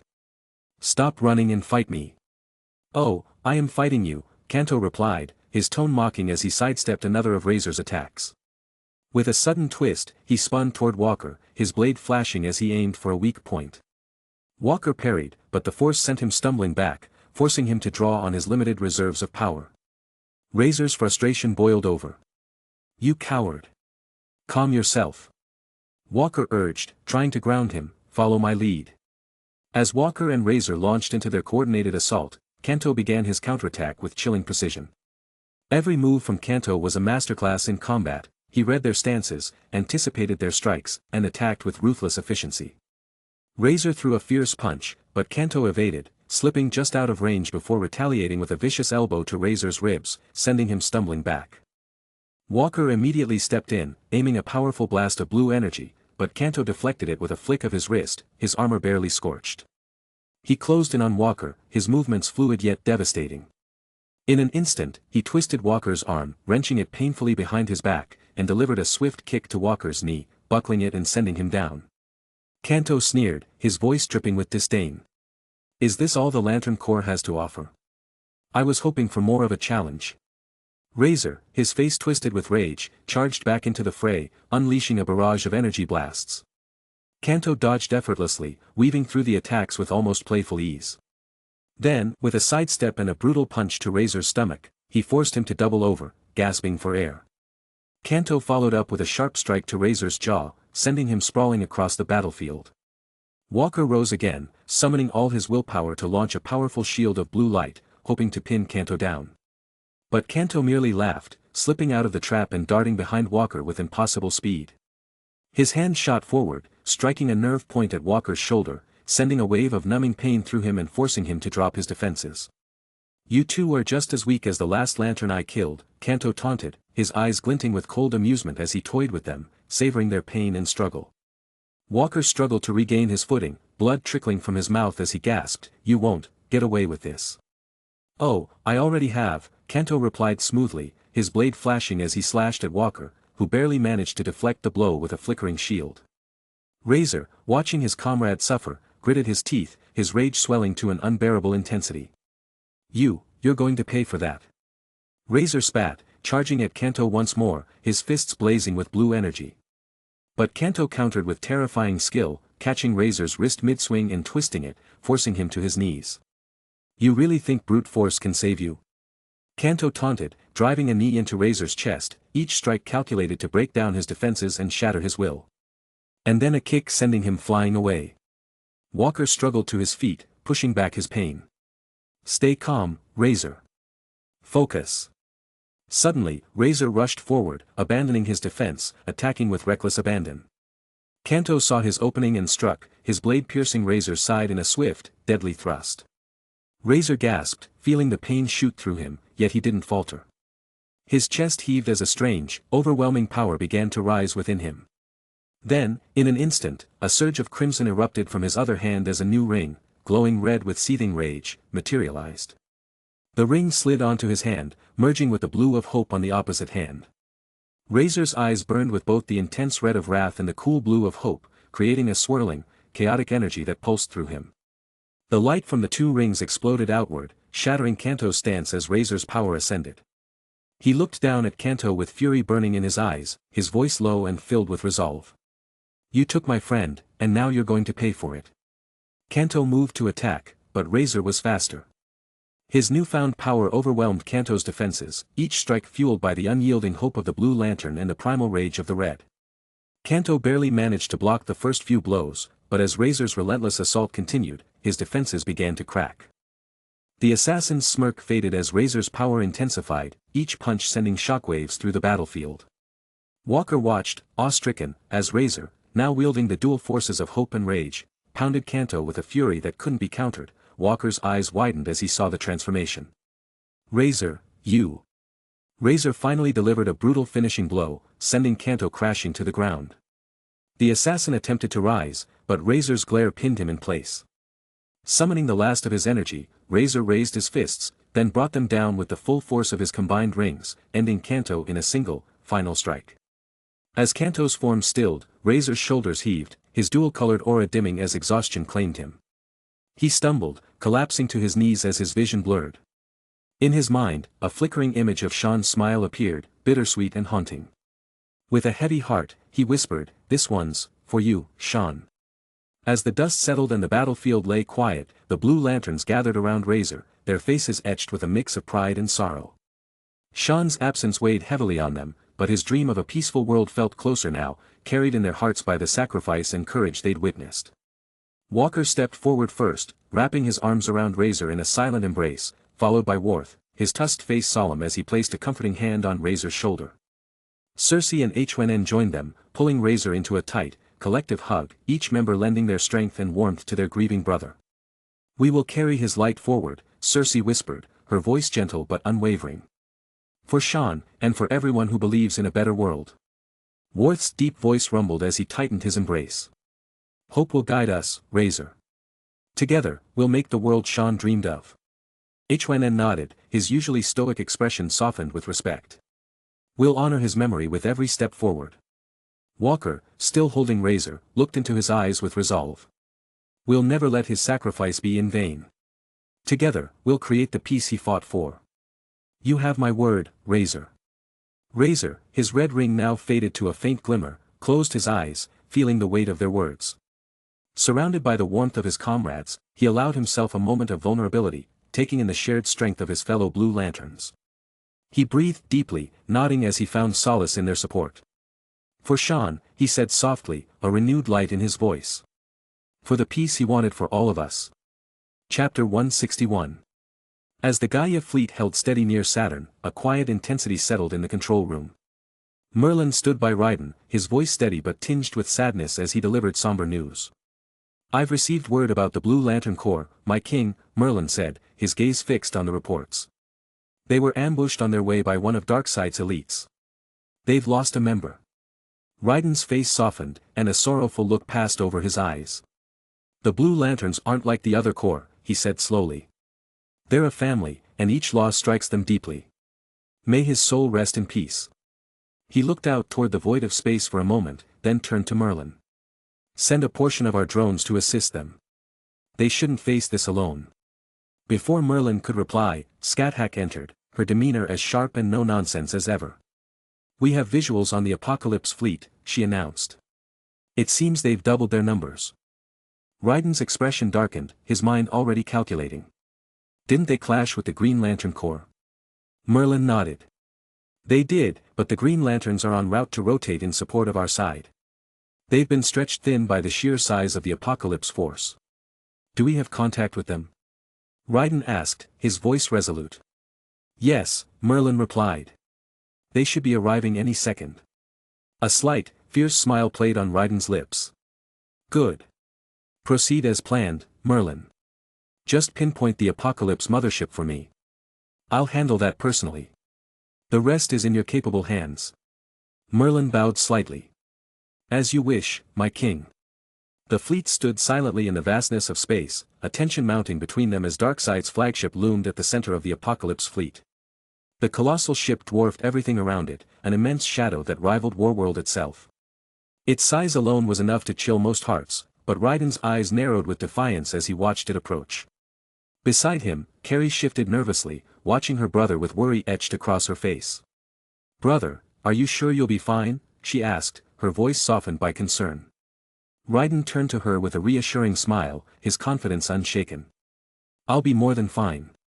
Don't worry about me, Carrie. The energy you're channeling into me right now? That'll be my lifesaver out there. Carrie managed a small smile in return, her blue ring still aglow as she fed him energy, her voice tinged with regret. I see. I hope that's true. I just wish I could do more. I want to stand by your side. Raiden gently rested a hand on her shoulder. No, little sister. I can't have you fighting here on the front lines. What kind of king would I be if I let my sister go into battle? Go with Bart, he'll get you safely back to Earth. If you want to fight, fight to protect the people there, not here. Her blue ring's glow softened as she nodded, her eyes filled with determination. Then I'll fight with all I have, Raiden, but only if you promise me you'll be safe. Raiden patted her head softly, a warm gesture before he nodded toward Bart. Impulse, you know your mission, he said, voice firm.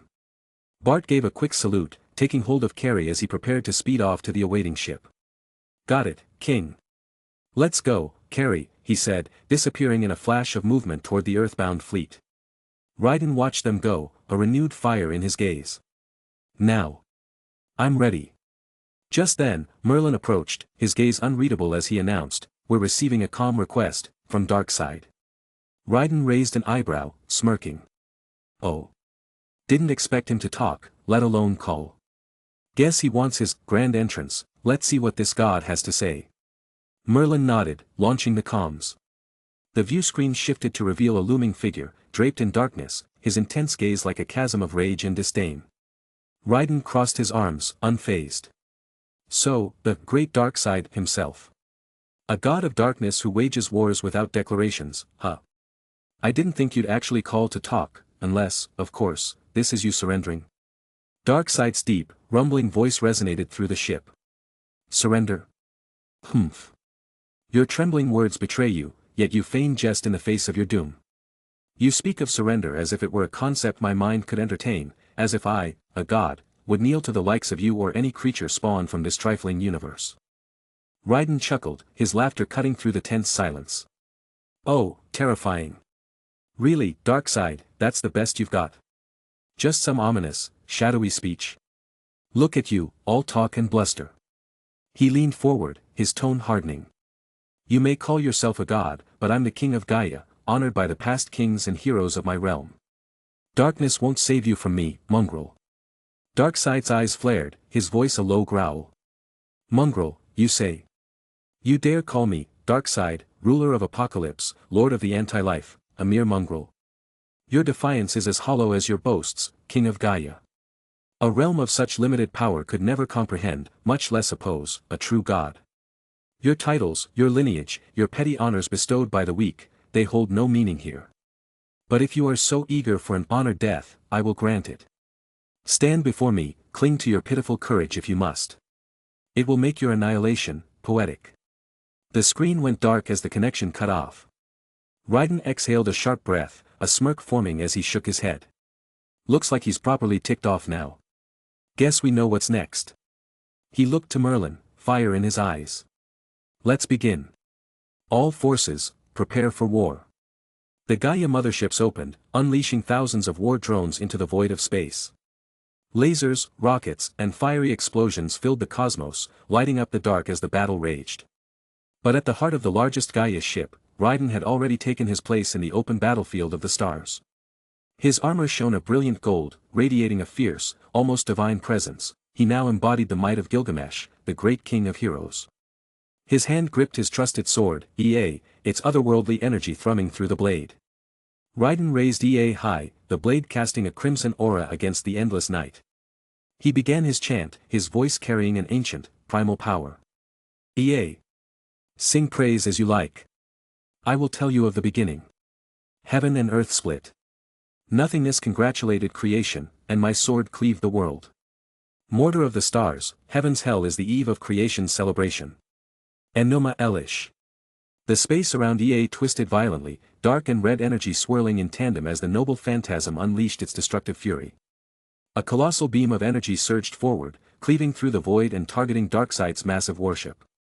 The power of EA tore through layers of space itself, bending reality and tearing apart anything within its reach.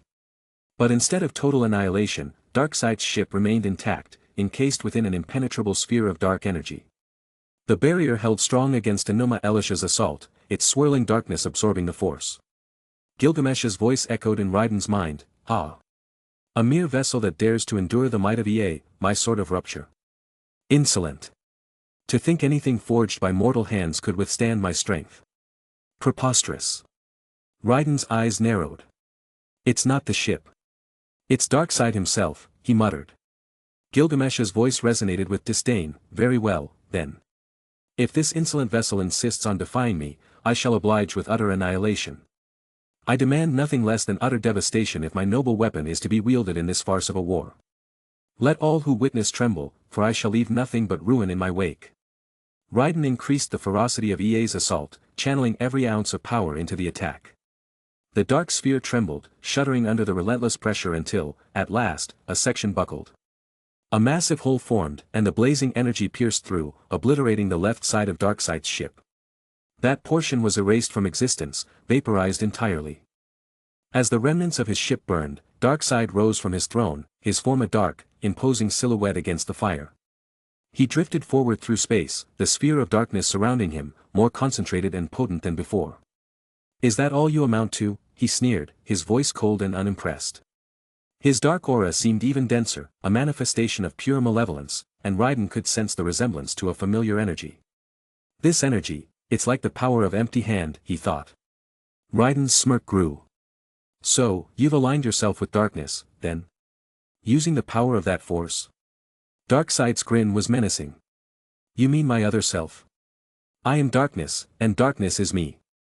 I am merely reclaiming what has always been mine." "Is that so?"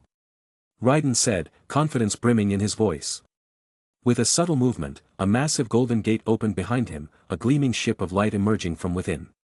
Raiden leaped atop it, and with a commanding swipe, the ship of light barreled forward, ramming Darkseid's sphere of darkness.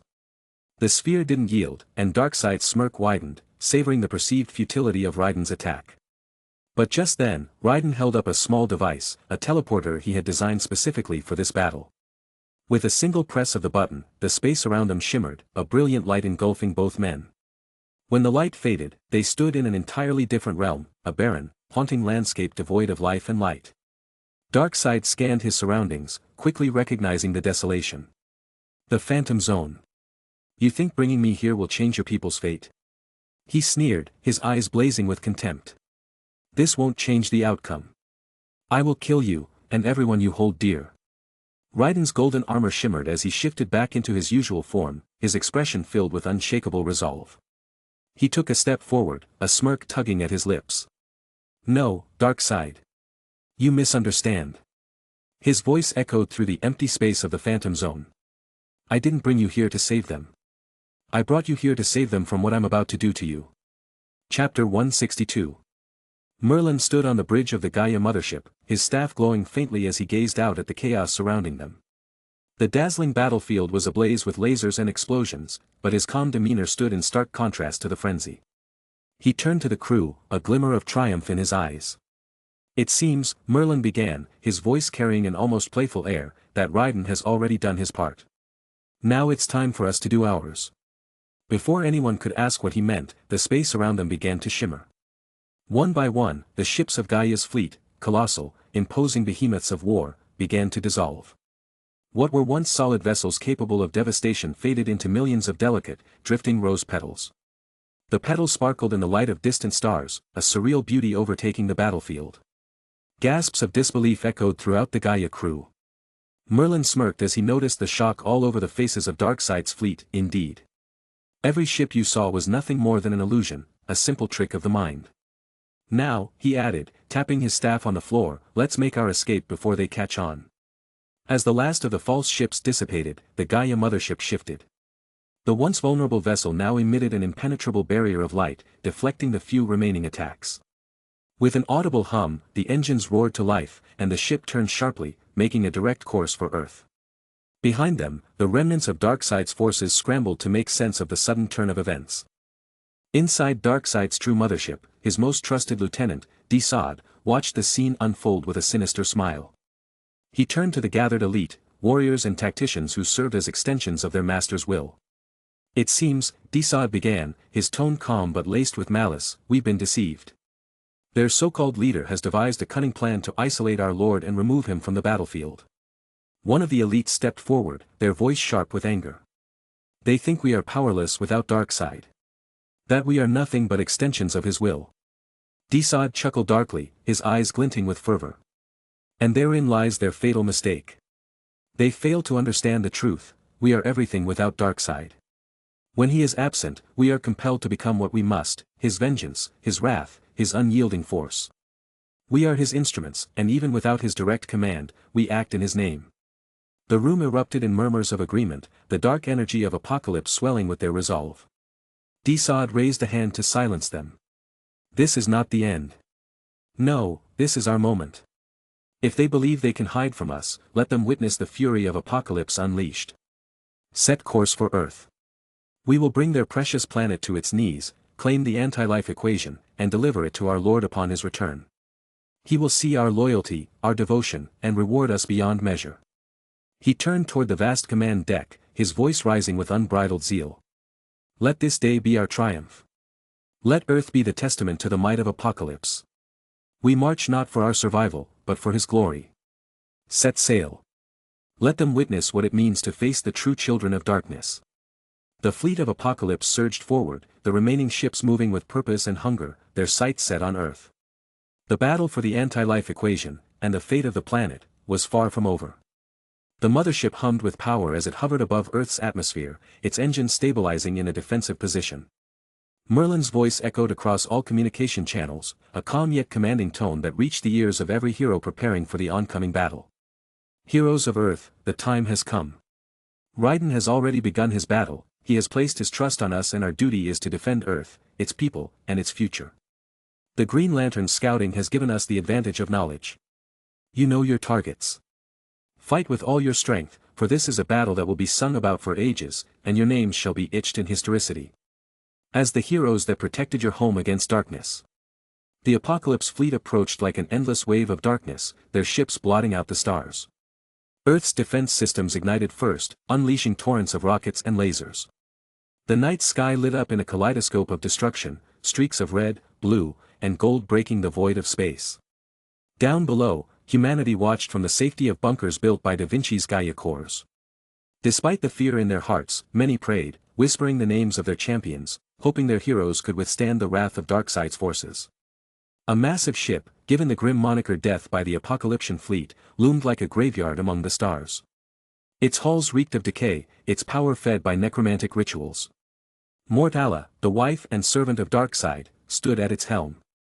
Her skeletal hands glowed with dark magic, the energy binding her endless army of undead warriors. Inside, Flash, Impulse, and Kid Flash moved with blinding speed, darting through the ship's corridors as Mortala's minions swarmed them. She's raising them faster than we can knock them down. Bart shouted, dodging an axe swing from an undead warrior. Focus on her. Flash replied. If we take her out, the army goes with her. In another sector of the battle, the ship carrying Wonder Woman, Aquaman, Aqualad, and Wonder Girl was under siege. Steppenwolf, Darkseid's brutal uncle, had already shattered several of Da Vinci's Gaia war drones in his march to the heart of the ship. His axe gleamed with the blood of fallen machines as he stepped into the fray. Steppenwolf. Wonder Woman called, her lasso whirling at her side. Ah, the daughter of Zeus, fought your father once, I hope you're at least half as good, Steppenwolf sneered. As the two titans clashed, Aqualad and Wonder Girl flanked the enemy, their combined attacks forcing Steppenwolf to pivot and defend from all sides. Aquaman leaped into the fray, his trident clashing with the elite warrior's axe, creating sparks that lit the darkened hulls. In the cold vacuum of space, Raven and Coriandar engaged amazing Grace, the monstrous magician of Apocalypse. Grace floated with an eerie elegance, dark magic swirling around her. You dare challenge me, children? Grace taunted, her voice echoing in their minds. Darkseid has blessed me with power beyond comprehension. Cori unleashed a barrage of starbolts, her eyes glowing fiercely.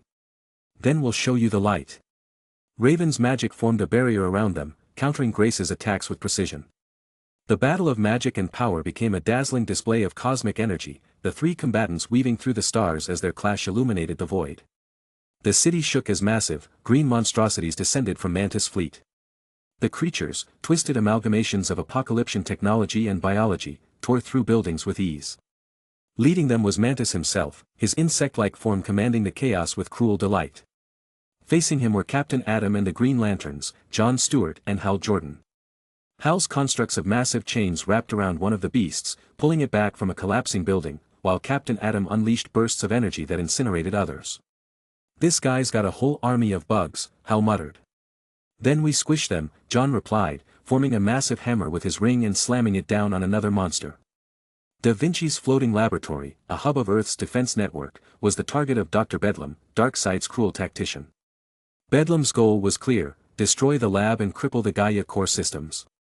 But Da Vinci was not defenseless. With her were Dr. Fate and Zatanna, their combined magic creating a barrier around the lab.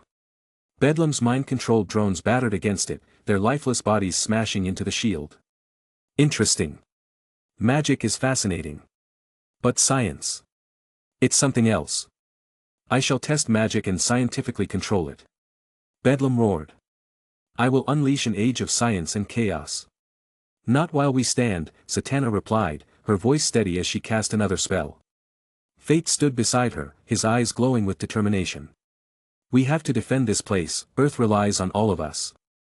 The most destructive battle raged on Earth itself, where Titan, Darkseid's monstrous enforcer, wreaked havoc. The being towered over cities, his steps shaking the ground, his fists leveling buildings. Superman, Supergirl, and Superboy engaged him in a battle of raw power. Superman's punches barely staggered the colossal foe, while Supergirl fired concentrated heat vision at his joints. We need to bring him down before he levels another city. Superman called. Superboy gritted his teeth. I've got an idea, but it's risky. At this point anything is risky. Let's just do it. Screamed Kara.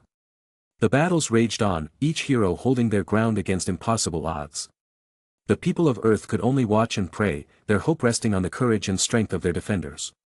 Will they be safe? Can Earth withstand an attack of this size? And how does the king fare against the god of darkness himself? Chapter 163. Amazing Grace took a slow step forward, her heeled boots clicking against the metal floor. Do you know what your beloved Raiden is up against? She purred, her voice sweet yet venomous. Darkseid has become something beyond comprehension. A god among gods. Raiden won't survive the hour. And when he falls, Earth will burn, and you'll have no one left to save you. Corey's green eyes burned with intensity as she raised her fists, radiant energy crackling around her. You don't know him, she shot back. Raiden doesn't give up. He'll destroy Darkseid and come back to us. And when he does, you'll wish you never set foot on this battlefield. Raven stepped forward, her gaze cold and steady.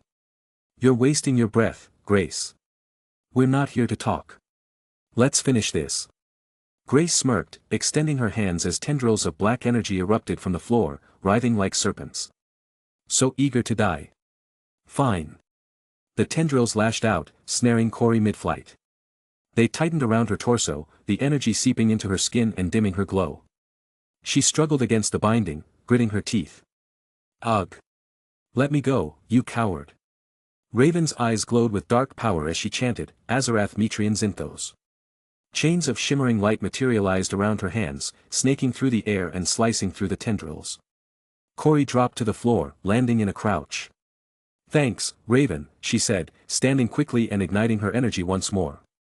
Raven nodded, her gaze never leaving Grace. Stay sharp. She's just getting started.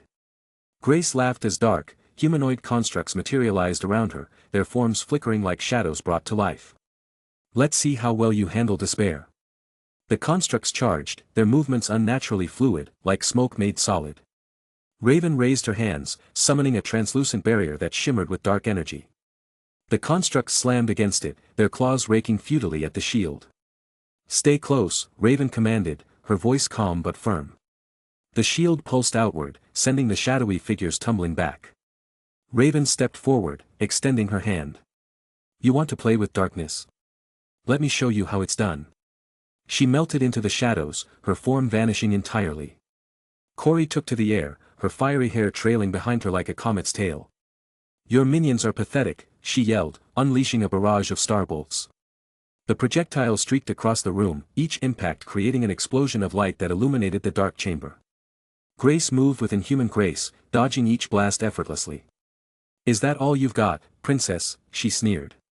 Corey smirked, her voice defiant. "Not even close." She clasped her hands together, summoning a blinding surge of energy. Solar flare burst. A wave of radiant light erupted from her, engulfing the room and forcing Grace to leap backward, her constructs disintegrating in the brilliance. Grace snarled, raising her arms. A pulse of dark energy radiated outward, a discordance wave that struck Corey mid-flight.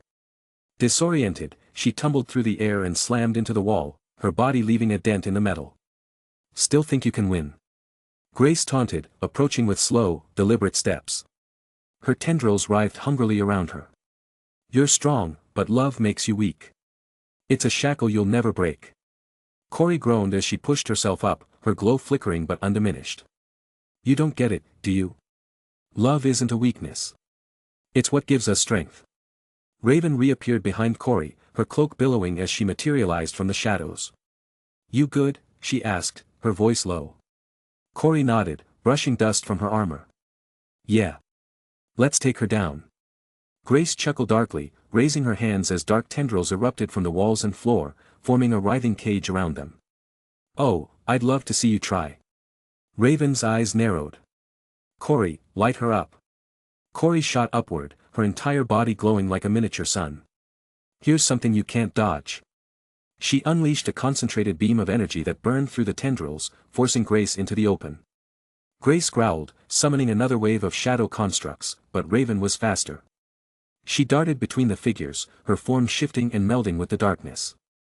"Azarathian chains," she intoned, her voice echoing ominously. The chains wrapped around Grace's limbs, pulling her to the ground. Corey didn't hesitate. She flew in, releasing a flurry of starbolts that exploded against Grace's armor, each impact chipping away at her defenses. Panting, Grace glared at them, her eyes glowing with malevolence. "Enough," she screamed, summoning a massive sphere of crackling dark energy. The oppressive force of it made the air feel like it was being sucked out of the room. Corey hesitated, but Raven grabbed her arm. "Together," she said. Corey nodded, her hands blazing with green fire. "For Raiden." "For Raiden," Raven echoed, her voice steady. Corey unleashed a massive surge of solar energy while Raven channeled her full Azarathian power. The two forces combined into a swirling vortex of light and shadow, streaking across the room and slamming into Grace's sphere. The collision created a deafening explosion, shaking the entire ship. Grace screamed as the energy overwhelmed her, her body dissolving into nothingness.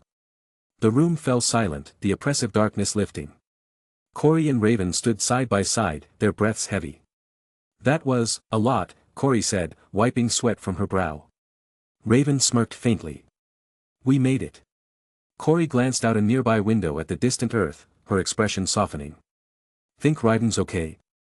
Raven's eyes followed hers. "He has to be. He's not the type to leave us behind."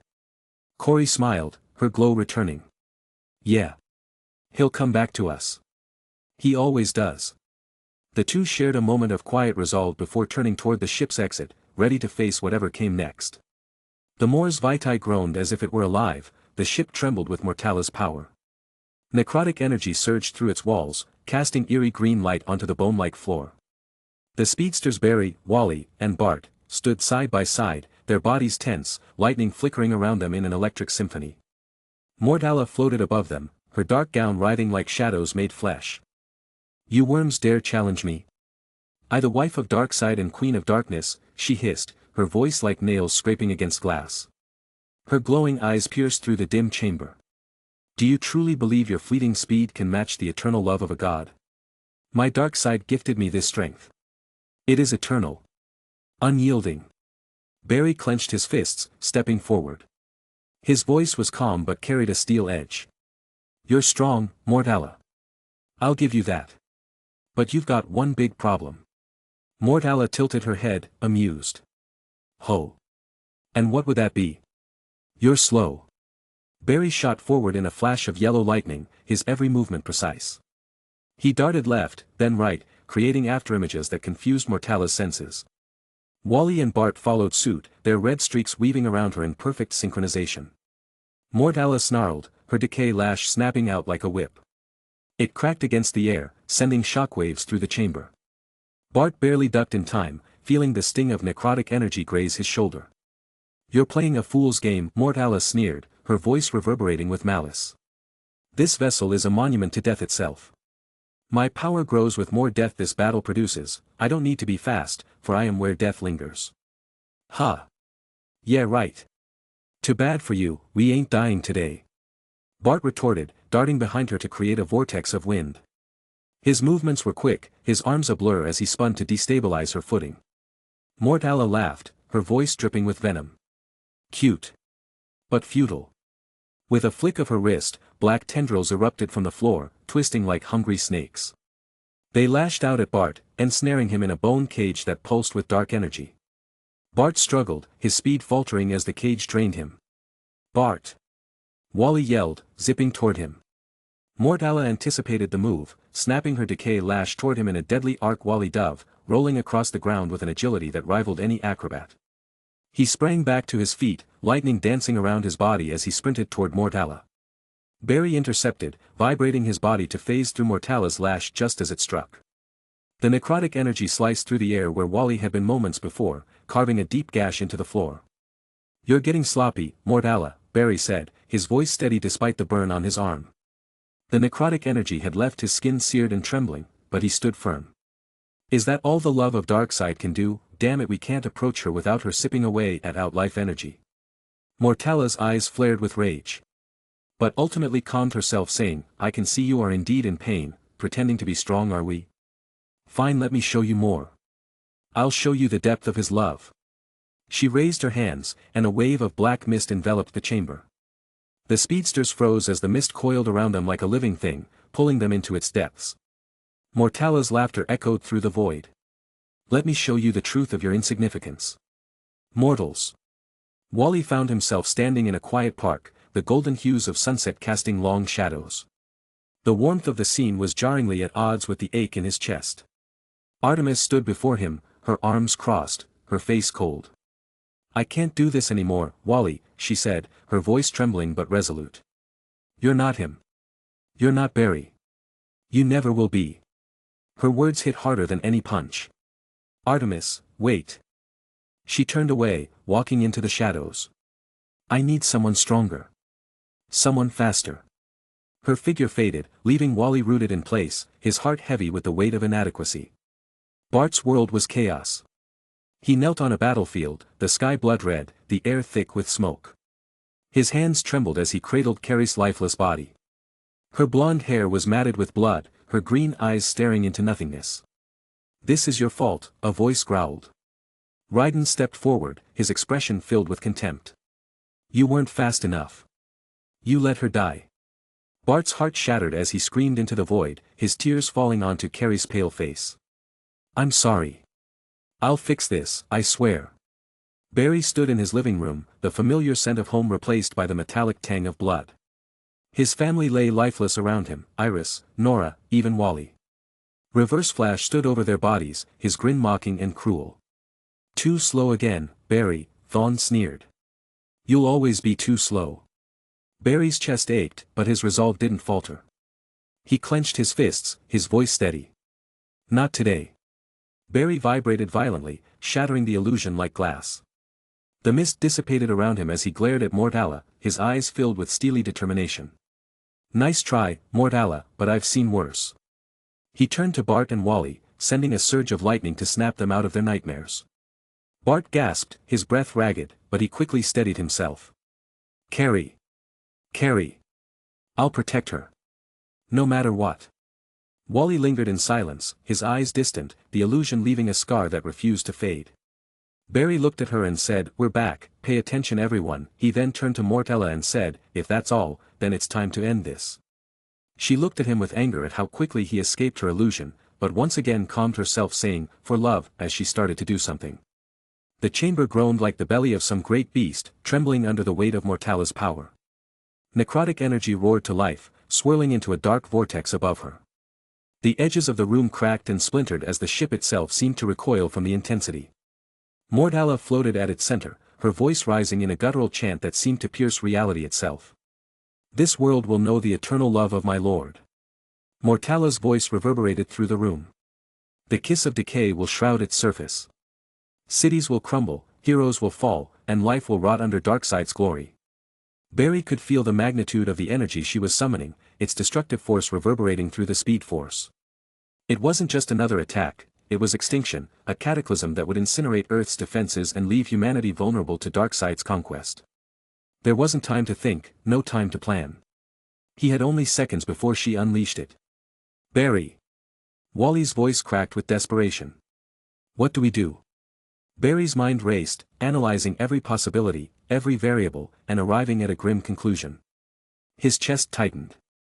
There's no time to stop her energy completely, he muttered under his breath. He turned, his voice steady but carrying the weight of finality. I'll absorb it.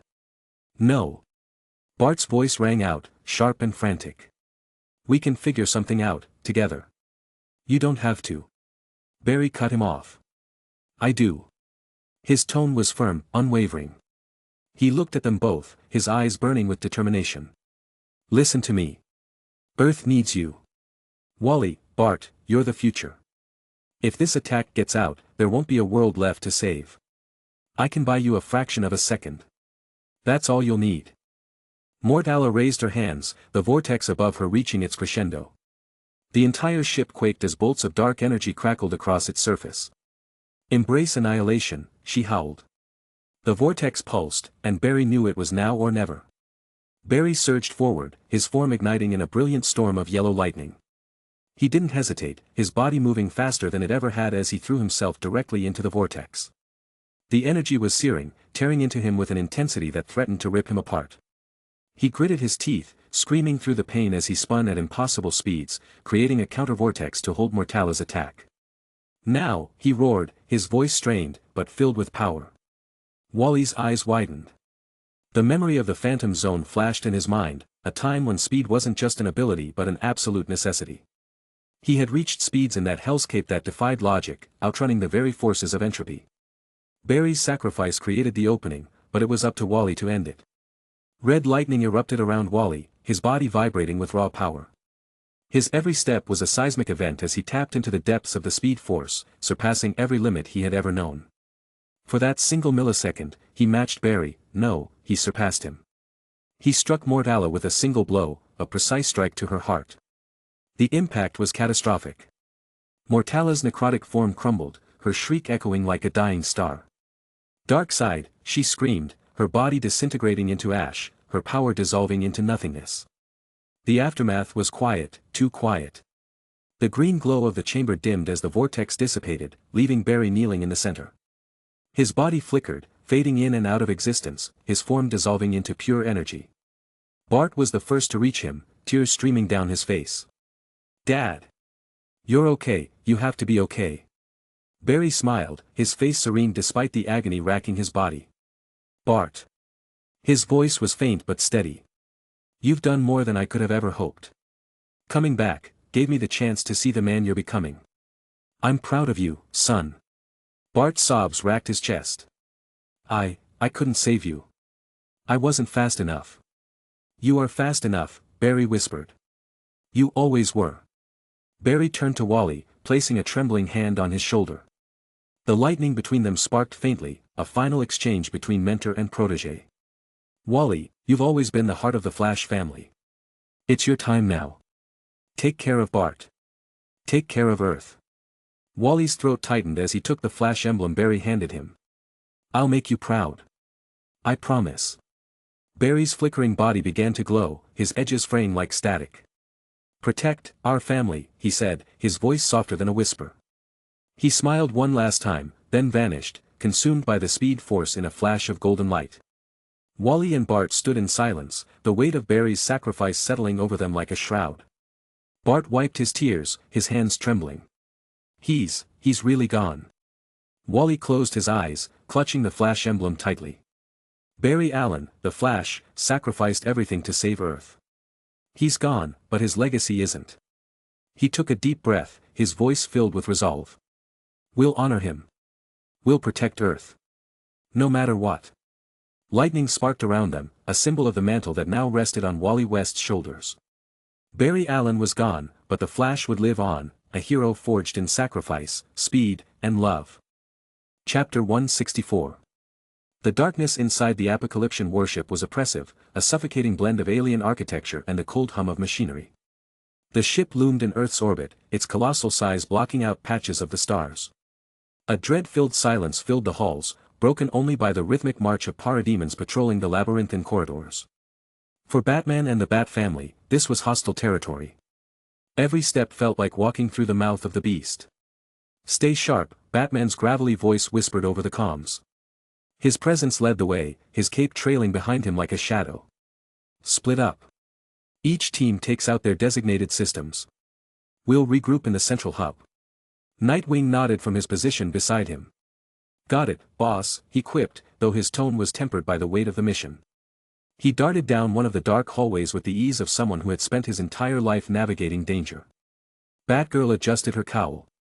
"Be careful," she whispered to Robin, before moving silently in the opposite direction, her fingers already hovering over her wrist console. Robin, the youngest of the group, gave a small smirk. "When am I not?" he replied, disappearing into the shadows. The team moved with the precision of seasoned operatives, each step calculated.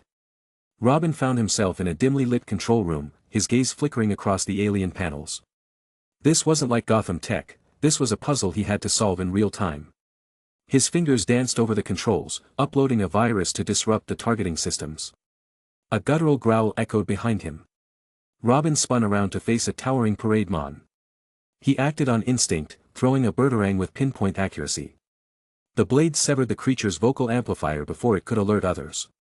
Robin followed up with a swift strike to its head, the weight of his blow reverberating up his arm. The creature crumpled at his feet. Meanwhile, Batgirl scaled a metallic wall in another section, her utility belt providing the tools she needed to disable the navigation systems. As two guards entered, she dropped from above, her cape flaring as she knocked one out with a perfectly timed kick. The second barely had time to react before she stunned it with a taser. Nightwing's path was chaos in motion. His Eskrima sticks hummed with electricity as he danced between parademons, his strikes precise. "Too slow," he taunted as one lunged at him. He ducked, delivering an uppercut that sent it crashing into a console.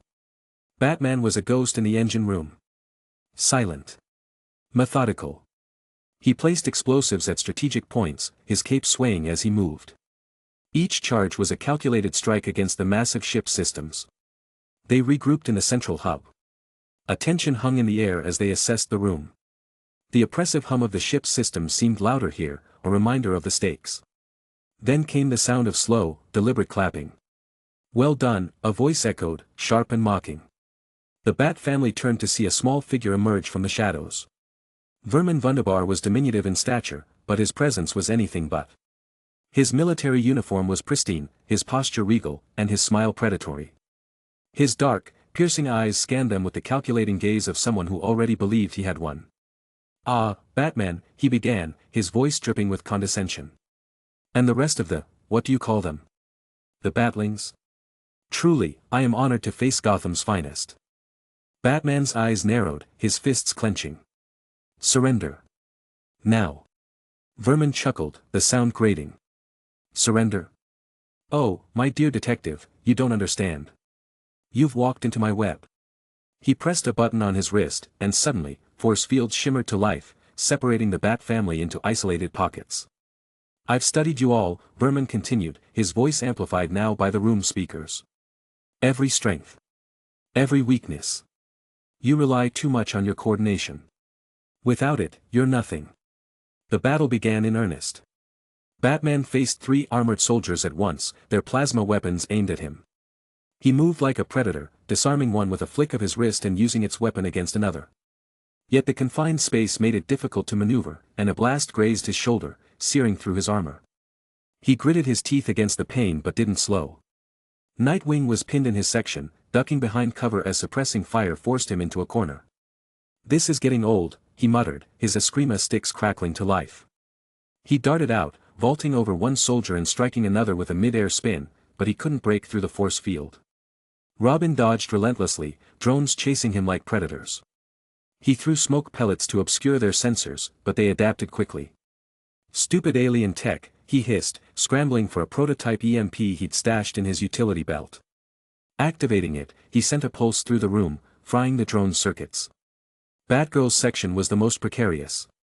She worked furiously at the control panels, trying to hack the force field systems. Sweat dripped down her brow as she muttered under her breath. Come on, come on. You're outmatched. Vermin's voice taunted over the comms. Give up now, and perhaps I'll be merciful. You talk too much, Batgirl snapped, her fingers flying over the keys. With a triumphant beep, the force fields flickered. Fields down near me. Robin called through the comms. Same here, Nightwing added, flipping his way through a patrol. Force fields offline, Batgirl confirmed. Let's finish this. The Bat family converged on Vermin. The diminutive commander stood his ground, his grin unwavering. Impressive. But futile. He activated hidden weapons on his suit, firing projectiles that forced them to scatter. Batman was the first to engage, testing Vermin's defenses with precise strikes. Vermin countered, his movements faster than expected, landing a blow that sent Batman staggering. You see. Vermin sneered. Without your little gadgets, you're nothing. Nightwing seized the opportunity, slipping behind Vermin and disabling his wrist device with a well-aimed strike. How's that for a gadget, he quipped. Vermin roared in frustration, lunging at Batgirl as she worked to disable the ship's weapon systems. Nightwing intercepted, delivering a kick that knocked Vermin off balance. Robin followed up with an explosive birdarang, disarming him entirely. Systems offline. Batgirl shouted, her voice cutting through the chaos. Vermin, now cornered, glared at them with seething rage. You think you've won? This ship may be disabled, but Darkseid's wrath is eternal. Batman delivered the final blow, a calculated strike to Vermin's chest that left him unconscious. The team stood together amidst the wreckage. The ship's systems powered down, leaving an eerie silence. Good work, Batman said, his voice steady despite the pain in his shoulder. Nightwing smirked, resting his Eskrima sticks on his shoulders. Told you we had this. Robin grinned, though the adrenaline left his hands trembling. Yeah, but next time, let's pick something less dramatic. Batgirl secured Vermin with reinforced cuffs. No monologues this time, she muttered. As they moved to secure the ship, the faint hum of Earth's atmosphere filled their comms. They had won this battle, not through gadgets, but through their resolve and unity. But they all knew the war with Darkseid was far from over. Raiden stood poised before Darkseid, his body still and unwavering. The vast expanse of the Phantom Zone stretched around them, its eerie, desolate landscape barely registering against the two titanic forces about to clash. The air hummed with an unnatural tension, a charge crackling in the atmosphere, as if the very fabric of the universe itself was anticipating the confrontation. Darkseid's voice reverberated through the oppressive silence, deep and foreboding. Do you know what darkness is? He asked, his gaze fixed on Raiden, the weight of his question hanging in the air like a thick fog. Without waiting for a response, Darkseid unleashed his signature Omega beams. A pair of searing, deadly rays shot from his eyes, cutting through the space between them with unimaginable speed. Raiden, unfazed, twisted his body in midair, his form shifting like a shadow. The Omega beams flew past him, missing by inches as he effortlessly dodged them, his movements fluid and precise. He felt no fear, no hesitation, only the sharpened instinct of a warrior who had seen it all, and survived. With a fierce exhale, Raiden summoned his power. His hand glowed a dark, electric blue, and he unleashed a blast of pure energy straight at Darkseid. The beam roared through the air, crackling with raw force, leaving a trail of destructive energy in its wake. It was a strike that could break through any defense, a force capable of shattering even the mightiest of barriers. But Darkseid was no ordinary foe. He simply tilted his head, sidestepping the attack with an effortless motion. The beam grazed the air around him, hitting nothing but the empty space behind him. Raiden's eyes narrowed as he landed back on the cracked surface of the Phantom Zone, his boots scraping against the ground. The energy around them seemed to pulse and writhe, as if reacting to their power. A brief silence followed, broken only by the lingering echo of the failed attack. Darkseid let out a low chuckle, his expression never changing. Ah, it seems you found yourself ensnared in quite the predicament, haven't you, child? A voice, deep and knowing, resonated in Raiden's mind. The voice was both foreign and familiar. It was Edmond Dantes, speaking to him through the connection that Raiden had forged in his own mind. Very well, I shall lend you my aid to the best of my ability. Yet, let us be frank, this foe is unlike any I have ever encountered before. Do not mistake my candor for hesitation, I relish the challenge, though I make no promises. Raiden's eyes narrowed in concentration as he absorbed the message, but his face betrayed little emotion. His focus never wavered. Darkseid's mocking smile widened as he stepped forward, his massive form casting a shadow over Raiden.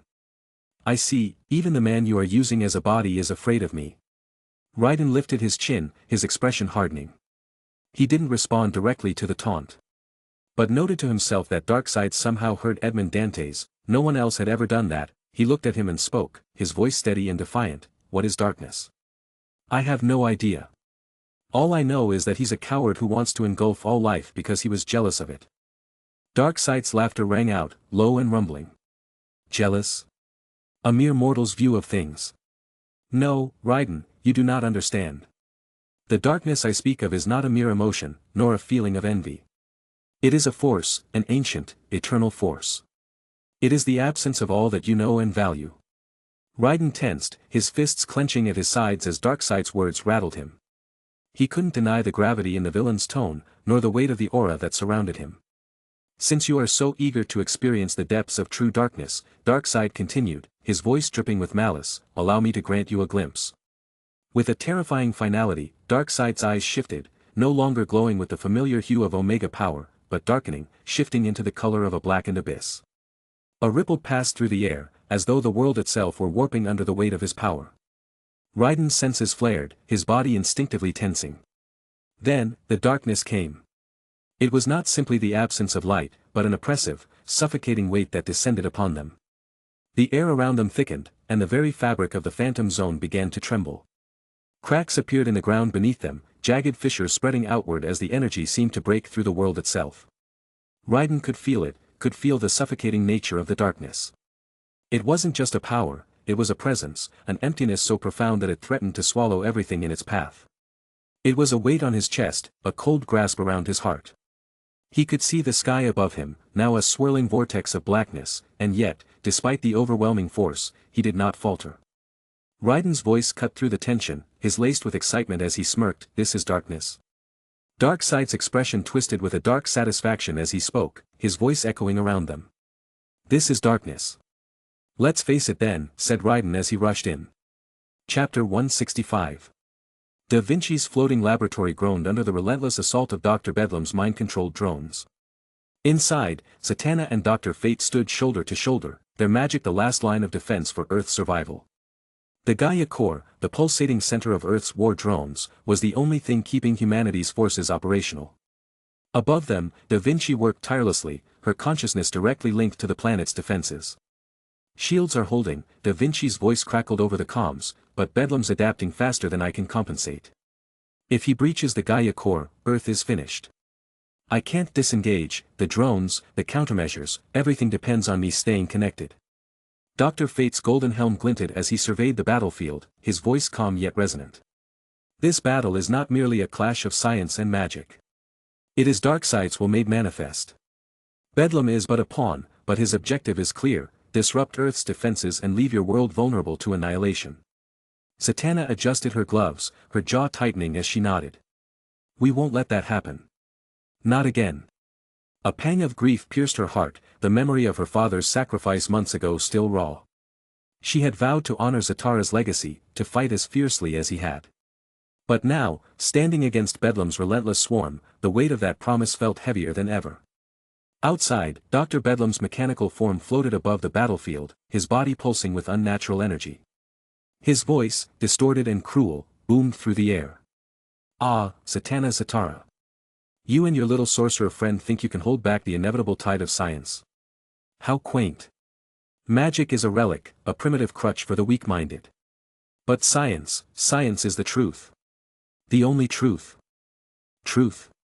Zatanna shot back, her voice steady despite the storm raging around them. The only truth here is that you're just another pawn in Darkseid's game. Bedlam's laughter echoed, metallic and hollow. A pawn? No, my dear. I am a prophet of the future, a future where magic is eradicated, and logic reigns supreme. Darkseid has shown me the way, and with his blessing, I will lead this universe into an era of perfect order. Dr. Fate raised his hands, a golden ankh materializing in the air. Darkseid's order is destruction masquerading as control. You are blind, Bedlam, and your hubris will be your undoing. Bedlam sneered, his mechanical body transforming as an array of energy cannons emerged from his shoulders. We'll see who breaks first, sorcerer. Let the clash of chaos and logic begin. With a deafening roar, Bedlam unleashed a barrage of energy blasts. Satana reacted instantly, her voice ringing out. Edit 8 Nert DNA Mra Ma for Sud Blaze. Shield us from harm and turn the tide. A dome of shimmering energy surrounded her and Dr. Fate, deflecting the blasts. Sparks flew as the reflected energy struck Bedlam's drones, causing several to explode midair. Impressive, Bedlam taunted, but your little parlor tricks won't save you for long. Dr. Fate stepped forward, his voice resonating with divine authority. I will deal with him directly. Satana, protect the Gaia core. Do not let his forces breach the inner sanctum. Fate, wait. Satana called after him, her heart sinking. He turned briefly, his golden helm obscuring his expression. This battle may demand more than we are willing to give. Before she could respond, Dr. Fate soared into the air, golden light trailing behind him as he engaged Bedlam directly. The battlefield erupted into chaos. Satana gritted her teeth and turned her attention to the drones swarming the lab's barriers. Sarek reet Circ DNA Ekalp and I met Nib, bind them in place and crush their cores. Chains of brilliant light erupted from the ground, wrapping around the drones and squeezing until their mechanical shells shattered. But for every drone she destroyed, more replaced them. Above, Dr. Fate clashed with Bedlam in a dazzling display of power. The air crackled with energy as Bedlam's cannons fired relentlessly, only to be countered by Fate's golden shields. You cannot withstand my brilliance. Bedlam roared. Every move you make, I adapt. Every spell you cast, I dissect. Your magic is finite, while my science evolves. Fate's voice was calm, unwavering. You mistake innovation for invincibility. Your science may adapt, but it lacks the soul that gives magic its strength. Bedlam's mechanical form twisted, revealing a new weapon, a massive energy disruptor designed to counter magic directly. He fired it at Fate, the beam tearing through the air like a spear. Fate conjured a massive ankh to block it, but the strain was immense. The disruptor tore at his defenses, cracks forming in the golden construct. Fate! Satana screamed as she destroyed another wave of drones. I'm holding, he called back, his voice strained. But not for long. Bedlam laughed maniacally. Behold the power of progress. Darkseid's gift has made me unstoppable. The disruptor beam surged, shattering Fate's shield. The blast struck him directly, sending him hurtling to the ground. No. Satana ran to his side, her heart pounding. Fate struggled to rise, his golden armor scorched and cracked. Satana, it's not over. You must finish this. Tears blurred her vision as she knelt beside him. Don't say that. We can do this together. He reached up, placing a hand on her shoulder. You have the strength to end this. The power of order is yours now. Before she could protest, the golden helm of Nabu dissolved into light, its energy flowing into her. A surge of power unlike anything she'd ever felt coursed through her body. Fate's voice echoed in her mind one last time. Fight, Satana. Protect this world as I have. With a final breath, Dr. Fate's body disintegrated into golden dust, leaving only his robes behind. Satana rose, the newfound power of order radiating from her. She turned to Bedlam, her grief transforming into unyielding determination. You wanted to see the strength of magic? Let me show you its fury, she roared. With a wave of her hand, she summoned a colossal ankh, its golden light blinding. Erase his chaos and end his tyranny. The ankh surged forward, enveloping Bedlam in pure light. His mechanical form convulsed as the power of order dismantled him piece by piece. No. This isn't possible.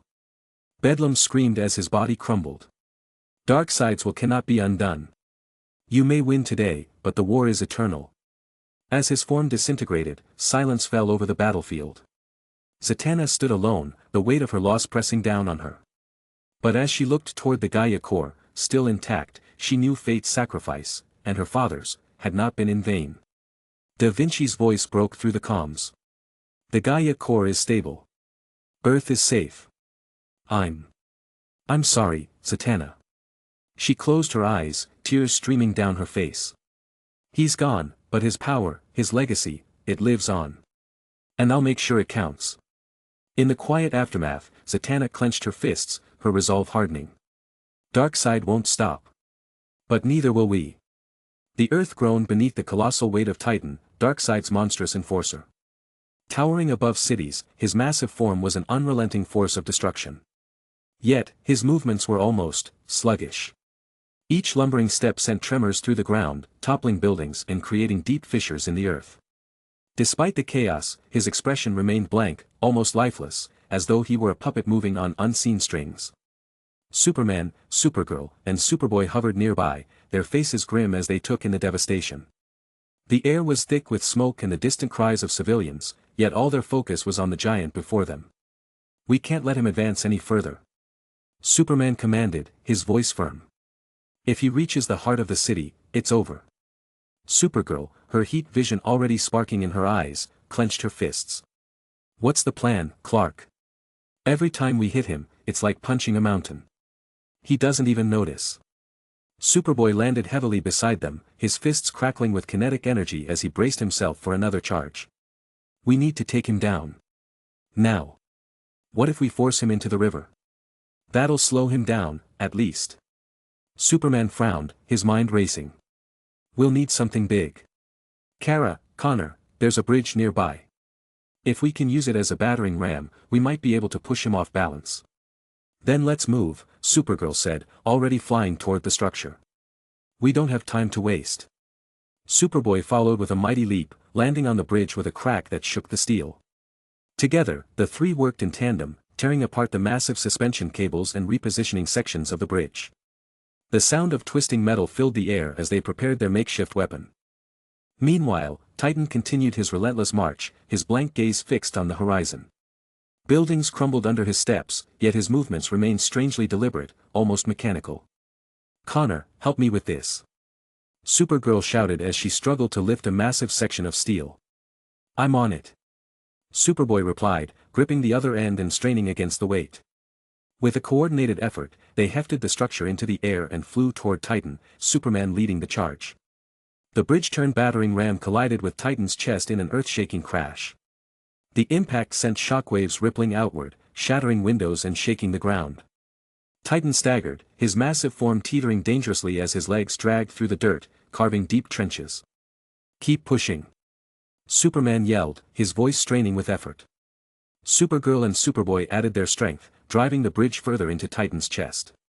Heat vision beams lanced out from Kara, striking at Titan's knees in an effort to force him to collapse. With a low groan, Titan finally lost his balance. His massive form tipped forward, arms flailing as he fell. The ground shook violently as he crashed into the river, sending a tidal wave surging outward. The trio hovered in the air, breathing heavily as they surveyed the scene. Is it over? Superboy asked, his voice tinged with exhaustion. Supergirl gave a shaky laugh. It better be. I don't think I've got another round in me.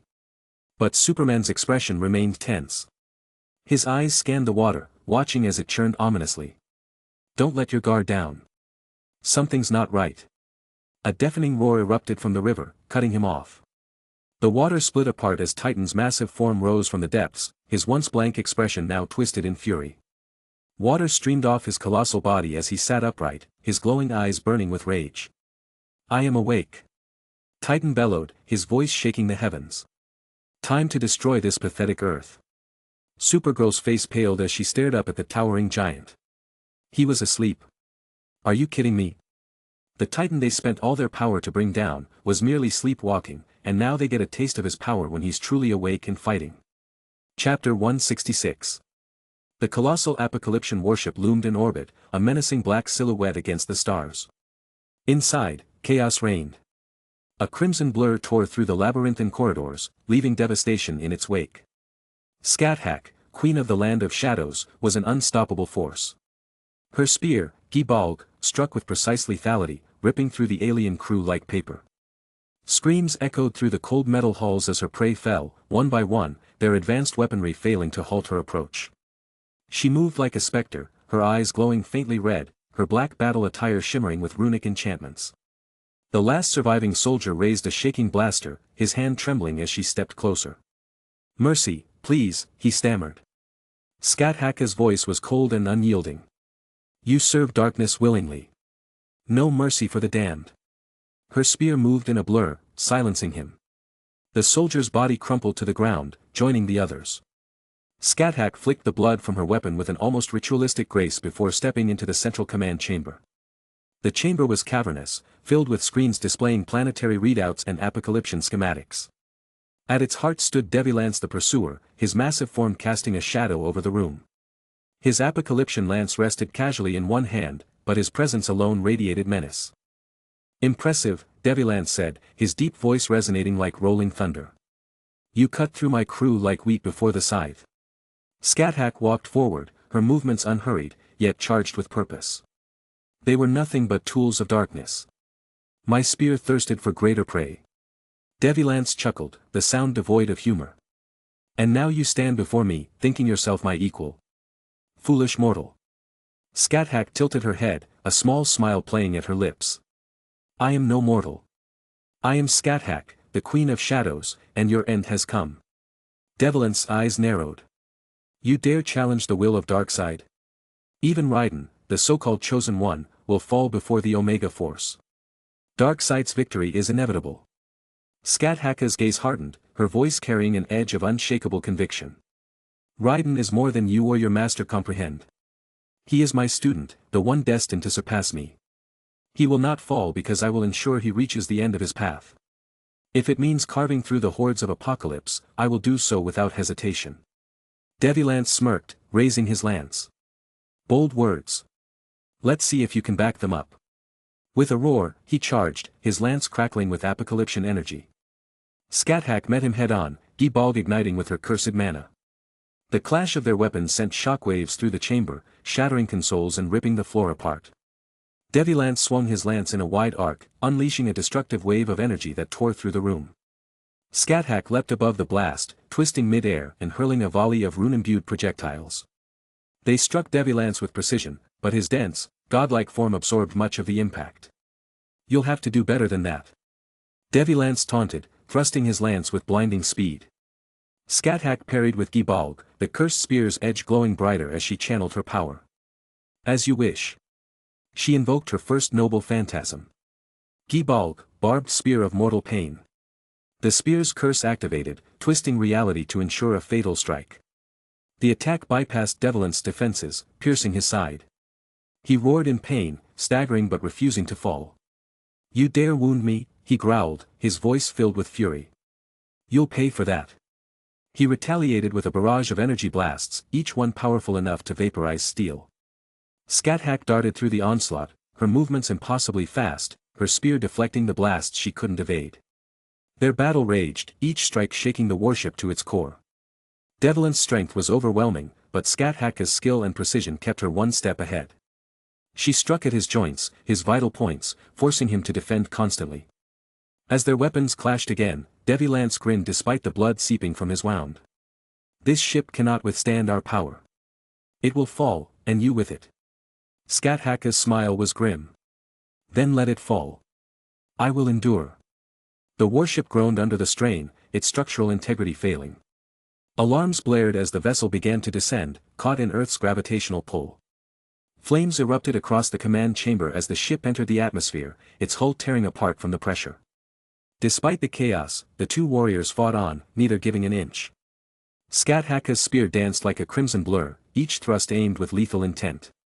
Devilance countered with ferocity, his lance crackling with destructive energy as he unleashed devastating blows. The ship's descent accelerated, debris flying in every direction. The burning atmosphere illuminated the battlefield in fiery hues as it hurtled toward Earth. Both combatants seemed oblivious to their impending crash, consumed entirely by their duel. Finally, the ship broke apart completely, scattering wreckage across the sky as it plummeted toward a desolate stretch of land below. Skathak and Devilance, both battered but unyielding, emerged from the wreckage, their battle far from over. The flames of the crash still licked the air, painting the horizon a brilliant orange. Skathak stood in the debris of Devilance's shattered warship, her bloodied spear gripped tightly in her hand. Around her, the earth seemed to tremble under the weight of the power radiating from the two warriors. Devilance rose from the wreckage, brushing aside twisted metal like mere leaves. You fight well, mortal, Devilance admitted, his deep voice resonating with grudging respect. But no mortal can match the will of the Lord of Darkness. Raiden's rebellion will crumble as surely as you will. He is nothing before the infinite might of Darkseid.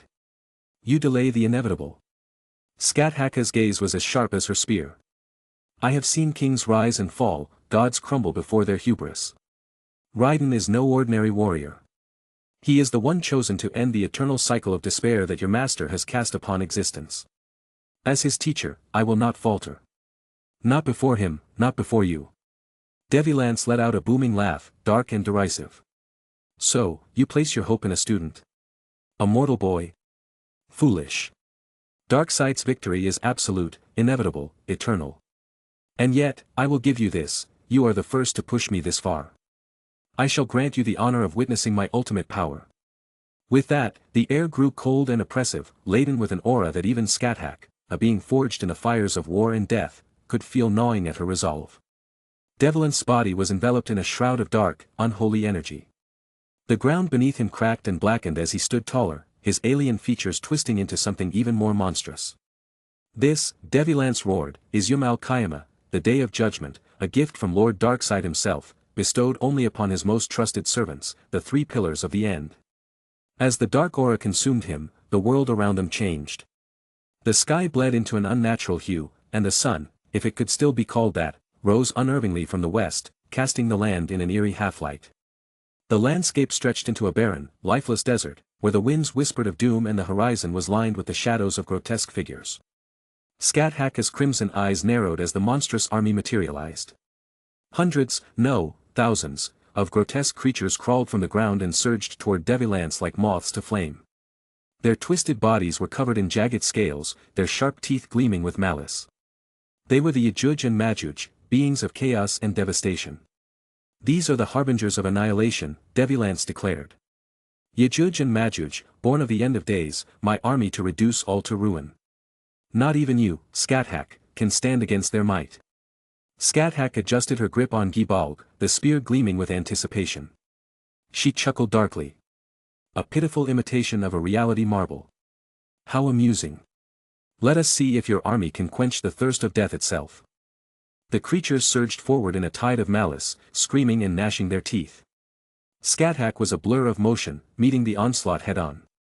Her spear danced through the air, each thrust and sweep sending waves of crimson light into the creatures.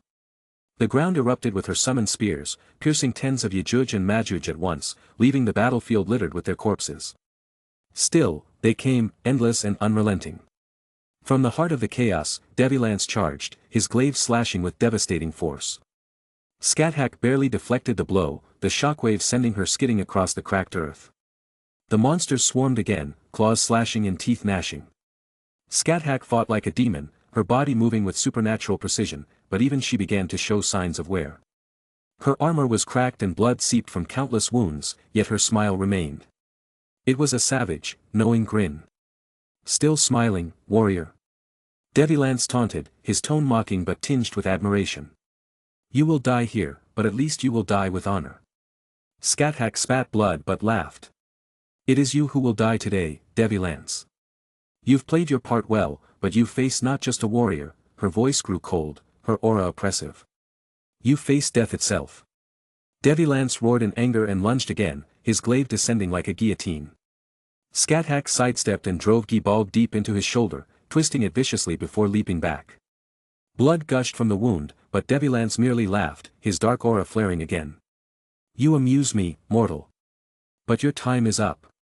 The Yajuj and Majuj surged again, overwhelming Skathak.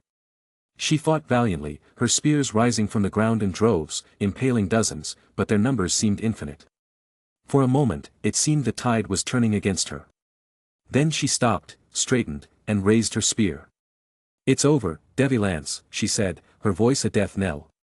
I grant you the honor of being swallowed by the very gates of the underworld. This is the end. She slammed Gibalg into the ground, and the air around her grew still. The sky above them tore open, revealing an enormous gate carved with ancient runes, its edges writhing with spectral energy. The Gate of Sky. From it poured an overwhelming force, a vortex that began to pull everything into its depths. The Yajuj and Majuj screamed as they were dragged into the gate, their monstrous forms disintegrating into nothingness as they crossed its threshold. Devilance dug his glaive into the ground, resisting the pull with all his might, his eyes wide with desperation. No. This cannot be. Darkside, save me, he bellowed, his voice trembling with fear for the first time. Scathach approached him with measured steps, her gaze cold and unyielding. There is no salvation for you. Not here. Not anywhere. Devilance clung to the edges of the gate, his body halfway inside as he screamed in agony. Scathach leapt forward and drove her foot into his face, sending him hurtling into the abyss. His screams echoed as the gates closed, sealing him in the land of death forever. Scathach stood amidst the wreckage, the barren landscape slowly dissolving as the reality marble collapsed. Her wounds bled freely, but her expression was calm. The battle was won, and death had claimed its due. Chapter 167. The abandoned city was eerily silent, all of its population already in the bunker and its skyline fractured by the scars of battle and the creeping shadows cast by Mantis's immense warship hovering ominously overhead. Below, Captain Adam stood amidst the rubble, his metallic sheen reflecting the faint glow of distant fires.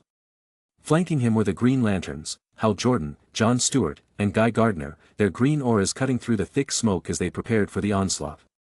"All right, boys," Hal said, cracking a grin as he adjusted the energy around his ring, "let's keep this clean. No property damage if we can help it." "This city's already a ghost town, John replied, his tone clipped and professional. "Focus on the mission." "Focus on the mission," Guy mocked, his grin wide. "Lighten up, John. We've got rings, they've got, what? Claws." "I don't think you're appreciating the scale here," Captain Adam interrupted, his voice steady as he gestured to the horizon. "Listen." A faint buzzing sound grew louder, swelling into an earth-shaking roar.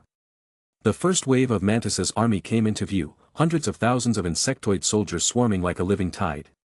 Their glistening exoskeletons reflected the city's dim light as their serrated mandibles clicked in unison. "Holy!" Hal trailed off, his grin fading. "Still feeling cocky?" John asked, his ring glowing brighter. Guy flexed his fist, his emerald energy flaring. More bugs, more splats. Without waiting for orders, the three lanterns flew into action. Hal conjured a massive baseball bat of energy, swinging it into the swarm and sending a wave of mantises crashing into buildings. John, ever precise, created intricate constructs, a rotating turret that mowed down the front lines and a wall to protect Captain Adam as he charged his energy. Guy barreled into the swarm head-on, his constructs crude but effective. "Come on, you ugly freaks. You want some of this?" he yelled, blasting mantises apart with a series of oversized boxing gloves. Captain Adam, hovering above the battlefield, extended his arms. A blinding flash erupted as he unleashed a blast of quantum energy, vaporizing entire sections of the swarm. But for every wave they defeated, more poured in. "There's no end to them," Hal shouted, weaving through the horde. "That's the point," Captain Adam said grimly. "They're trying to overwhelm us. Stay sharp." "Sharp as ever, Cap," Guy replied, smashing through another group. From above, Mantis observed the battle with a chilling smile. His emerald armor glinted as he descended, his staff crackling with cosmic energy. He landed amidst his soldiers, towering over the heroes. "You've fought well," Mantis said, his voice resonating like a hive's collective hum. "But your efforts are meaningless. Darkseid's will is absolute. Earth's resistance is an irritation, soon to be eradicated." "Save the speech," Hal retorted, aiming his ring at Mantis. "We've heard it before. And you'll die hearing it again," Mantis growled, slamming his staff into the ground.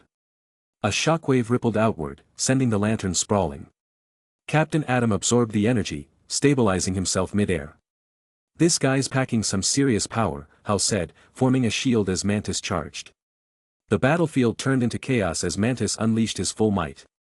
He wielded his staff with precision, sending bolts of energy that tore through the lantern's constructs. Guy's shield shattered under a concentrated blast, and Hal barely dodged another strike. John created a massive construct of a tank, firing at Mantis. The villain deflected it with a wave of his staff, the energy ricocheting into a building, which crumbled to the ground. Captain Adam charged forward, grappling with Mantis. Their clash sent shockwaves rippling through the city. "You're not invincible," Adam said, his metallic frame glowing as he built up energy. Mantis laughed, shoving him back. And neither are you, human. Hal and Guy flanked Mantis, their combined constructs hammering him from both sides. John focused on crowd control, using his ring to contain the swarm of mantises that continued to pour in. For a moment, it seemed they had the upper hand. Now! Hal yelled, as Captain Atom unleashed a massive quantum blast directly at Mantis. The explosion engulfed the villain, scattering debris and Mantis bodies in all directions. The dust settled, and the heroes regrouped. Mantis's shattered staff lay on the ground, and his armor was scorched. His body was motionless. "We got him," Guy said, breathing heavily. "Don't celebrate yet," John warned, his ring scanning the area.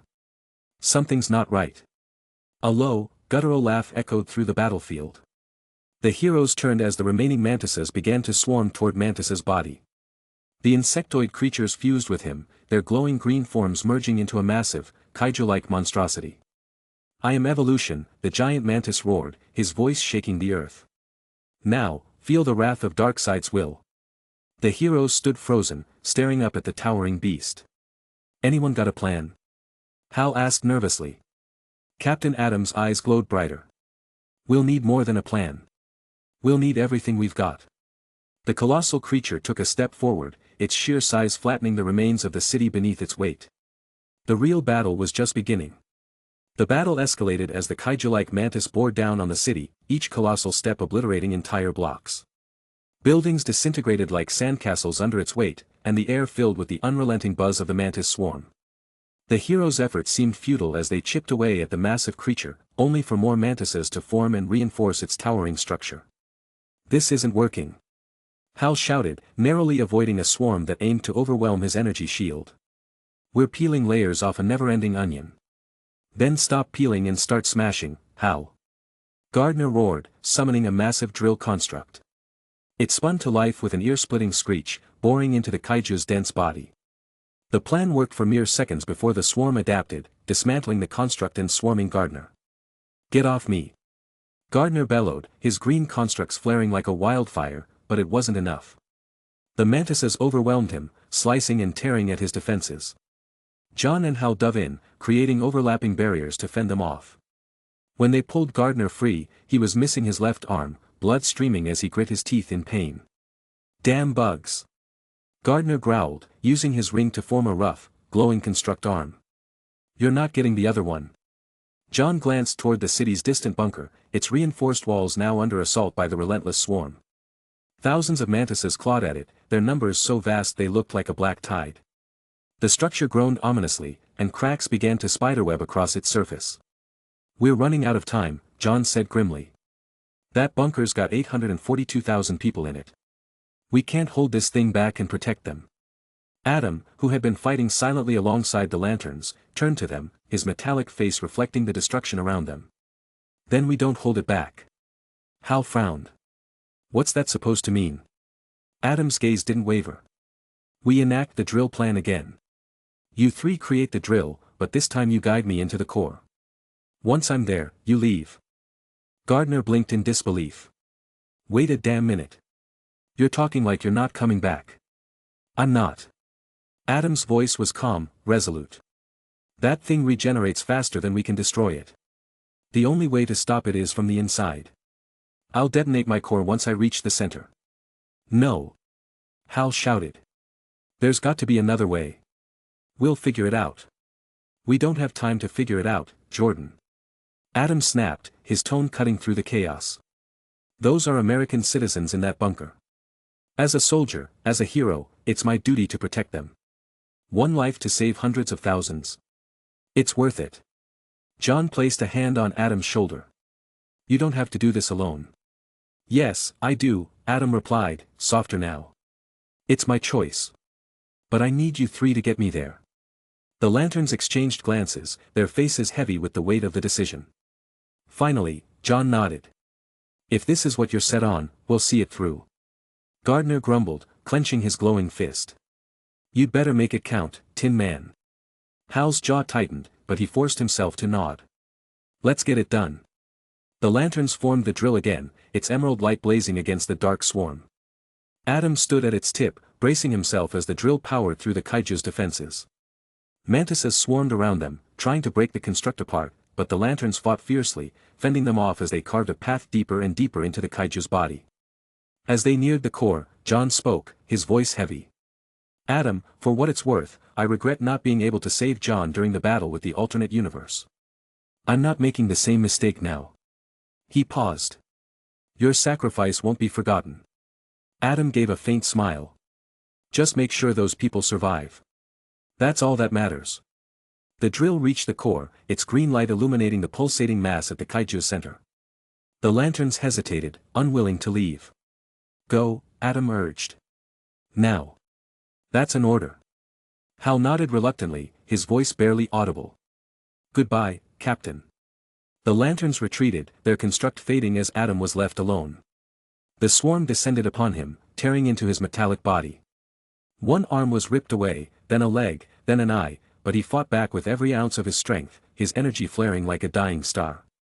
As pain threatened to consume him, Adam's thoughts were only of the lanterns. Are they far enough away? Have I bought them enough time? With a final, resolute thought, he unleashed his core. A massive nuclear explosion erupted from the kaiju's center, vaporizing it and the swarm in an instant. The shockwave leveled the remaining ruins of the city, but the bunker, shielded underground, remained intact. From the air, the lanterns watched the explosion in silence, the green glow of their constructs dimming in morning. Gardner clenched his fist, his voice breaking. "Damn it, Tin Man." John placed a hand on his shoulder. "He saved them. That's what matters." Hal stared at the fading light of the explosion, his voice quiet. "And he saved us." Far below, the bunker's occupants were safe, unaware of the hero who had given everything to protect them. Chapter 168. The cold, sterile corridors of Brola's ship hummed with the faint echoes of its mechanical systems. It was a monstrous vessel, bristling with weapons and armored in dark, alien alloys that gleamed under dim crimson lights. Inside, the oppressive atmosphere seemed to welcome the heroes with an unspoken challenge. Ngan Moores, Captain Marvel, Billy Batson, Black Canary, and Green Arrow emerged from the sleek Martian craft that had stealthily infiltrated the Leviathan.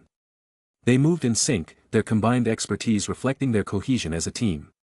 Ngan's telepathic link allowed for silent communication. Ngan's voice echoed in their minds. "Brola is on the bridge, but we'll have to fight through his guards to get there. Everyone, stay sharp." The group moved swiftly, taking down sentries in their path. Green Arrow's precision took out vital systems, creating distractions. Black Canary's sonic cries ripped through walls, disorienting alien troops. Captain Marvel's lightning-fast strikes and Ngan's shape-shifting added to the chaos. The first wave of resistance crumbled, but the deeper they delved into the ship, the more vicious the defenses became. As they neared the bridge, they were met with a towering figure standing in their path. Brola. He was a colossus of power, clad in armor that radiated a dark, otherworldly energy.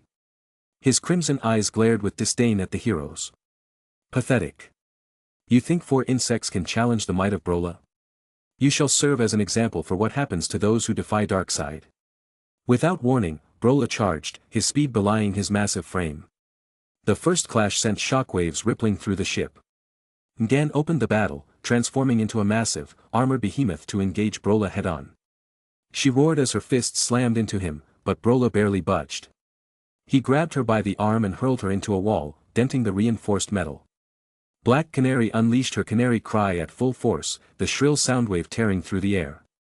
Brola staggered slightly but raised his gauntlet hand, emitting a pulse of energy that nullified the attack and sent her crashing to the floor. Dinah groaned as she pushed herself up. "This guy's tougher than anyone we've faced." Green Arrow nodded as he loosed another arrow, this one tipped with an explosive. "Dinah, cover me."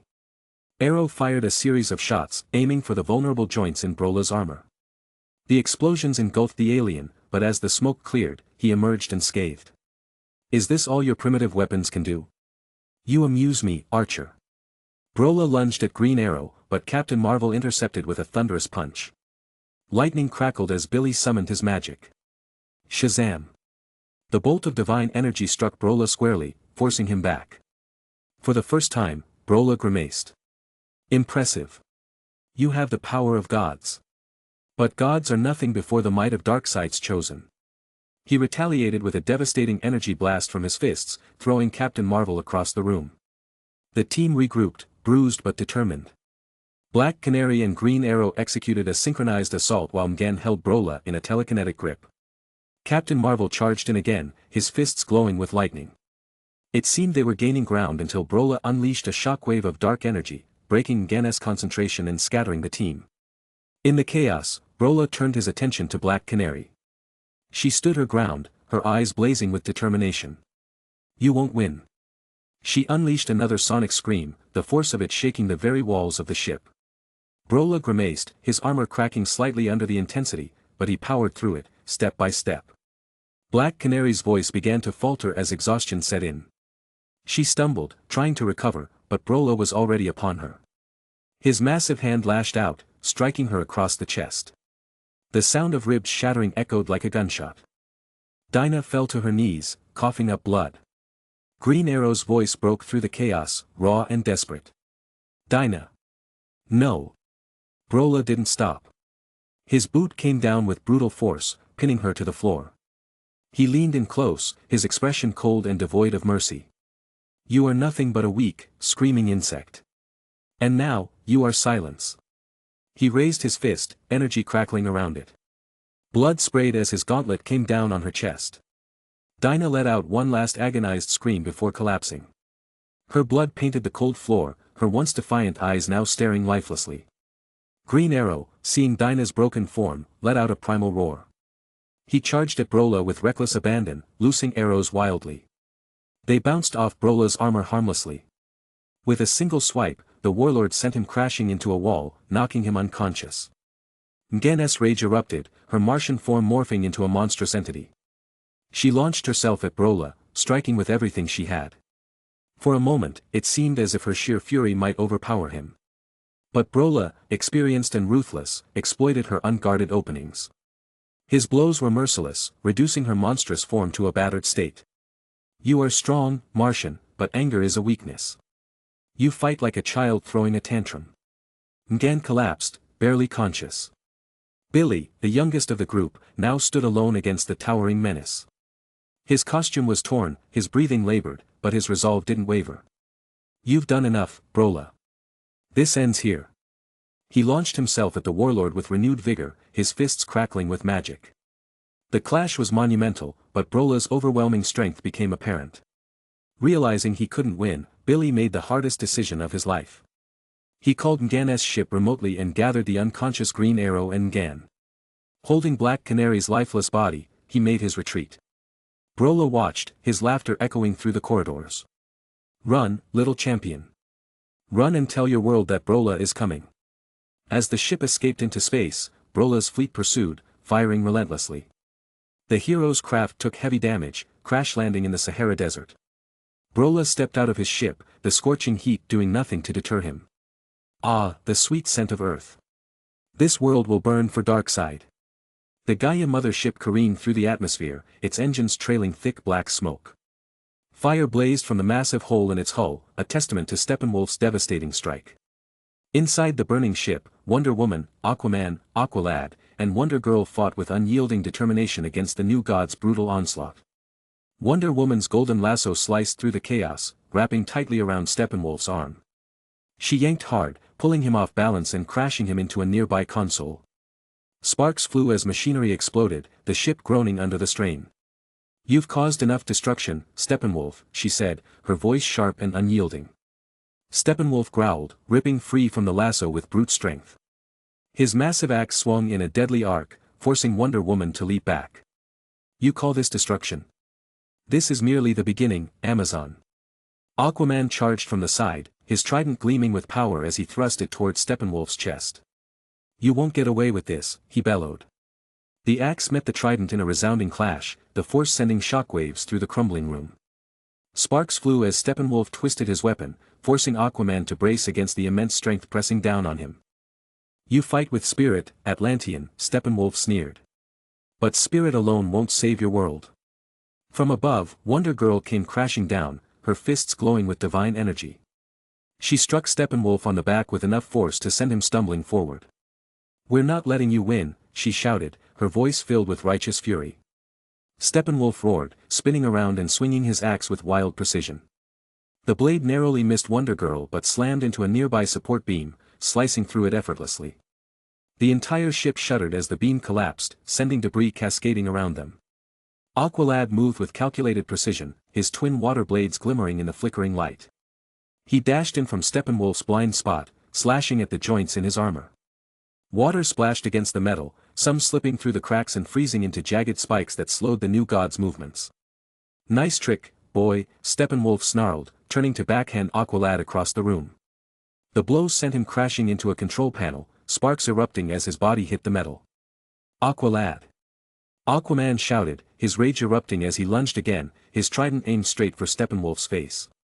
Steppenwolf dodged, the tip of the trident grazing his cheek and drawing blood. He responded with a powerful kick, sending Aquaman flying into the opposite wall. The Atlantean crumpled to the ground, groaning as he struggled to rise.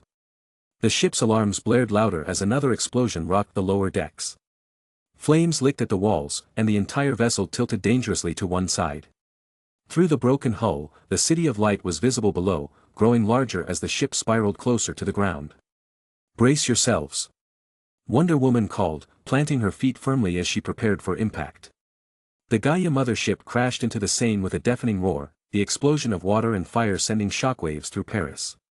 The heroes staggered to their feet amid the wreckage, only to find Steppenwolf gone. "He's heading for the city," Wonder Girl shouted, scanning the chaos. Aqualad's voice crackled through their comms. "He's targeting the bunker near the Eiffel Tower. I'll hold him off until you get here." The heroes exchanged grim looks before taking off, their determination unshaken despite their injuries. The bunker was a sprawling underground refuge, its walls reinforced to protect the 3 million civilians hiding within. But Steppenwolf's axe made quick work of the upper levels, carving through stone and steel with savage glee. People screamed as debris rained down, their terror echoing through the crumbling chamber. Aqualad stood alone at the entrance, his water blades shimmering in the dim light. "You'll go no further," Aqualad said, his voice steady despite the odds. Steppenwolf chuckled darkly, his towering figure illuminated by the fires burning behind him. Brave words for a boy who stands alone. The fight began with Aqualad launching a torrent of water at Steppenwolf, the liquid forming a swirling vortex that slammed into the new god with tremendous force. Steppenwolf staggered but recovered quickly, swinging his axe to dispel the water and charging forward. Aqualad ducked under the first swing, his blade slicing at Steppenwolf's legs. The strikes left shallow cuts but didn't slow him down. Steppenwolf's next blow connected, his axe smashing Aqualad into the ground with bone-crushing force. When Wonder Woman, Aquaman, and Wonder Girl arrived, they found Aqualad lying in a pool of his own blood, Steppenwolf's axe buried in his chest. Please support it. And thank you. Chapter 169. Aqualad. Wonder Girl screamed, tears streaming down her face as she knelt beside him. Aquaman's fury boiled over. With a roar, he charged Steppenwolf, his trident gleaming with power. He drove the weapon into Steppenwolf's face, piercing one of his glowing red eyes. Blood sprayed from the wound as Steppenwolf howled in pain, staggering back. "You'll pay for this," Aquaman shouted, pulling the trident free and striking again, each blow fueled by his grief and rage. Wonder Woman joined the assault, her prosthetic arm crackling with divine lightning. She punched Steppenwolf with enough force to dent his armor, the impact sending shockwaves through the bunker. The metal of her arm groaned under the strain, eventually shattering, but she didn't stop. Wonder Girl flew in from above, her fists wreathed in golden energy. She struck Steppenwolf repeatedly, her anger and sorrow driving each blow. "This is for Aqualad," she cried, her voice shaking with emotion. Steppenwolf, bloodied and beaten, stumbled back. He raised a trembling hand to the sky, signaling his ship. The vessel descended, its claws reaching for him as he leaped aboard. "You won't escape," Wonder Girl shouted, ready to give chase. From the bunker, voices rose in unison. "Go! Go after him! Avenge the hero of Paris!" The heroes hesitated, their grief warring with their duty. Wonder Woman placed a hand on Aquaman's shoulder, her eyes filled with determination. "We'll make this right," she said, her voice steady despite the tears brimming in her eyes. They nodded to each other, their resolve strengthened by Aqualad's sacrifice. In a smaller ship from the Gaia fleet, the heroes soared after Steppenwolf, their hearts heavy but their determination unshaken. The pursuit was relentless, the warlord's ship streaking across the skies. Wonder Woman piloted the craft with precision, her eyes locked on their target. "There's no escape for him," Aquaman said, his trident glowing in his hand. Steppenwolf's ship weaved through the air, but the heroes closed the distance. Aquaman leaned out, his rage guiding his aim as he hurled his trident. The weapon tore through the ship's hull, causing it to shudder violently. Steppenwolf was flung from the cockpit, his body slamming into the desert sands below. He scrambled to his feet, bloodied but defiant, and ran toward the massive dreadnought looming in the distance. On the ground near the ship, Captain Marvel stood alone, her fists crackling with energy. Around her were the unconscious forms of Green Arrow and Megan, and Dinah Lance's lifeless body. Aquaman's breath hitched. "Dinah!" Steppenwolf's voice rang out, filled with rage and desperation. "We are ending everyone." Brola, his younger brother, stood before the dreadnought, his imposing figure casting a long shadow. He raised an eyebrow, his tone mocking. "I see how it is, brother." "Kali!" Steppenwolf screamed, his voice cracking. Brola nodded in understanding. "Yuga." Together, they declared in chilling unison, "Shall end here. We are Koki." As the word Koki was uttered, the world shifted. A suffocating darkness enveloped the desert, and the air grew heavy as if reality itself had bent under an immense, unseen weight. Everyone looked around in alarm, finding themselves transported to a twisted, alien expanse. The sand beneath their feet was gone, replaced by jagged, obsidian terrain that pulsed faintly with an ominous red glow. Before them, the forms of Brola and Steppenwolf merged, their bodies contorting and warping into something monstrous. The process was grotesque. Steppenwolf's savage visage expanded, his glowing red eyes multiplying into 4 piercing orbs. Massive horns erupted from his skull, curling menacingly upward. His frame grew larger, broader, as 4 arms burst forth, each wielding a weapon of destruction, a scimitar, an axe, a spear, and a halberd, all glowing with an unholy light. The armor of this abomination bore the regal design of Brola's, yet it was darker, more oppressive, exuding malice. The monstrous figure mounted a towering, shadowy steed, its eyes burning with fiery hatred.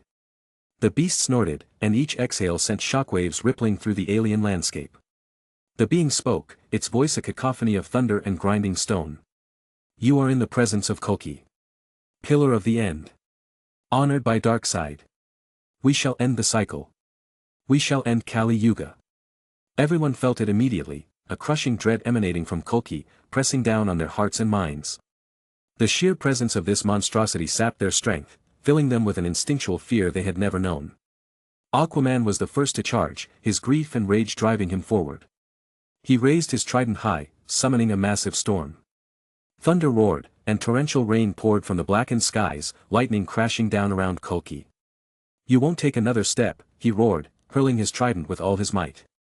The trident struck true, but Koki merely raised one of his weapons, the halberd, and deflected it with a casual swipe. The force of the deflection sent shockwaves through the battlefield, knocking Aquaman back. Koki's horse reared, its hooves slamming into the ground and creating fissures that radiated outward. Wonder Woman stepped forward, her expression grim. She removed her bracelet, allowing her divine form to surface. Her golden armor shimmered with celestial power, and lightning danced around her. Even with her prosthetic arm gone, she was a force to be reckoned with. She launched herself at Koki, her sword glowing with divine energy. Koki parried her blows with terrifying ease, his 4 weapons moving in perfect harmony. Each strike from the heroes was met with overwhelming force, their attacks deflected or countered with devastating precision. Shazam joined the fray, shouting, "Shazam," to summon the full might of his powers. Thunder roared, and his fists crackled with divine energy as he attacked Koki relentlessly. But even his strength was no match for the demonic monstrosity. Koki swatted him aside like a mere insect, sending him crashing into the jagged terrain.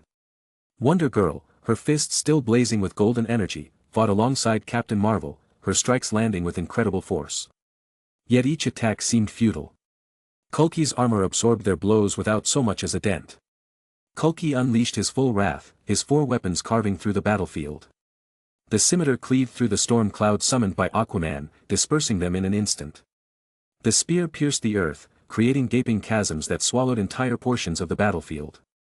The axe and halberd swung in tandem, their arcs creating shockwaves that sent everyone sprawling. Aquaman called upon the power of the seas, summoning torrents of water from seemingly nowhere to flood the battlefield.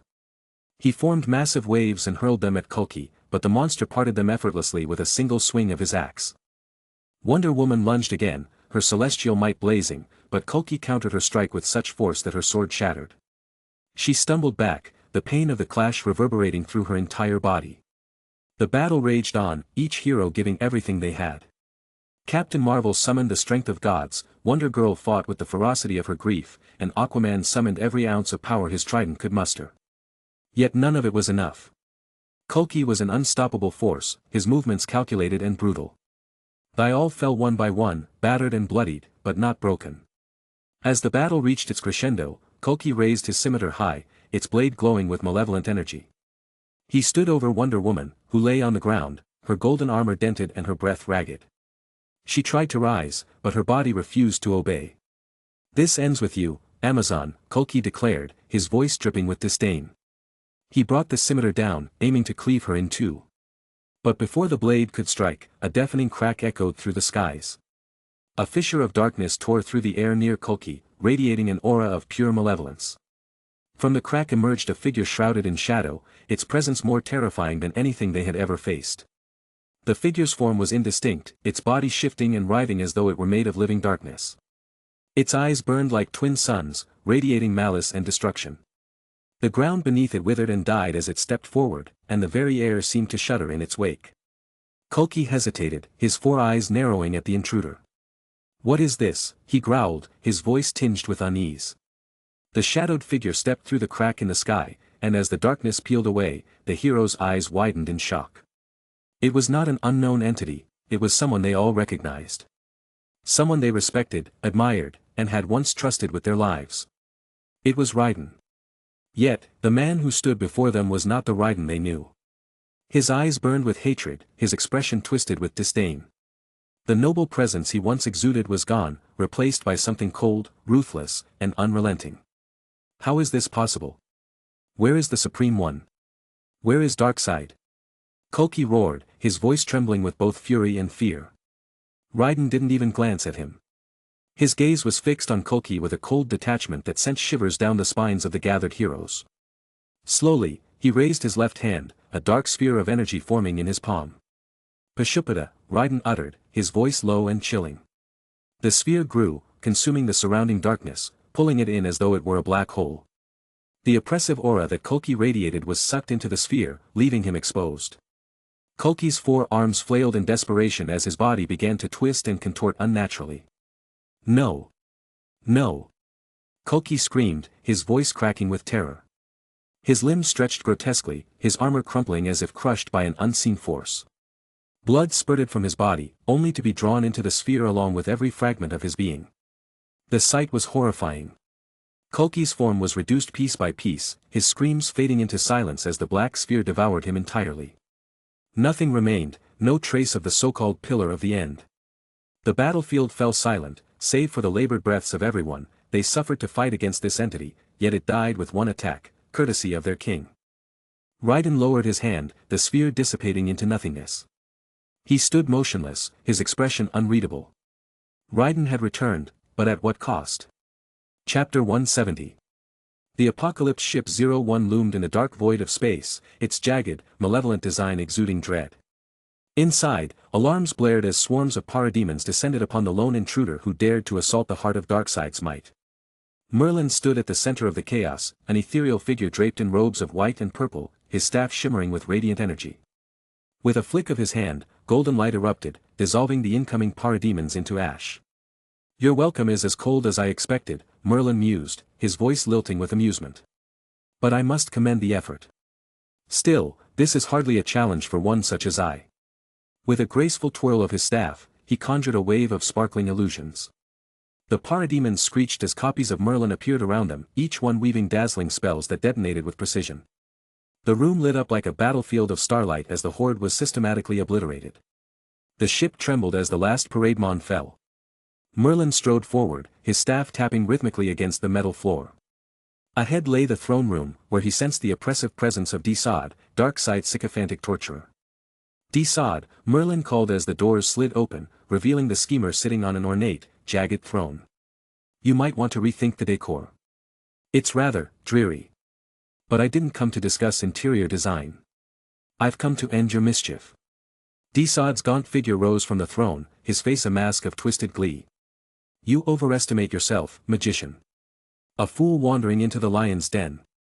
Fool. Hardly, Merlin retorted, his staff glowing. I am a seeker of wonders, a guardian of Avalon, the minister of Gaia, and now, your worst nightmare. Disod snarled and thrust his hand forward. Energy tendrils surged toward Merlin, crackling with malicious intent.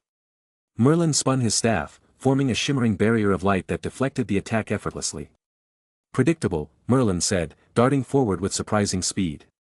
His staff transformed into a blade, the golden replica of Excalibur itself. With a single swipe, he severed the energy tendrils and leaped toward Disod. Disod stumbled back, his usual arrogance faltering as Merlin closed in. The illusionist's strikes were precise and relentless, forcing Disod to retreat behind hastily conjured barriers. You're out of your league, Merlin taunted, his voice carrying an edge. Disod growled, summoning more energy to strike at Merlin. Yet, the illusions Merlin wove around him created a kaleidoscope of confusion. Every time Disod struck, his attacks passed harmlessly through shimmering duplicates. Enough! Disod screamed, slamming his fist on a hidden console. A deafening roar echoed through the chamber as the massive form of Kalibak, Darkseid's brutish son, entered the room. His hulking frame was covered in armor, and his beta club crackled with raw destructive power. You called, worm. Kalibak growled, glaring at Disod. Then his eyes fell on Merlin, narrowing in delight. Ah, fresh meat. A scrawny magician. This won't take long. Merlin raised an eyebrow. Ah, Kalibak. The temperamental brute. Let's see if brawn can keep up with brilliance. Kalibak didn't wait for another word. With a feral roar, he charged, swinging his beta club with enough force to crack the floor. Merlin sidestepped gracefully, retaliating with a slash of his golden sword. Sparks flew as the blade met Kalibak's armor. You'll have to do better than that, Kalibak sneered, bringing his weapon down in a crushing arc. Merlin vanished in a swirl of mist, reappearing behind him. Better? Very well, Merlin said, thrusting his sword forward. The blade struck true, piercing a gap in Kalibak's armor and drawing blood. Kalibak roared in fury, lashing out wildly. Merlin danced around him, his movements fluid and otherworldly. Disod, meanwhile, hung back, watching with calculating eyes. Despite Merlin's skill, Kalibak's sheer strength began to turn the tide. Each swing of the beta club grew faster and more precise, forcing Merlin onto the defensive. A devastating strike shattered Merlin's staff, sending him sprawling across the room. You're done. Kalibak declared, raising his club for the finishing blow. Merlin's eyes glimmered with defiance as he said, Am I? He then slammed his staff into the ground as a purple magical seal erupted as he chanted. From the stars of the inner sea and the Tower of Insight. From the four corners of paradise, let them know. Their story is filled with blessings. Only those free of sin may pass. Garden of Avalon. The air around them shimmered, and the room dissolved into golden light. In an instant, they were no longer aboard the apocalypse ship but in a realm of ethereal beauty, a place where the sky was painted in hues of gold and violet, and lush fields stretched endlessly. Welcome to Avalon, Merlin said, rising to his feet. The injuries he'd sustained began to fade as the magic of the land empowered him. Here, the balance shifts. Your darkness weakens, and my strength returns. Kalibak and Disod staggered, visibly affected by the realm's purity. As the golden fields of Avalon shimmered in ethereal splendor, Merlin turned his gaze to Kalibak and Disod. The brute and the schemer stood side by side, their discomfort in the pure realm evident, yet their resolve unbroken. Kalibak sneered, brandishing his beta club. You think this pretty paradise will save you, mage? It won't. You're still a weakling. Merlin chuckled softly, twirling the fractured remains of his staff. Oh, I agree. Avalon doesn't make me invincible. It's a land of purity, and I. He paused, his eyes gleaming with mischief. I am no saint. My sins tether me to the mortal world. My power here is limited. Disod's calculating eyes narrowed. Then why bring us here, magician? What's your game? Merlin's smirk widened. He raised his hand, and a golden glyph formed in the air. What if I wasn't the one meant to fight you? Kalibak tensed as a radiant pillar of light burst forth, the brilliance blinding. From within the radiance, a figure emerged, a man garbed in shimmering gold and white, with a crown of light upon his head. His very presence radiated hope and justice. Merlin stepped back, his voice filled with theatrical flair. "Come forth, Solis, or should I say, my hero Lightray." Lightray, loyal servant of the High Father and sworn enemy of Darkseid, floated above the field, his light casting shadows upon the dark figures of Calabac and Desaad. His gaze burned with fury. "Darkseid spawn," Lightray declared, his voice reverberating with righteous anger. "Your evil has plagued the cosmos long enough. Here, in Avalon, your darkness has no place. I will cleanse it." Calabac roared in defiance, raising his beta club. "Cleanse this." He charged, swinging the weapon with tremendous force. Lightray moved with the speed of light itself, evading the attack effortlessly. He retaliated with a searing beam of energy from his hands, striking Calabac square in the chest. The new god staggered, smoke rising from his armor.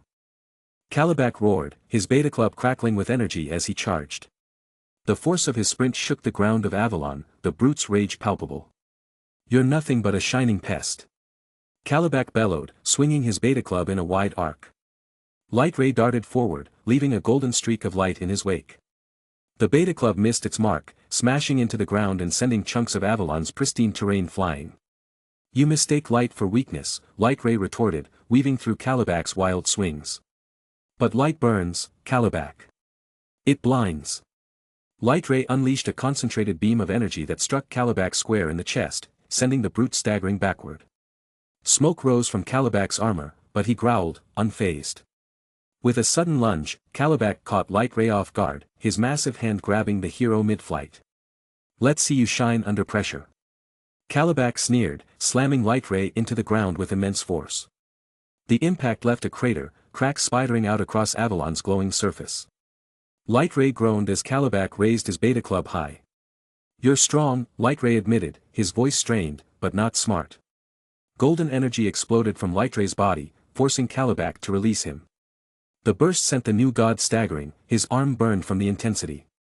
Calabac snarled, his fury redoubling. "Enough of this light show." He activated the beta club's full power, channeling destructive waves of energy. With a devastating sweep, the weapon unleashed a shockwave that struck Lightray mid-air, hurling him into one of Avalon's crystalline trees. The tree shattered on impact, and Lightray fell to the ground, coughing as blood trickled from the corner of his mouth. "You bleed like the rest, hero," Calabac sneered, stomping toward him. Lightray struggled to his feet, wiping the blood away.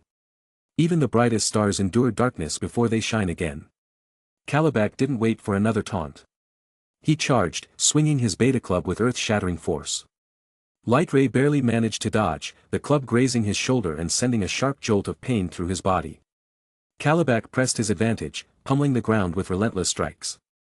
Lightray's movements grew more desperate, each dodge taking a toll. Finally, Calabac landed a direct hit, the beta club slamming into Lightray's side. The hero cried out as he was sent hurtling across the battlefield, crashing into a golden hillside. In utter pain. Calabac laughed, triumphant. "Where's your light now, Lightray? Broken? Dimmed?" Lightray's body trembled as he pushed himself up. His armor was cracked, his radiant aura flickering like a dying ember. But his eyes burned with defiance. "My light isn't just for me," he said, his voice firm despite his injuries. "It's for every soul you've crushed under your heel. For every world your father has ravaged. And here, in Avalon, it will burn brighter than ever." Calabac roared and charged, his beta club raised for a killing blow. But Lightray didn't move. He stood tall, his hands glowing with golden energy. As Calabac closed in, Lightray unleashed a brilliant nova of light. The explosion was blinding, engulfing Calabac entirely. The brute screamed as the searing light pierced his armor, his beta club disintegrating in his grasp. Lightray surged forward, his form blazing like a star. With a roar, he drove a concentrated beam of light straight into Calabac's chest. The beam pierced through the new god, leaving a gaping, glowing wound. Calabac staggered, his massive frame collapsing to his knees. This can't be." Calabac gasped, his voice weak. Lightray hovered above him, his golden aura shining brighter than ever. "Evil always underestimates the power of hope, this is for you, High Father." With a final burst of energy, Lightray unleashed a devastating surge of light, disintegrating Calabac into ash, ending him, instantly. While it wasn't the dream revenge he hoped it would be, at least he took something from Darkseid, the lonely knight of New Genesis, promoted to a hero. Chapter 171. While the clash of titans raged, Merlin turned his attention to the pawn Desad.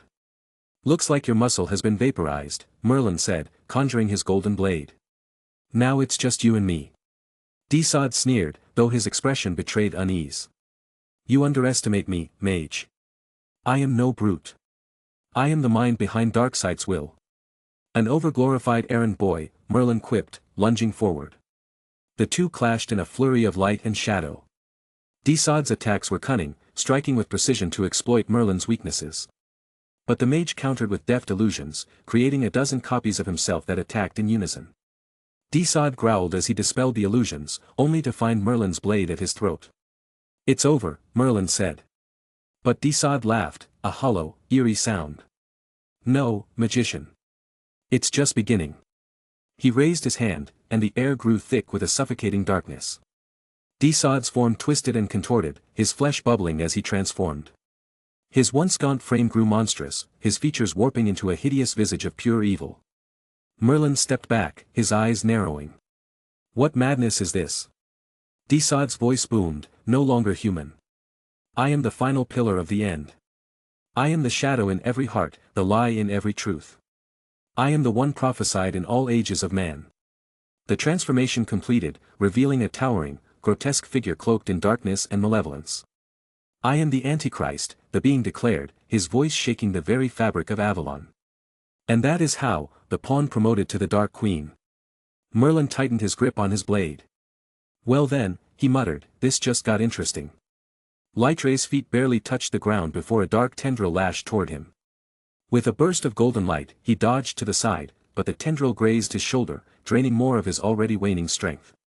"About time you finished, Calabac," Merlin called out, spinning his staff as he deflected a barrage of dark tendrils with shimmering torrents of golden energy.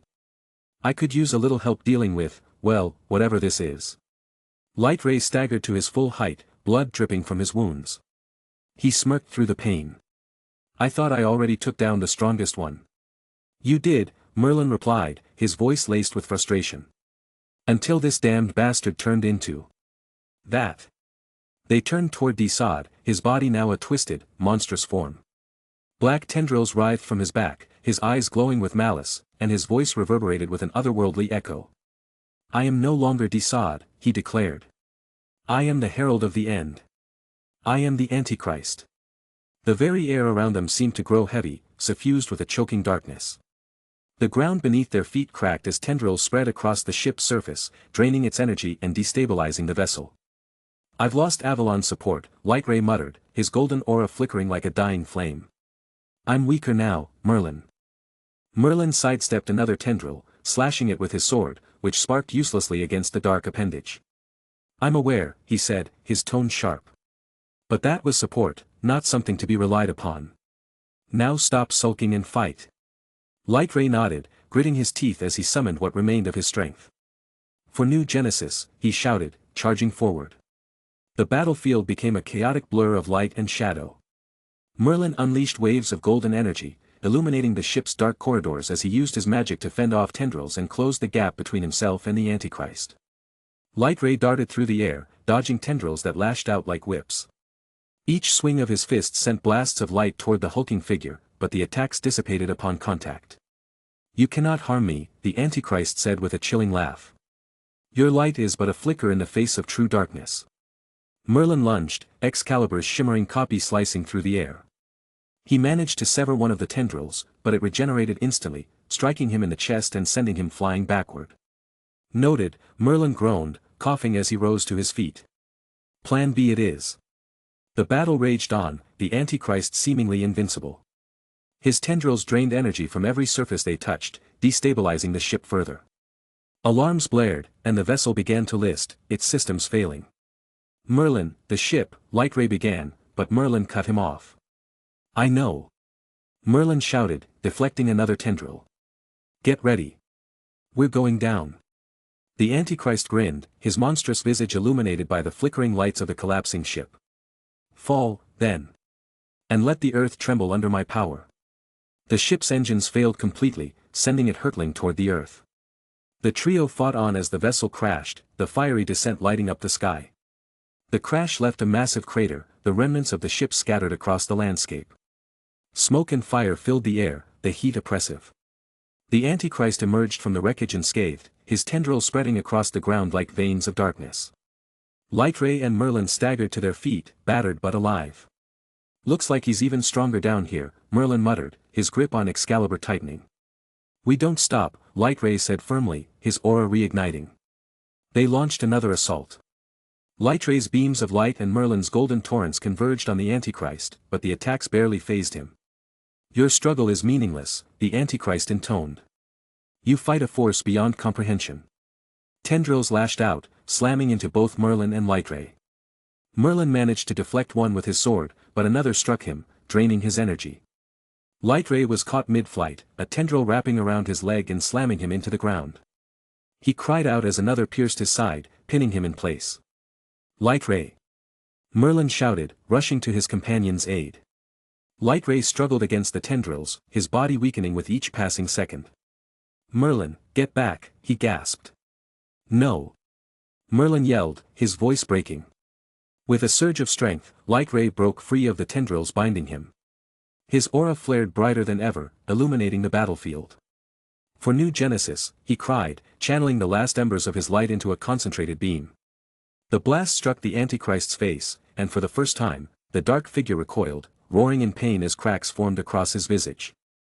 However, in retaliation the tendrils pierced into Lightray's heart, killing him instantly. The last embers of Solis will be remembered as a heroic moment in history. Merlin knelt by the fallen Lightray, his hands trembling as he gazed at the monstrous figure of the Antichrist. The black tendrils writhed like serpents, emanating an oppressive darkness that seemed to drain even the faintest glimmer of hope. Then, he saw it. On the creature's forehead, amidst the swirling abyss of its form, a faint mark glowed. That was the place that Lightray's final burst of light hurt. Merlin's eyes narrowed. "A weak point," he muttered. The Antichrist roared, its tendrils striking out at the surrounding debris, reducing the battlefield to smoldering wreckage. Merlin's resolve hardened. "Solis, your sacrifice will not be in vain," he said quietly. Golden energy erupted around Merlin, encasing him in a radiant aura.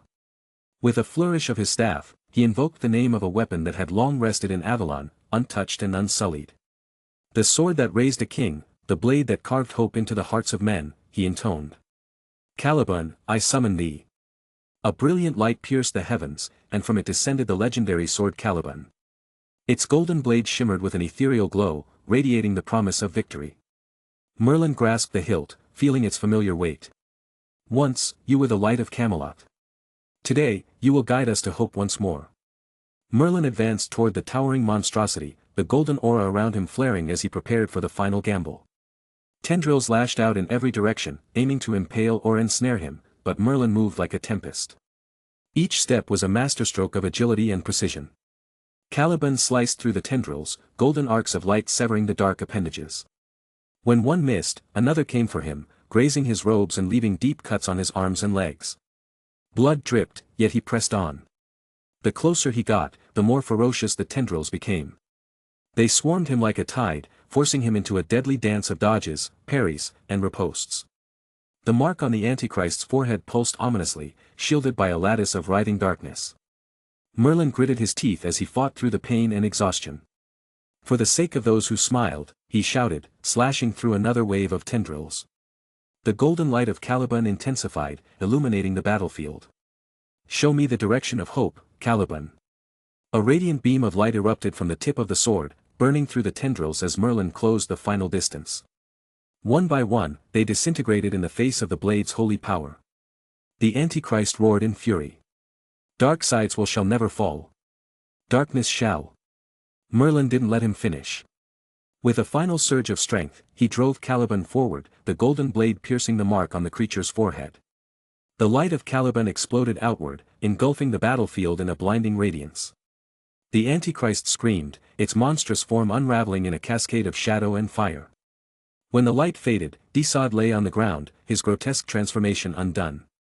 The sword Caliban was still embedded in his forehead, its glow dimming. Merlin collapsed onto his back, his breathing labored.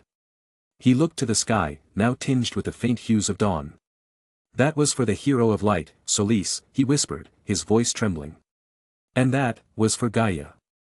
He closed his eyes, exhaustion overtaking him. His lips curled into a faint smile as he spoke one last time. Now it's up to you, my king. It's up to you, Raiden. Chapter 172. The water of the bay parted like a biblical scene as Titan rose to his full height. His massive form dwarfed the city's tallest skyscrapers, water cascading off his obsidian armor in waves that flooded the nearby streets. What was once a blank expression transformed into one of primal rage, his eyes igniting with crimson fury. His awakening roar shattered every window within miles, the sound reverberating through the bones of everyone present. Insects, his voice thundered across the devastated landscape, each syllable powerful enough to shake loose debris from damaged buildings. Superman hovered at eye level with the monster, his cape whipping in the wind generated by Titan's mere presence. Kara, Connor, we need to. Before he could finish, Titan's hand shot out with devastating speed. His fingers, each the size of a subway car, wrapped around the base of the Metropolis Trade Tower. The skyscraper's steel frame screamed in protest as he ripped it from its foundation, concrete and glass raining down like lethal hail. Office furniture, computers, and unfortunate potted plants tumbled from the windows as he hefted the 100-story building like a child's toy. Watch out! Superman's warning came too late. Titan swung the skyscraper in a horizontal arc. Supergirl, attempting to dodge, couldn't match the impossible speed of something so massive. The building caught her mid-flight, shattering around her body in a spectacular explosion of steel and glass. The impact sent her careening through the city like a meteor, smashing through 3 city blocks of smaller buildings before disappearing in a mushroom cloud of debris and dust. No! Superboy's muscles bunched as he launched himself from the ground, the concrete crater beneath his feet spreading outward from the force. His jump carried him stories into the air, fist cocked back for a strike that could level a mountain. He connected solidly with Titan's jaw, the impact creating a sonic boom that rippled through the air. Titan's head barely moved. His massive eyes fixed on Connor, and his lips curled into a cruel smile. Weak. The backhand came faster than something that size should be able to move. The impact was catastrophic, the sound like a thunderclap directly overhead. Connor's body went instantly limp, blood spraying from his mouth as he was launched over the horizon, breaking the sound barrier as he disappeared into the distance. Connor. Superman's eyes blazed red, twin beams of heat vision burning at maximum intensity. The beams carved into Titan's chest, but the giant barely seemed to notice, the attack leaving only slight scorch marks on his armored hide. Titan responded by bringing his foot down on the Metropolis sports arena. The massive stadium exploded under his weight, transforming instantly into a deadly shrapnel storm of concrete, steel, and stadium seating. He kicked the wreckage towards Superman with the casual ease of a child playing with sand. Superman weaved through the debris field, but the sheer volume made it impossible to avoid everything. A massive steel support beam caught him in the chest, the impact drawing first blood. Before he could recover, Titan's fingers wrapped around his body. Break, Titan growled, squeezing. The pressure was immediate and overwhelming. Superman felt his ribs cracking one by one, blood spraying from his mouth as he struggled against the impossible grip. His attempts to break free grew weaker with each passing second. Get away from him. Supergirl emerged from the ruins of the building she'd crashed through.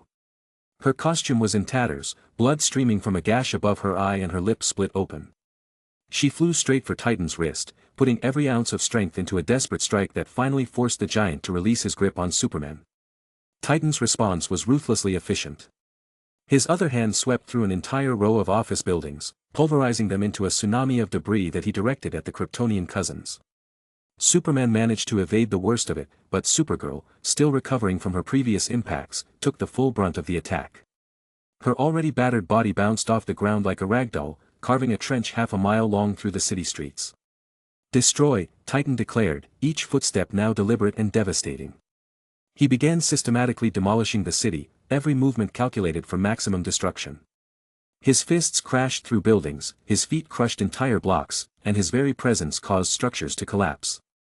The city's skyline was being erased with terrifying speed. Superman flew at him again and again, each attack more desperate than the last.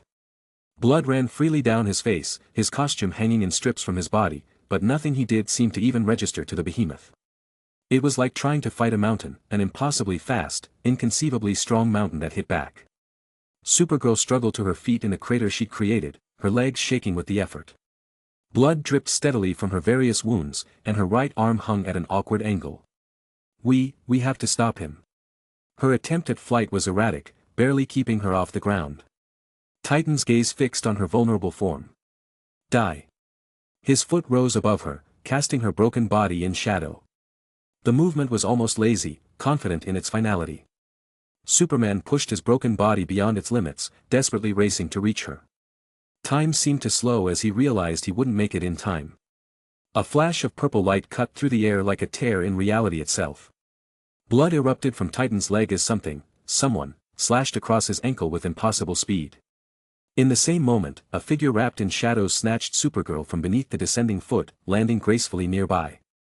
Scat-Hack stood tall amidst the devastation, her crimson eyes gleaming with ancient power as she held the barely conscious Supergirl. If you are to be Raiden's maiden, you must be stronger, Kara. Titan's roar of pain and rage shook the very foundations of the earth, but for the first time since he awoke, the giant stumbled, black blood gushing from the wound in his leg. Scat-Hack gently set Supergirl down behind a fallen piece of building, her crimson eyes analyzing Titan's massive form. Black blood still flowed from the wound she'd inflicted on his leg, but her experienced gaze noted how little it truly affected him. His regeneration is remarkable, almost like facing Ku Chulayan in his prime, but on an entirely different scale. So, Titan's voice rumbled as he studied her. I smell Deviant's power on you. Impressive. His massive fingers flexed, crushing a nearby car without thought. After me, he was the strongest in Lord Darkseid's army. Superman landed beside Scat-Hack, his cape in tatters but his stance ready. We need to. Stay back, Scat-Hack commanded, her voice carrying the weight of millennia. Recover your strength. I'll handle this. His durability rivals the gods I've faced, but his movements, there's a pattern. Titan's massive fist came down like a meteor, pulverizing an entire city block. Scat-Hack weaved through the debris like water through stones, her movements precise and efficient, left side, slightly slower. The wound is affecting him, if only marginally. She launched herself up his arm, her crimson spear leaving deep gashes in his armor. Black blood marked her path as she danced across his massive form, each strike targeting joints and vital points. Even the weak points in his armor are like striking mithril. Fast, Titan growled, his attacks becoming more frenzied. He swung his arm, demolishing a skyscraper in an attempt to swat her away. But weak. Speed isn't everything, Scat-Hack replied, her voice calm as she vaulted over his massive fist. Her spear found the gap between armor plates at his elbow, drawing more black blood. But neither is strength. Superman joined the assault, coordinating with Scat-Hack's movements. When Titan would swing at her, Superman would strike from another angle. The Kryptonian learns quickly, Scat-Hack thought, noting how Superman had already adapted to her fighting style but were still just scratching the surface. Their synchronized attack continued for what felt like hours but could have only been minutes. Each strike precise, each dodge calculated, but Titan's enormous form showed little sign of real damage. We need something decisive. This ends now, Scat-Hack declared, her form suddenly still. The air around her began to ripple with ancient power as she held her spear in a familiar stance. I'll have to risk it all on this strike. The spear in her hands transformed into pure crimson light, ancient runes spiraling around its form. Soar, barbed spear that pierces with death. Stab and penetrate. Thrust and impale. Gi-Balg. Reality twisted as the spear launched forward, its trajectory breaking the laws of causality itself. The weapon struck Titan's chest and then, impossibly, curved, weaving through space until it found its target, his heart. Blood erupted from Titan's chest in a black fountain. The giant staggered, actually taking a step backward for the first time in the battle. Superman landed beside Scat-Hack, both warriors watching intently. Then came the laughter. Truly worthy of the warrior who defeated Deviant, Titan's voice boomed across the ruined city, even as blood poured from his chest. His massive hand wrapped around the spear's shaft, pulling it free with casual ease. But unfortunately for you. He tossed the spear back, which Scat-Hack caught with a graceful spin. I have 28 hearts. His grin was terrible to behold. Can you do that 27 more times? Scat-Hack's expression remained neutral, but her thoughts raced. He figured me out. That attack drained too much of my power after the battle with Deviant. Even one more would be. The air suddenly crackled with dark energy as a shadow fell over the battlefield.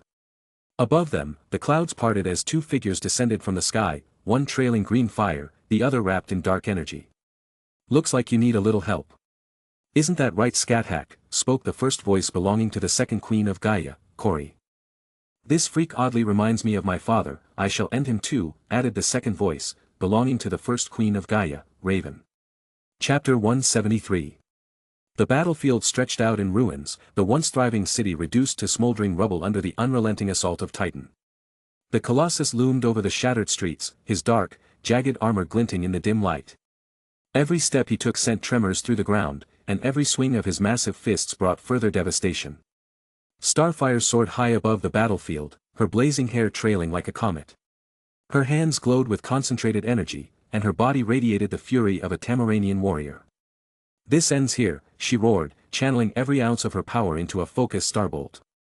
Titan turned toward her, his crimson eyes narrowing. Pathetic. But Starfire had anticipated his reaction.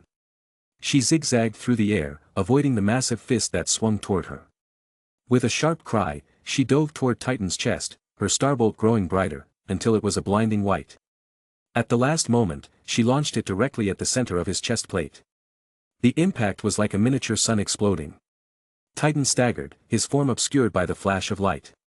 A moment later, a deep crack appeared on his chest plate, revealing one of his many blackened hearts beneath. Before he could recover, Superman shot forward, his heat vision piercing the exposed heart. Titan roared in pain, the sound echoing like thunder across the battlefield. He stumbled back, clutching his chest as black ichor spilled from the wound. "You've wounded me," Titan growled, his voice laced with fury. "It seems this batch is better than the last," spoke Titan as he glared and threw a punch at Superman. Starfire tried to move to block it, but collapsed to one knee, her glow dimming. "We've been fighting for too long, and now we even have to deal with this, monster." Scat-Hack darted through the rubble, her crimson spear glowing faintly as she assessed Titan's movements. Despite her fatigue, her eyes burned with resolve. When Titan swung his massive arm toward Superman, Scat-Hack seized the opening. Her feet barely touched the ground as she charged forward, her spear aimed with surgical precision. "Do not think yourself invincible," she murmured under her breath, her voice cold and unwavering. With a single, fluid motion, she drove her spear into another exposed section of Titan's chest. The weapon pierced through his third heart, the enchanted steel vibrating with energy. Titan bellowed in rage, his massive hands swiping at Scat-Hack. She twisted away at the last moment, but the force of the blows sent her skidding across the ground. Her spear remained lodged in his chest, glowing brightly as it disrupted his dark energy. "You dare!" Titan growled, clutching at the weapon embedded in his chest. He yanked it out, black blood streaming from the wound, and snapped the spear in half. Scat-Hack coughed, blood trickling from the corner of her mouth. "Just 25 more," she whispered, her voice a mix of defiance and exhaustion. 7 hearts in every section of his chest, 7 in the top right, 7 in the top left, 7 in the bottom right and 7 in the bottom left. That was why Titan was different. Even amongst his race, he was special. Thousands of experiments were done on his body, each to create the ultimate weapon, and added to it Darkseid's darkness that split his original 7 heart into 4 different ones. While they became weaker, the fact that you had to essentially kill Titan 28 times, was what made him the man known as Darkseid's strongest soldier. Raven floated above the battlefield, her cloak tattered and her face pale. She raised her hands, chanting an incantation that made the air around her vibrate with dark energy.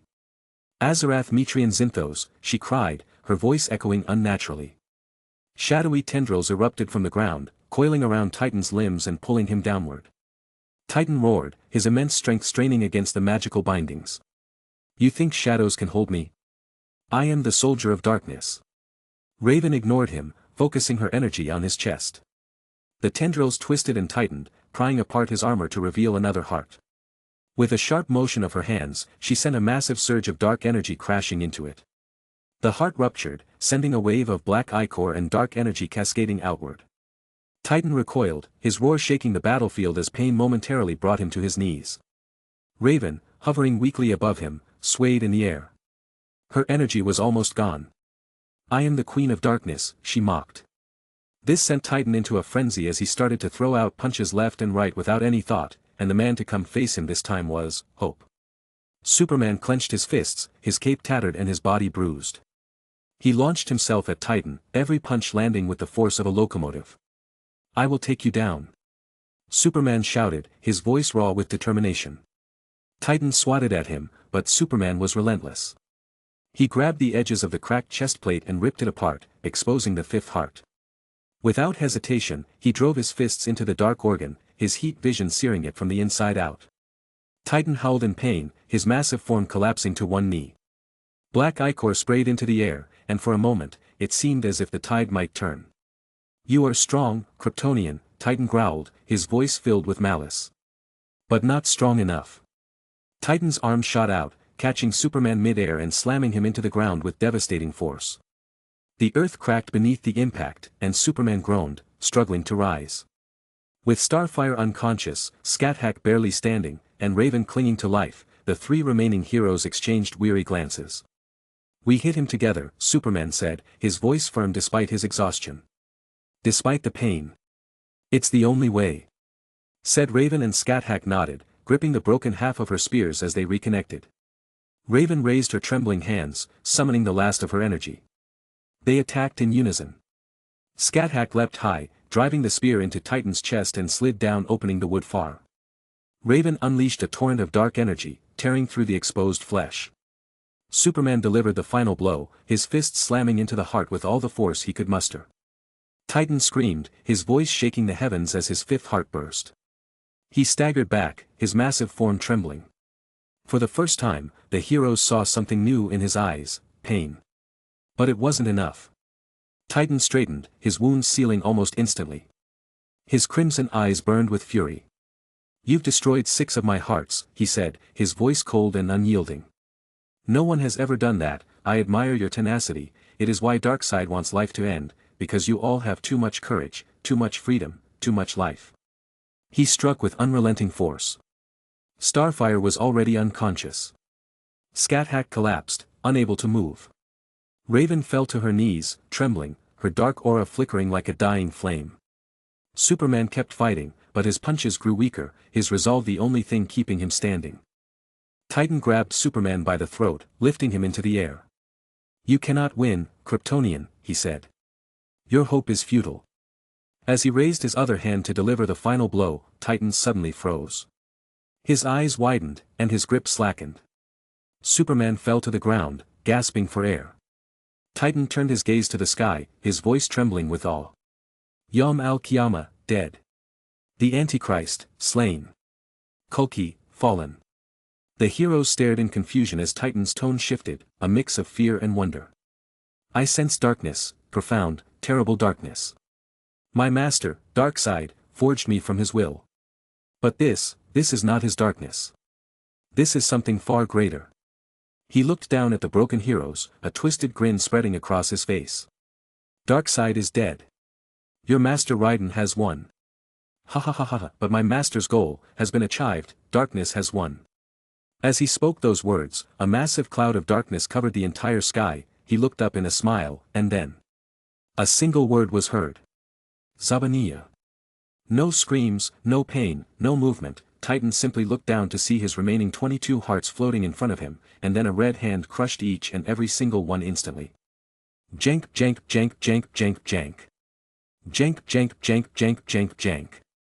Jank jank jank jank jank jank. Jank jank jank jank.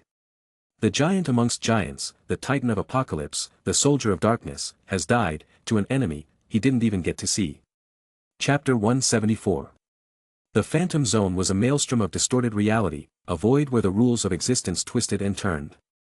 Raiden, cloaked in the visage of Edmond Dantes, the Avenger who had once escaped the depths of despair, moved like a shadow against the backdrop of chaos.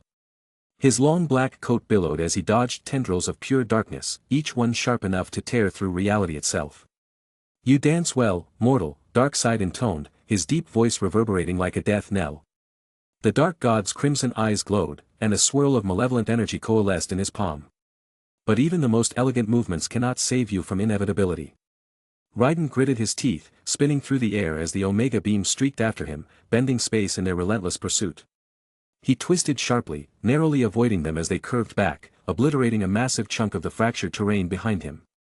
"I don't need to escape inevitability," Raiden shot back, his voice filled with defiance. "I only need to stop you." He extended his hand, conjuring a beam of pure energy that surged toward Darkseid. The attack carved through the void, lighting up the Phantom Zone with a brilliant flash. But Darkseid moved with effortless grace, stepping aside as the beam crashed harmlessly into the distance. Futile, Darkseid said, raising his hand. From his fingertips, tendrils of darkness erupted once more, weaving together into a colossal fist that slammed down toward Raiden. Raiden vanished in a blur, reappearing above the dark god. Not as futile as you think. He unleashed a volley of attacks, beams of white-hot energy and slashes of vengeful power raining down. Each blow collided with Darkseid's armor, creating shockwaves that rippled through the zone. Darkseid staggered back slightly, a growl of annoyance escaping his lips. You fight with conviction, mortal. But conviction is meaningless in the face of darkness. Darkseid clenched his fists, and the phantom zone itself seemed to respond, twisting and writhing under his will. The darkness around him surged, forming massive spikes that shot toward Raiden from all directions. Raiden wove through the barrage, his movements precise and fluid. His mind raced as he calculated his next move. He darted in close, his fists blazing with energy as he struck at Darkseid's torso, each punch landing with the force of a meteor. For a moment, it seemed as if the attacks might break through. Cracks formed along Darkseid's chestplate, and a faint hiss escaped the dark god. You amuse me, Raiden, Darkseid said, his voice tinged with mockery.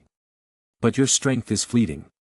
With a wave of his hand, the cracks sealed themselves, and a wave of dark energy erupted outward, blasting Raiden back.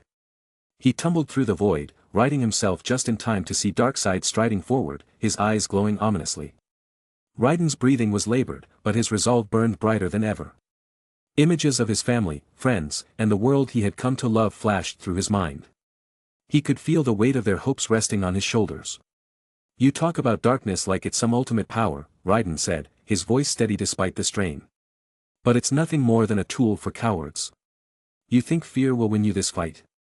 Think again. Darkseid stopped, his expression unchanging but his presence radiating disdain. Fear is not my weapon, mortal. Darkness is creation and destruction. It is the true essence of all things. Your love, your hope, they are but fleeting illusions in the endless void. Raiden smirked, the defiance in his eyes unwavering. If darkness is endless, then I'll carve my way through it. You'll see what a man fighting for his world can do.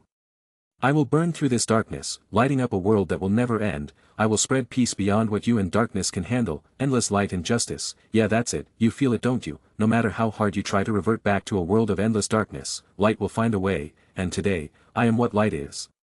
Raiden extended his hand, summoning a swirling vortex of black and crimson energy. His form radiated with power as the phantom zone itself seemed to warp around him. I show no mercy for darkness. Because I follow a path beyond love and hate. Offer Chateau d'If. Tens of Raiden spread out all around surrounding Darkseid as they all shout out forward, a beam of energy directed towards Darkseid. The energy coalesced into a massive sphere, its surface writhing with chaotic patterns. The sphere expanded rapidly, engulfing Darkseid in its center. The phantom zone trembled as the attack unleashed a storm of destructive force, the sheer intensity of the blast tearing through the fabric of the dimension. For a moment, silence reigned. Then the energy dissipated, revealing Darkseid standing unharmed within the ruins of the attack. His armor glowed faintly, the remnants of the noble phantasm's power lingering on its surface. Impressive, it really is, Darkseid said, his tone almost amused. But futile.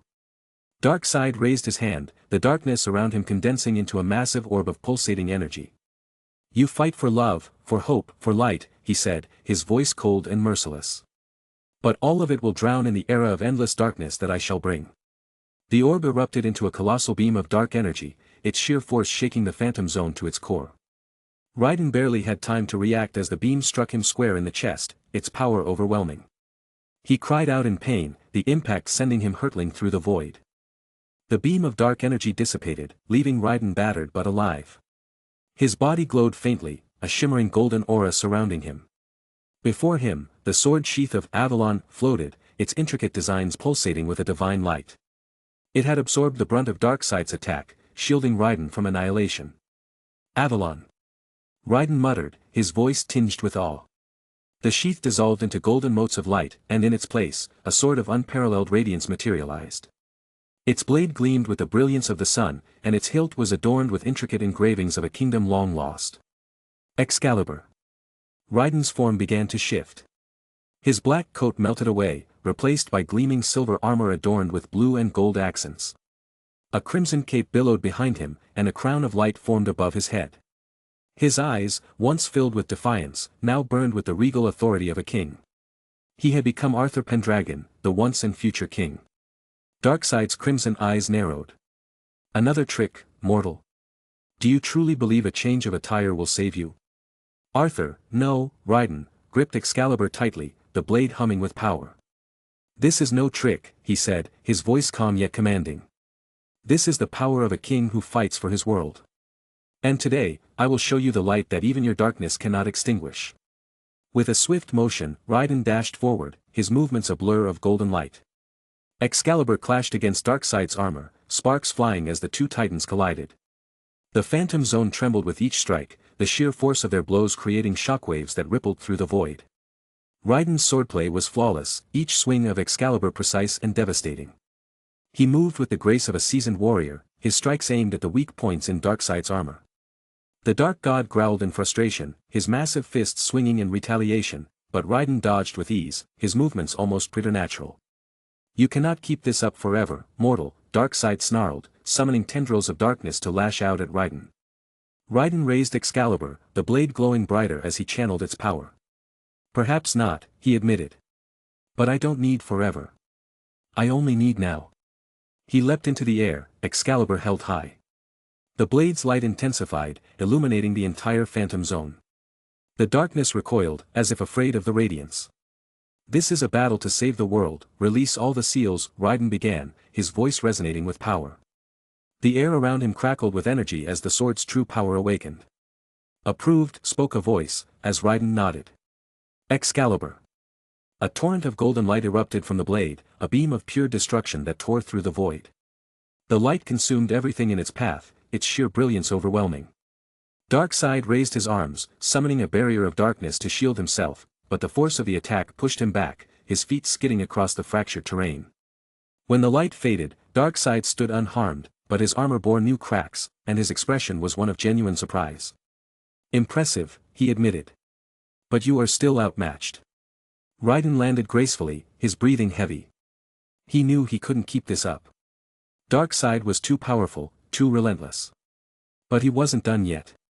If one king isn't enough, Raiden said, his voice echoing with determination, then I'll become a hero of another era.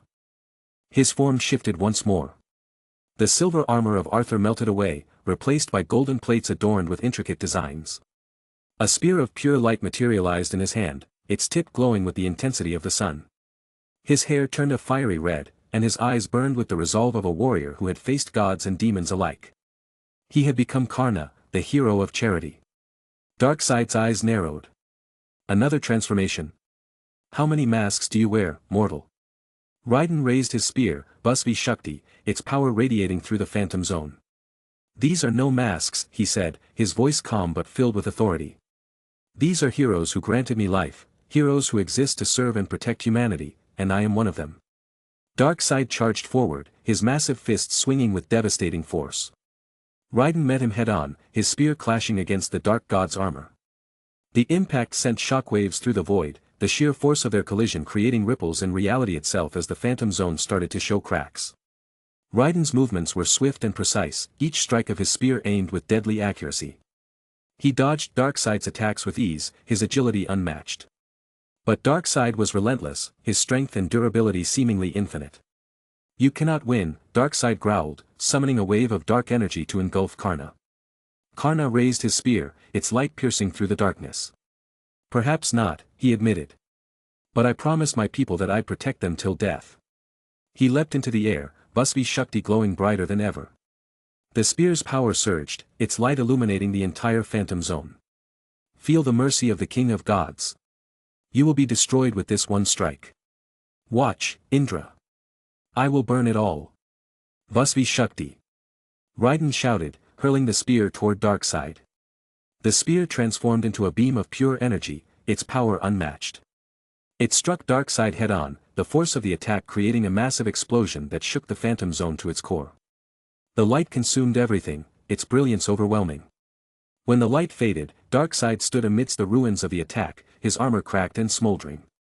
But he was still standing, his expression one of cold fury.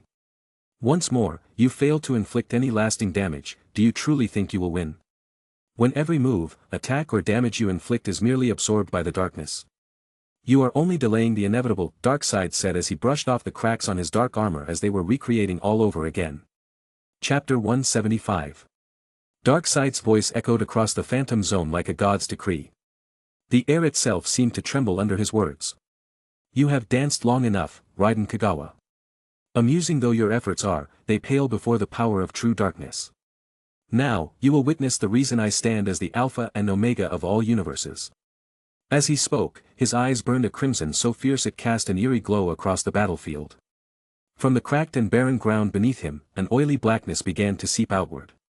It spread like blood spilled in water, slow yet unstoppable. The darkness consumed the fractured terrain, leaving behind nothingness, as though reality itself was being erased. Raiden narrowed his eyes. His instincts screamed at him to move, and he responded instantly. With a thought, his form shifted. A golden aura enveloped him, reshaping his armor into that of Achilles, his fastest servant. The radiant light of the Greek hero stood in sharp contrast to the encroaching void. The moment his transformation completed, he bolted. His speed blurred him into a streak of gold, narrowly evading tendrils of darkness that lashed out like whips. The shadows moved with a will of their own, intelligent and relentless, striking where Raiden was rather than where he had been.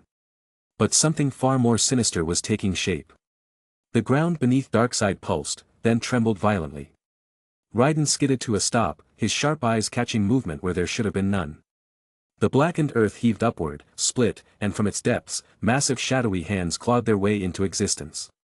Each hand was as large as a skyscraper, their edges indistinct, as though formed of liquid shadow. They gripped the ground with crushing force, pulling upward to reveal a nightmarish figure. Its body was an amorphous mass of pure darkness, with hollow, glowing eyes that burned with malice. The monstrosity let out a scream, a sound so unearthly that it seemed to tear at the very fabric of the phantom zone. Raiden didn't wait. He sprinted forward, his speed creating shockwaves as he closed the distance in seconds. His plan was simple: strike before the creature could stabilize. With Achilles' spear in hand, he lunged, aiming for the heart of the beast. But the monstrosity was faster than it appeared. A massive shadowed fist swung toward him, forcing Raiden to somersault backward mid-air. The ground where he had stood shattered, chunks of rock sent flying like missiles. Raiden landed, but the beast was relentless. Another fist barreled toward him, and though Achilles' speed allowed him to dodge, the creature's sheer size forced him on the defensive. Each blow it delivered sent shockwaves through the battlefield, craters forming with every missed strike. Finally, Raiden saw an opening. He surged forward, his spear glowing as he drove it into the monstrosity's side. The creature recoiled, a deep rumble echoing from within, but no wound appeared. The darkness simply closed over the strike, as though nothing had happened. Darkseid watched the exchange with a cruel smile. His voice was a growl, low and menacing. You misunderstand, Raiden. This is not a beast to be slain. It is a fragment of me, a shadow of my will. And it will break you. The monstrosity roared in agreement, its arms splitting into four, each one swinging at Raiden with the force of a hurricane. Raiden dodged with precision, but the speed and coordination of the attacks began to close in on him. Then, from the side, a tendril of shadow lashed out, striking him in the back. The impact hurled him forward, straight into the path of a descending fist. Raiden barely managed to raise his spear in defense as the blows sent him crashing into the ground, the impact creating a massive crater. Dazed but defiant, Raiden stood, his armor dented but his spirit unbroken. You'll have to do better than that, he said, his voice sharp with determination. Darkseid chuckled. Oh, I will. His Omega beams erupted, streaking toward Raiden like serpents. Achilles' speed allowed him to evade the deadly energy blasts, but each missed beam carved through the landscape, obliterating whatever it touched. Raiden moved in a blur, weaving through the onslaught, until Darkseid appeared in front of him. With inhuman speed, the tyrant swung a fist, aiming for Raiden's chest. Achilles' instincts kicked in, and Raiden twisted away, the blow narrowly missing him but shattering the ground beneath. Raiden rolled to his feet, panting but smiling. 2-on-1, huh? Fair enough. Darkseid's smile widened. 2-on-1. No, Raiden Kagawa. This is annihilation. Before Raiden could retort, the monstrosity lunged again, its shadowy mass shifting into a writhing storm of tendrils and fists. Raiden dashed to the side, his form a golden streak, but even Achilles' unparalleled speed could not keep him safe forever. A tendril snaked through his defenses, slamming into his shoulder and spinning him mid-air. Another followed, striking his back and hurling him toward Darkseid. Darkseid caught him with one massive hand, gripping Raiden by the throat. His glowing red eyes bored into Raiden's, and for the first time, Raiden felt the weight of Darkseid's full power. "This ends now," Darkseid declared, his Omega beams igniting again. Point blank, the beams seared into Raiden's face. Achilles' divine armor absorbed much of the attack, but the sheer force left him gasping in pain. Smoke rose from his scorched helmet as Darkseid hurled him into the ground. Raiden struggled to rise, but from the void, more shadowy hands erupted. They gripped his arms, legs, and torso, pinning him in place. Around him, 10 more monstrosities emerged, each one a towering abomination. Floating above, Darkseid spread his arms wide, his voice resonating with absolute authority. "Behold, the end of light. Darkness is not merely power, it is the universe in its purest form. And I am its herald." Above him, a sphere of darkness began to form. It pulsed with malevolent energy, growing larger with every second. Its gravitational force warped the very fabric of reality, pulling debris and light into its depths. Raiden struggled against the shadowy hands, but they held firm. He could only watch as the sphere swelled, its size eclipsing mountains. Darkness unleashed, sphere of dark matter.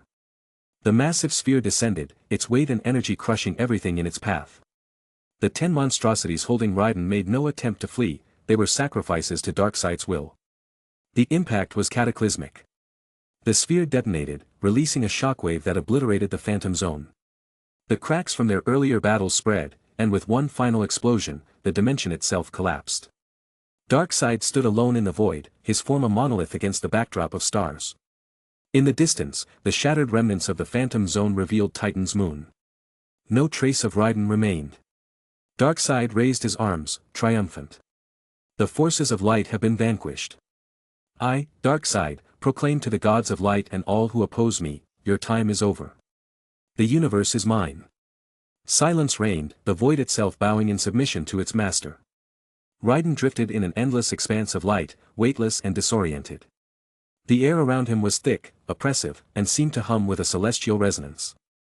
His body ached as if every fiber of his being had been torn apart and haphazardly stitched back together. With great effort, he pushed himself upright. The light seemed to part before him, revealing a figure of unparalleled beauty.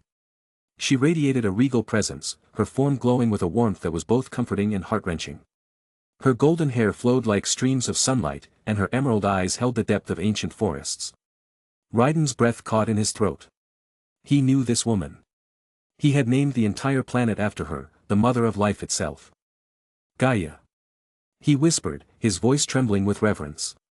The woman smiled, but her expression was tinged with sorrow. Tears cascaded down her cheeks, glimmering like liquid diamonds. She looked at him not as a goddess, but as a mother mourning her child's pain. "I see. I must have lost, haven't I?" Raiden said, his voice heavy with despair. "I'm sorry, mother. I tried my best." But, he was unstoppable. The power he held, it was beyond anything I've ever faced. No attack, no strategy, nothing could harm him. His voice cracked as he continued, "Zephyr, my son, my wives, my friends. I failed them all. I failed the world." Gaia's tears did not stop, but her smile softened. She stepped closer, her voice a melodic whisper filled with sadness and love. "Raiden, you haven't failed me, nor have you truly lost. If anyone has failed, it is I, for I could not protect you from what I warned against." Raiden frowned, confusion etched across his face. "What do you mean?" Gaia raised her hand, her fingers trembling as she pointed to his chest. Raiden looked down, expecting to see the familiar scar, the mark left by the outer god, a reminder of his torment over the past 2 years. But what he saw froze his blood. The scar was gone. In its place was a gaping, black void, a darkened eye, swirling with an ominous energy. It seemed to pulse like a heartbeat, showing visions of apocalyptic chaos, as if it were a portal to the end of time itself. "No. What is this?" Raiden's voice was laced with panic. "The scar, the outer god's mark. Why has it become this?" Gaia dropped to her knees, her sobs echoing through the expanse of light. Her radiant glow dimmed as her grief overtook her. I'm sorry, my son. I tried. I tried to save you from it. That darkness, it is stronger than I. It is one of the creators. Its mark was not upon your body but your very soul, and the soul is the most precious and vulnerable part of a human. Raiden's mind raced. Is that why I could never see you? Why I couldn't speak to you all this time? Because you were protecting me? Gaia nodded, her tears staining the ground beneath her. Yes, Raiden. I shielded you as best I could, using all my strength to slow its spread. But darkness is relentless. It is the ultimate force, and it used your soul as a gateway to existence. Now I can no longer hold it back. She reached out, cupping his face with trembling hands. Raiden, we don't have much time. Please, listen to me. Stay strong. Do not lose yourself to it. This darkness, it has awakened your alter self, the part of you born from despair and rage. You must resist it, no matter what. Before Raiden could respond, the light around him began to dim. Darkness seeped into the space like ink spreading across a canvas. Gaia's form flickered, her voice becoming faint. Raiden, remember who you are, do not let the darkness take you. Raiden stood alone in the encroaching darkness. The silence was deafening, broken only by the faint sound of his own breathing. Then, from the shadows, a figure emerged. It was him, or rather, a reflection of him. The doppelganger was identical in every physical detail, yet fundamentally different. Its eyes were voids of pure darkness, devoid of emotion or light. Its posture exuded malice and dominance. Raiden's fists clenched as he took a step back. Who are you? The copy's lips curled into a cruel smile. Its voice was cold and hollow, yet somehow it carried an overwhelming presence. It is time to let go, child of light, I will take over from now on. Before Raiden could respond, the shadow lunged at him. It moved with terrifying speed, and when it struck, the impact sent Raiden reeling. He tried to fight back, summoning the golden aura of his light, but the darkness consumed it effortlessly. It was as if Raiden tried to fight, but didn't want to, as if he wanted it to take over. In the end, the light dimmed. When the darkness cleared, Raiden stood again. But this was no longer the man who fought to protect the world. This was Raiden Alter, a being of pure destruction, born of darkness and driven by an insatiable desire to annihilate all who stood in his way. Chapter 176. As Darkseid prepared to depart, a force unlike anything he had ever felt stopped him in his tracks. It was darkness, not his own, but something far deeper, more malevolent, more destructive. Turning slowly, he faced the source of this suffocating presence and froze. The man he believed dead, his triumph incomplete, now stood before him, Raiden. You. Darkseid's voice was a mixture of anger and disbelief. How is this possible? I killed you. You should be dead. That power you wield, it does not belong to you. It's mine. Darkseid's fury erupted as beams of Omega energy surged from his eyes, streaking toward Raiden with the force to obliterate worlds. Yet Raiden did not move. The beams struck him, only to vanish against the darkened surface of Avalon, his halberd, now corrupted. Once a shining symbol of defense, it had become a jagged, ominous weapon, cloaked in shadow and radiating dread. Raiden's voice broke through the tension, calm and cold. This power, it's fascinating. I've always had the ability to call upon humanity's greatest legends, to wield their strength as my own. But I've recently discovered something new. I don't need to summon them to use their power. Darkseid's eyes narrowed as Raiden shouted, Dan no Yura, Aso Tobi. In a blur of motion, 8 identical manifestations of Raiden appeared, surrounding Darkseid from all sides. But these heroes I draw from, Raiden continued, have always intrigued me. Do they truly embody perfection? Or have they felt despair, failure, defeat? Each of the 8 Raiden figures spoke in turn, their voices overlapping yet distinct. Have they fallen before? Do they know the pain of hopelessness? Do they feel the weight of their choices? The final Raiden spoke, the throne has answered me. Every single one of them has felt despair. That's why the throne created their darker halves, alter versions forged from their failures. And now. His eyes gleamed with crimson light. It has created me, Raiden Alter. Darkseid snarled, you dare speak of despair to me? I am the master of darkness. I am Darkseid. Your darkness is nothing compared to mine. Raiden Alter did not reply. The 8 versions of himself raised their weapons, each preparing to unleash a devastating noble phantasm. Zveri Kresnyi Code.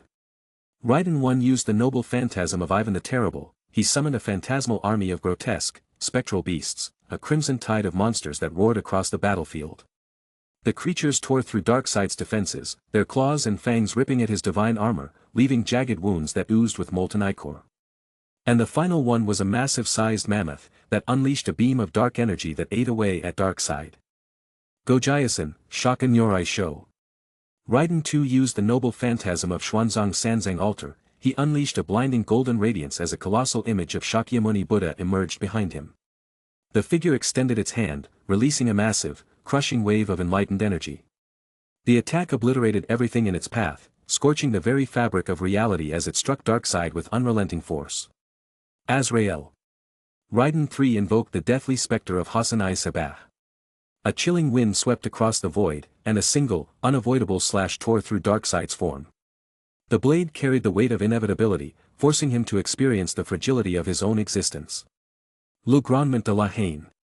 Raiden 4 raised a blackened flag of Jeanne d'Arc altar, and a surge of violet flames erupted from it. The fire spread like a flood, consuming Darkseid in an inferno born of hatred and betrayal. The flames burned not only his body but his very essence, leaving charred scars on his soul.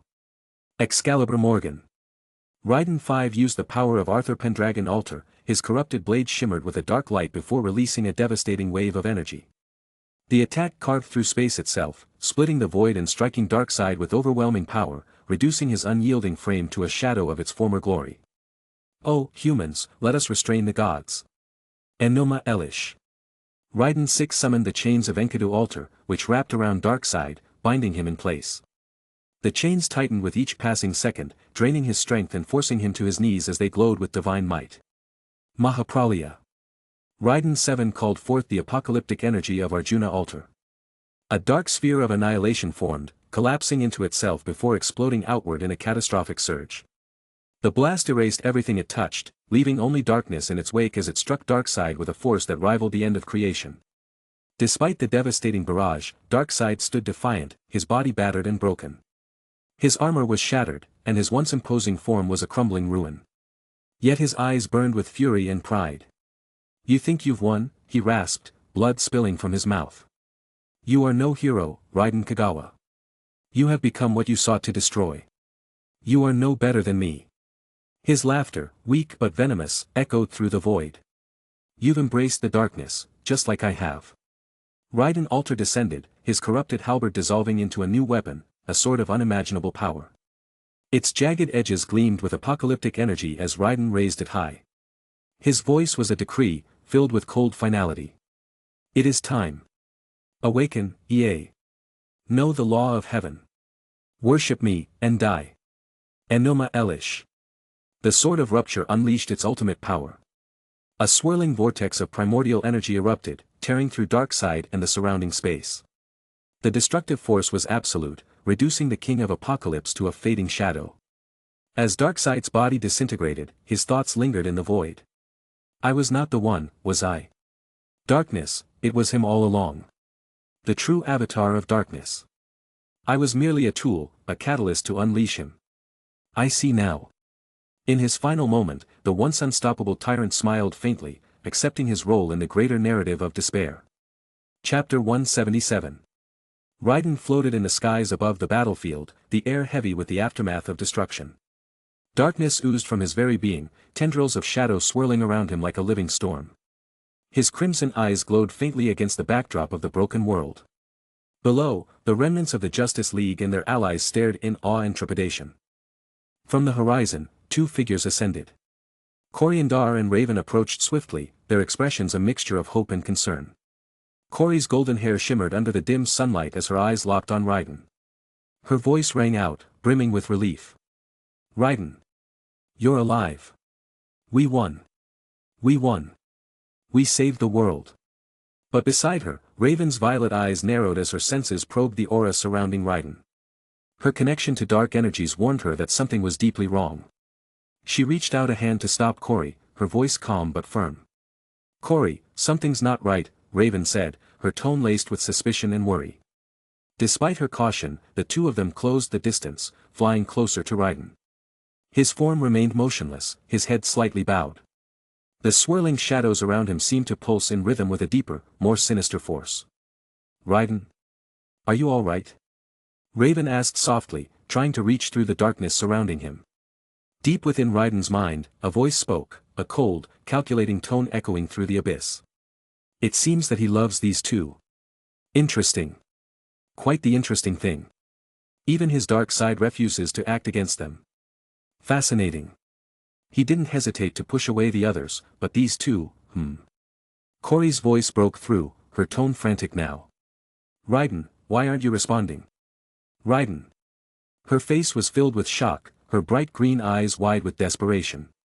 But Raiden remained silent, his crimson gaze locked on the two women, yet distant, as if gazing through them. Before any more words could be exchanged, the sound of roaring engines shattered the tense moment. A ship emerged from the clouds, its sleek form familiar and imposing. It was the very ship Wonder Woman, Aquaman, and Wonder Girl had used to pursue Steppenwolf. Now, it carried additional passengers. On the ship's deck stood Wonder Woman, her lasso gleaming faintly at her side. Beside her were Shazam, Green Arrow, and Megan, their expressions grim as they stared at Raiden. Wonder Woman herself crouched near the edge, her posture battle-ready, her voice cutting through the air like steel. Stay away from him. That's not our Raiden. Her words struck like a hammer, the accusation heavy with meaning. Corey turned toward the ship, her face a mixture of confusion and defiance, while Raven's expression hardened. Corey recoiled, her eyes darting between Wonder Woman and Raiden. What are you talking about? She demanded. This is Raiden. He fought with us. He saved us. Raven, however, didn't move. Her eyes locked onto Raiden's, and her voice was low, almost trembling. Diana's right, she said softly. Something's wrong. This isn't the Raiden we know. Earlier. The scorching sun bore down on the vast desert, its golden sand strewn with the wreckage of the battle that had raged moments before. Wonder Woman and Aquaman stood amidst the chaos, their relief palpable as they watched Raiden descend from the sky, Kulki's defeated body crumbling into ash behind him. Raiden.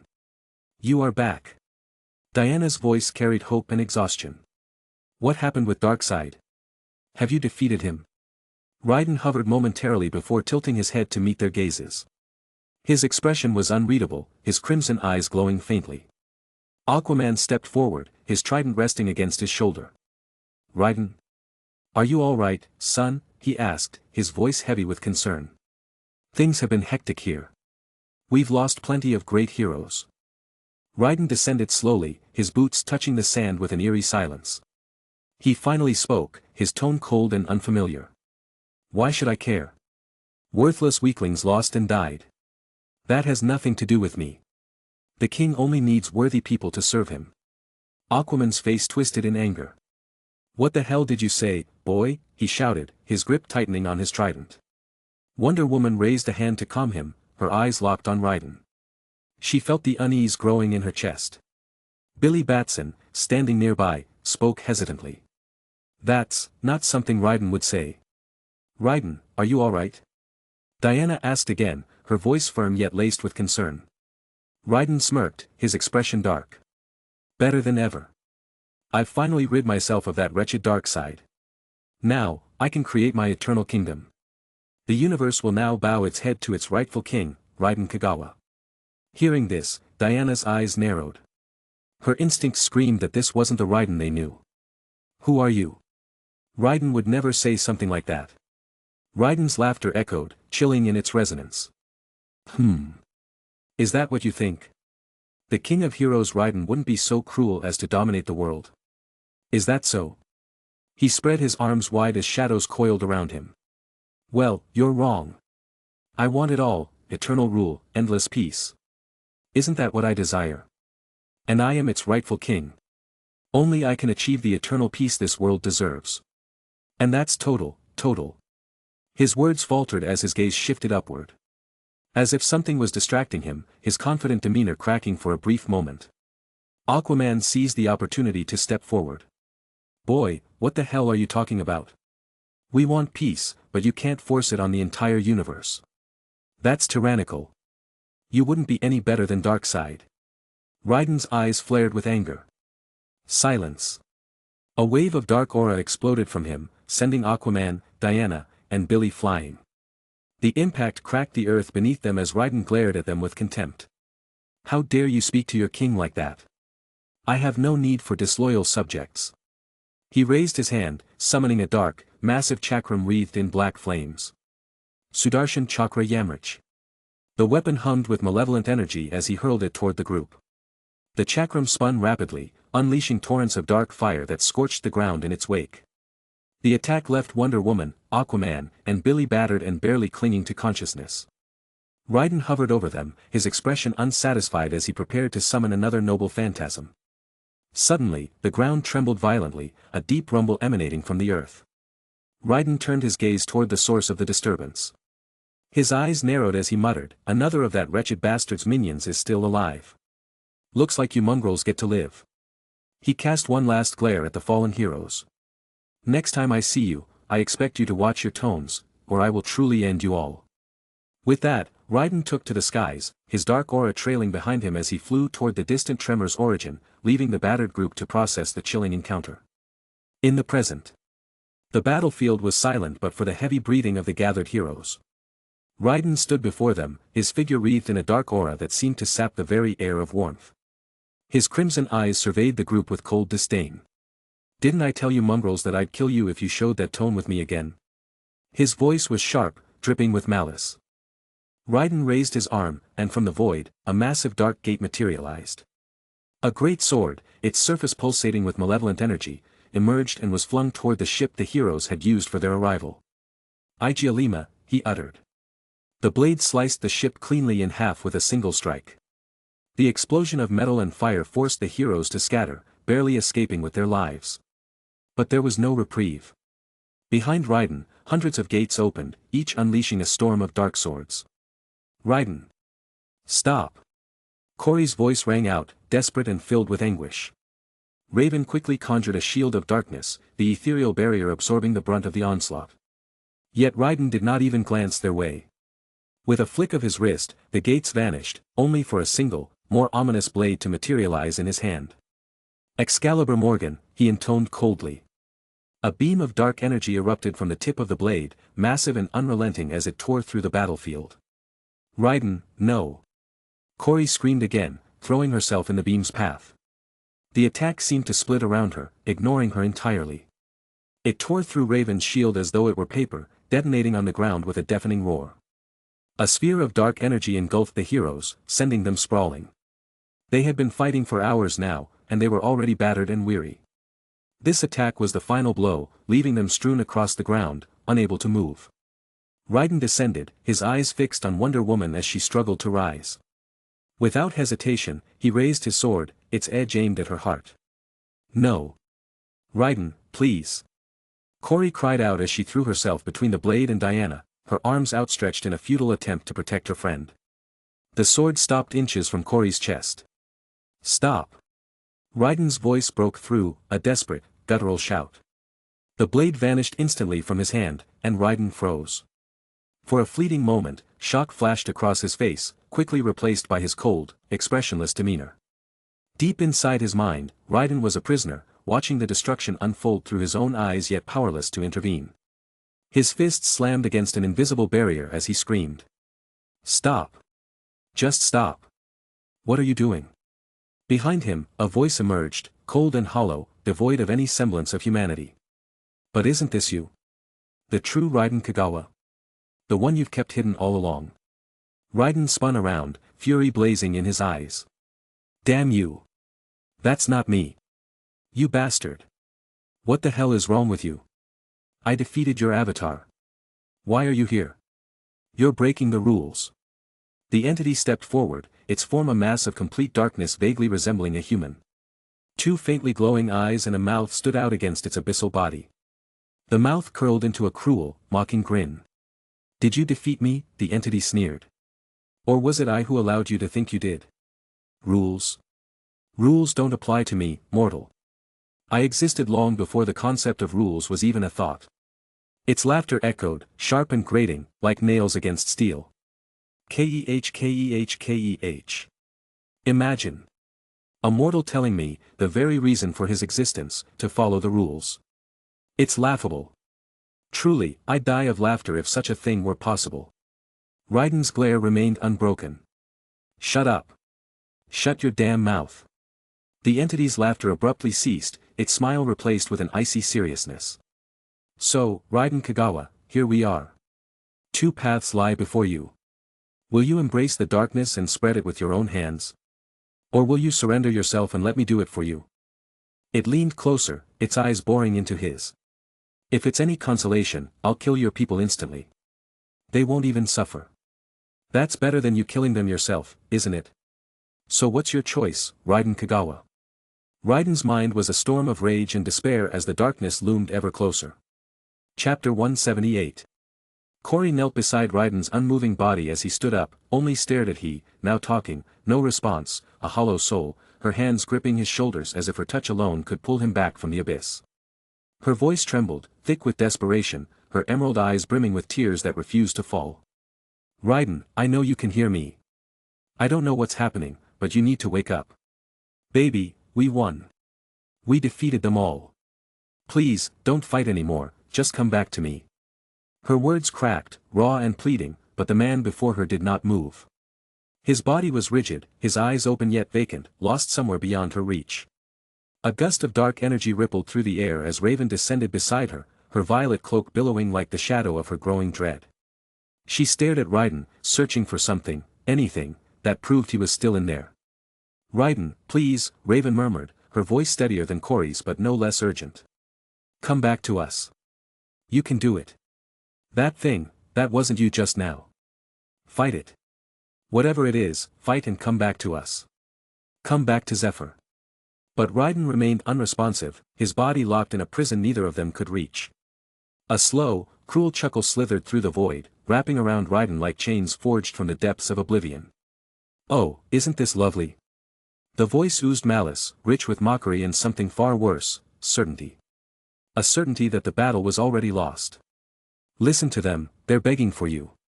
They're pleading for you to fight, to resist, but they can't see it, can they? This pathetic version of you.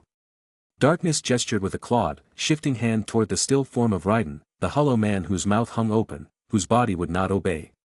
Look at you. Eyes wide, mouth agape, unable to move, unable to speak. You are not a warrior. You are not a king. You are a husk. A shell. A whisper of something that once had meaning. If you ask me, the darkness suits you far better. The void shifted, and before Raiden stood his own reflection, but not himself. No, this was something else. Dark Raiden. His doppelganger stood tall, expression cold and unyielding, power radiating from his form like an endless storm. There was no hesitation in his stance, no doubt clouding his mind.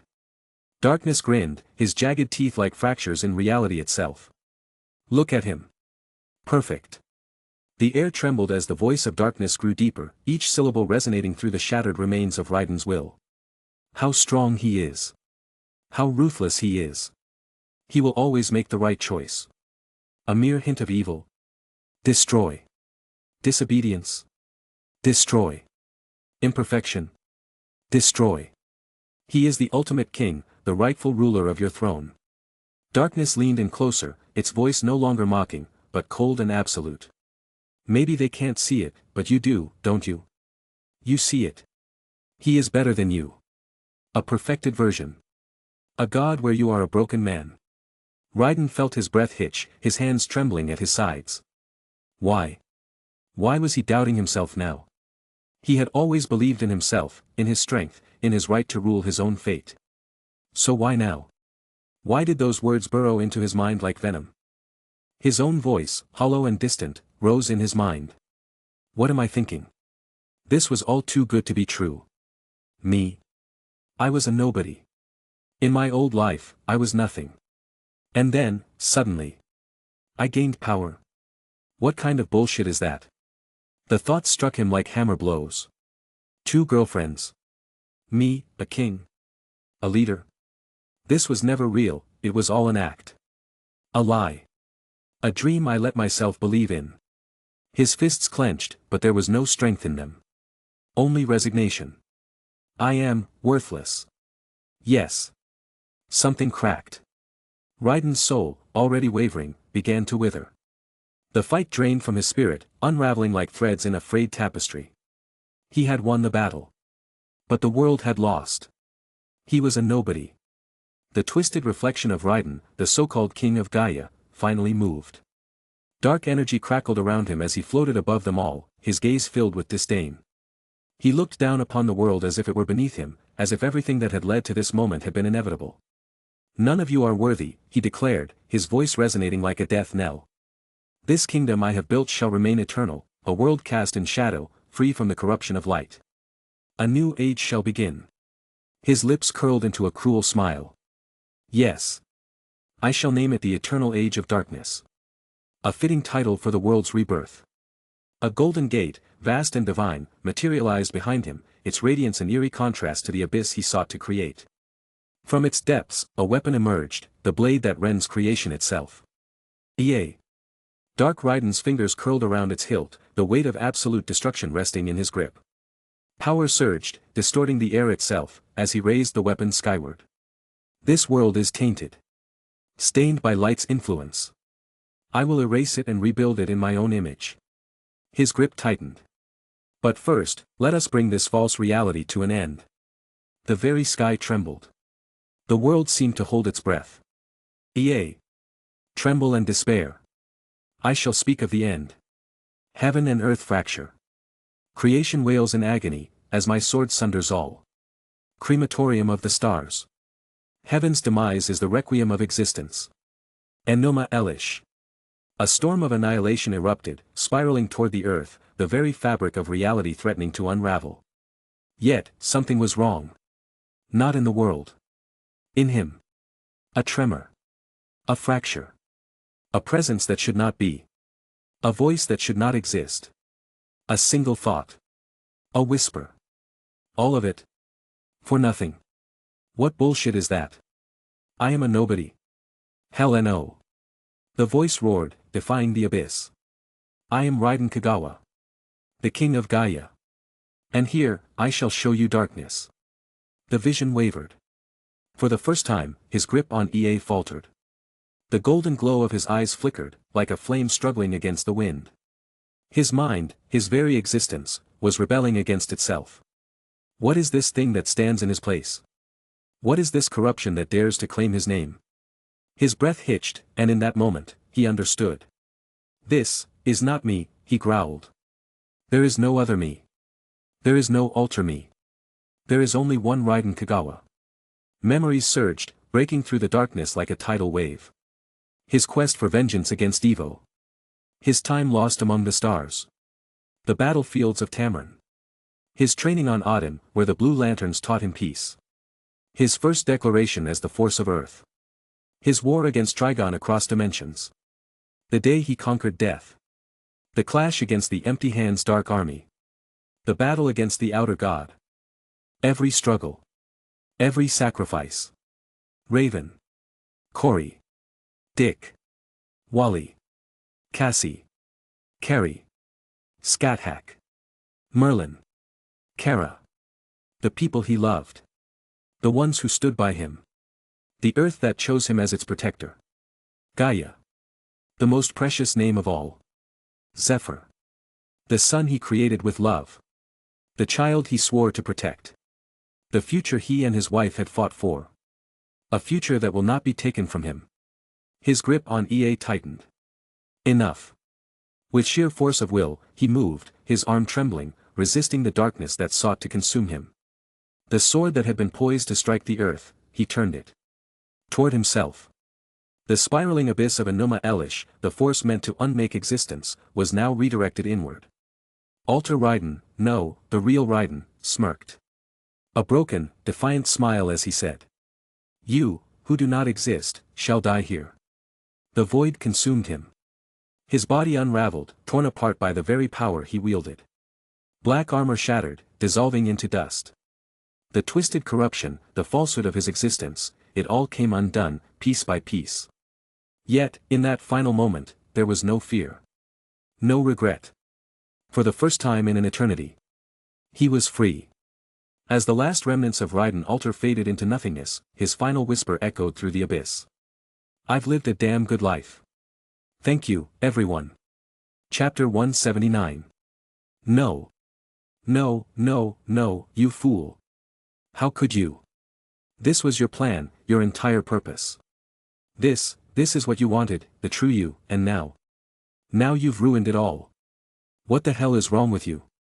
You've destroyed everything, do you understand? You killed yourself, you arrogant, insatiable bastard. Darkness bellowed, his voice trembling with fury, no longer hiding behind his twisted grin. It was gone, that cruel smile. Instead, a burning rage filled the void of his being. His eyes, those endless, cold eyes, burned with a fierce recognition of failure. Raiden had escaped the very thing darkness had designed to trap him in. He had failed. I had it all of it, darkness seethed, his voice low but venomous. I crafted it perfectly, a boy, broken, hopeless, empty, someone who had nothing left, a soul ripe for despair. I gave him everything, the world, a dream. Then I tore it away. I thought for sure, in that brokenness, he'd bend to me. I'd control him, use him as a vessel. I'd be reborn through him, and all of existence would kneel to me. But now. Why has this all gone wrong? Aiden's soul simply stood there, and with it came a laugh. A low, mocking chuckle that grew into full-blown hysteria, filling the void around them. Ha ha ha ha ha. Ha ha ha ha. His laughter echoed like thunder in the emptiness. You damn monster. You still don't get it, do you? We're both dead. This is the end. All the years, hundreds, no, thousands of years of planning, building, strategizing. And you just stripped it all away. A human. Damn you light. Darkness' voice cracked. For the first time, a trace of weakness seeped through, a chink in the armor of an entity that had known nothing but dominance. Aiden, still in the afterlife, continued to laugh, but this time, his eyes were filled with something else, something darker, yet strangely liberated. It's almost poetic, isn't it? That you, the so-called ultimate villain, the one who claimed to be above all, just couldn't stand that a human, a creature so insignificant, ruined your entire plan. All this time, it was just about jealousy, wasn't it?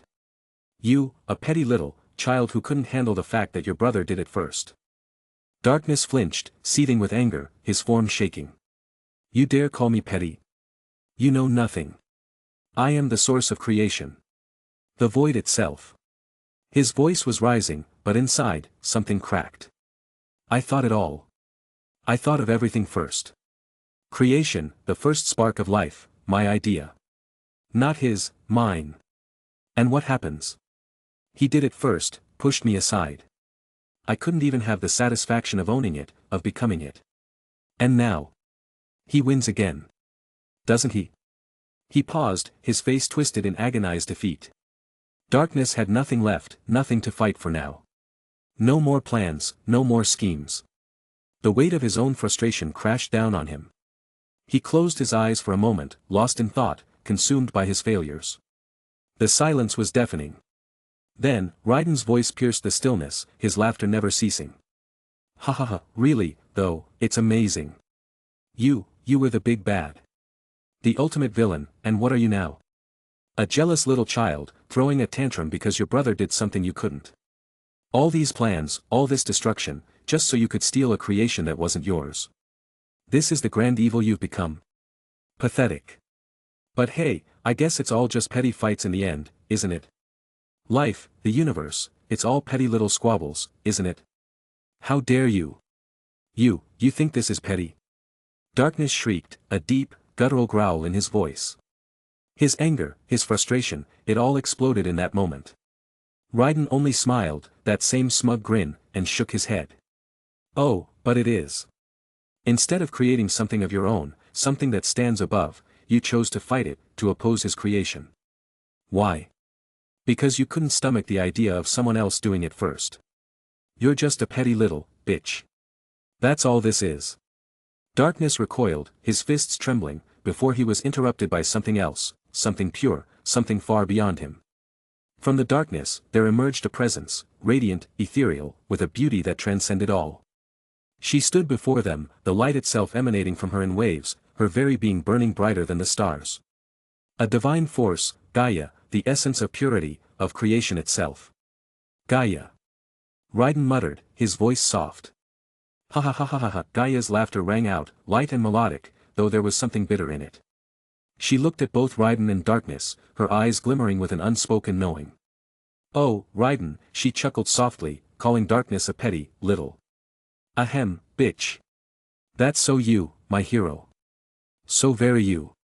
Darkness seethed with fury, his voice rising in rage. What do you want, you pathetic slave of light? Here to gloat as well.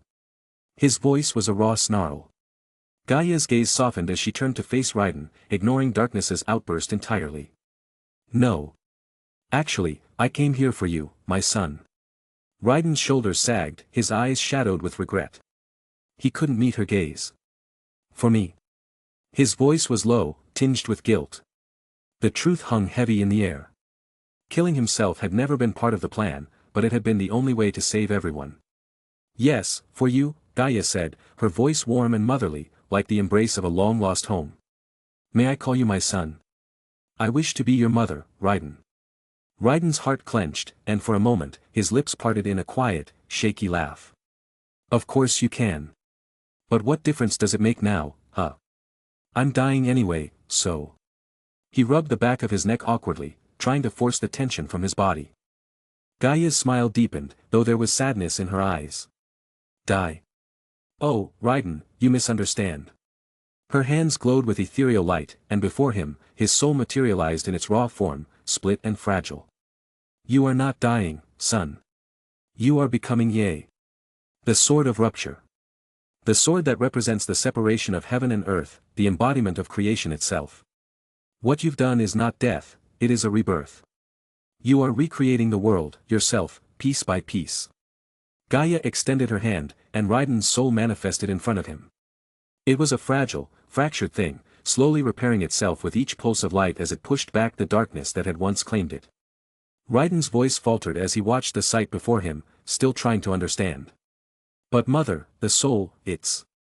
Darkness's cruel laugh rang through the room, his voice thick with malice. Ha! Ha ha ha! It's fading to death, you damn light slave. Don't you see? You're a planet soul, aren't you? Darkness has seeped through him, deep into his soul. If it's cut, he dies. You think I would let you save him? I may have lost, but at least this little shit dies here. It's over for him.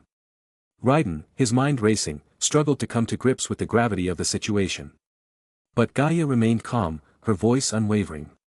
You are correct, Lord Darkness, Gaia said, her words slow but firm. Raiden will die if his soul is cut, but... Her eyes flickered with a secretive gleam. What if it's replaced by something else? A soul so potent, so powerful, that it can replenish his, that it can make him survive? Darkness, realizing what Gaia was suggesting, roared in outrage. And where, pray tell, will you find that soul, bitch? You'd have to kill a damn PLA. You crazy fucking light bitch. Don't you dare do this. This boy is mine. He's my rightful heir, and I won. I claimed his soul. He dies. Now. Raiden's heart pounded in his chest as he realized what Gaia was about to do. He rushed forward, his voice a desperate plea. No, mother. Gaia's gaze softened, but her resolve only grew stronger. Why not, Raiden? Am I not your mother? I brought you here. And you've already fulfilled your purpose. You've become all that you needed to be. You are my son. I will not let my own son die. I won't. Her voice trembled with emotion, and tears welled in her eyes, but her tone remained firm. This game, as you say, Raiden, is a petty battle between two brothers. A childish fight that has cost millions of planet souls, trillions of sentient lives. And I will not let you die for it. Not my son. Not today. From now on, Raiden Kagawa, you will be reincarnated as the soul of Earth. King Raiden Kagawa, son of Gaia. Raiden's mind raced, his body trembling. But what about you, mother? What will happen to you? Gaia's expression softened, her voice filled with bittersweet wisdom. Me? I've lived long enough, Raiden. It's you who will carry the future now. You can be whatever you want. It's over. My mission for you is fulfilled. Raiden's heart ached as he reached for her. No, you should have a chance to live, to experience life for yourself. You've given everything for Earth. Gaia nodded slowly, a faint, knowing smile gracing her lips.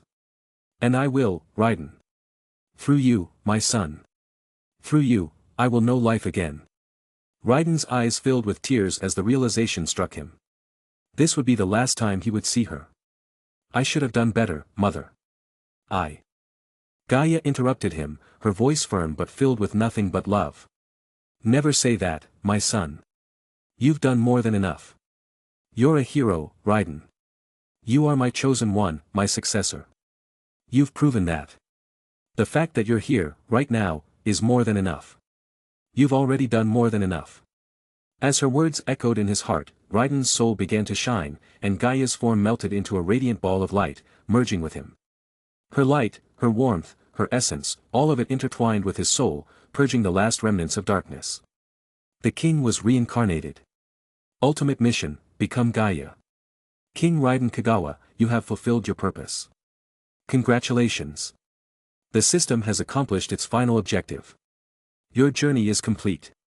System shutdown initiated. It was an honor to serve you, Raiden. Farewell. The end.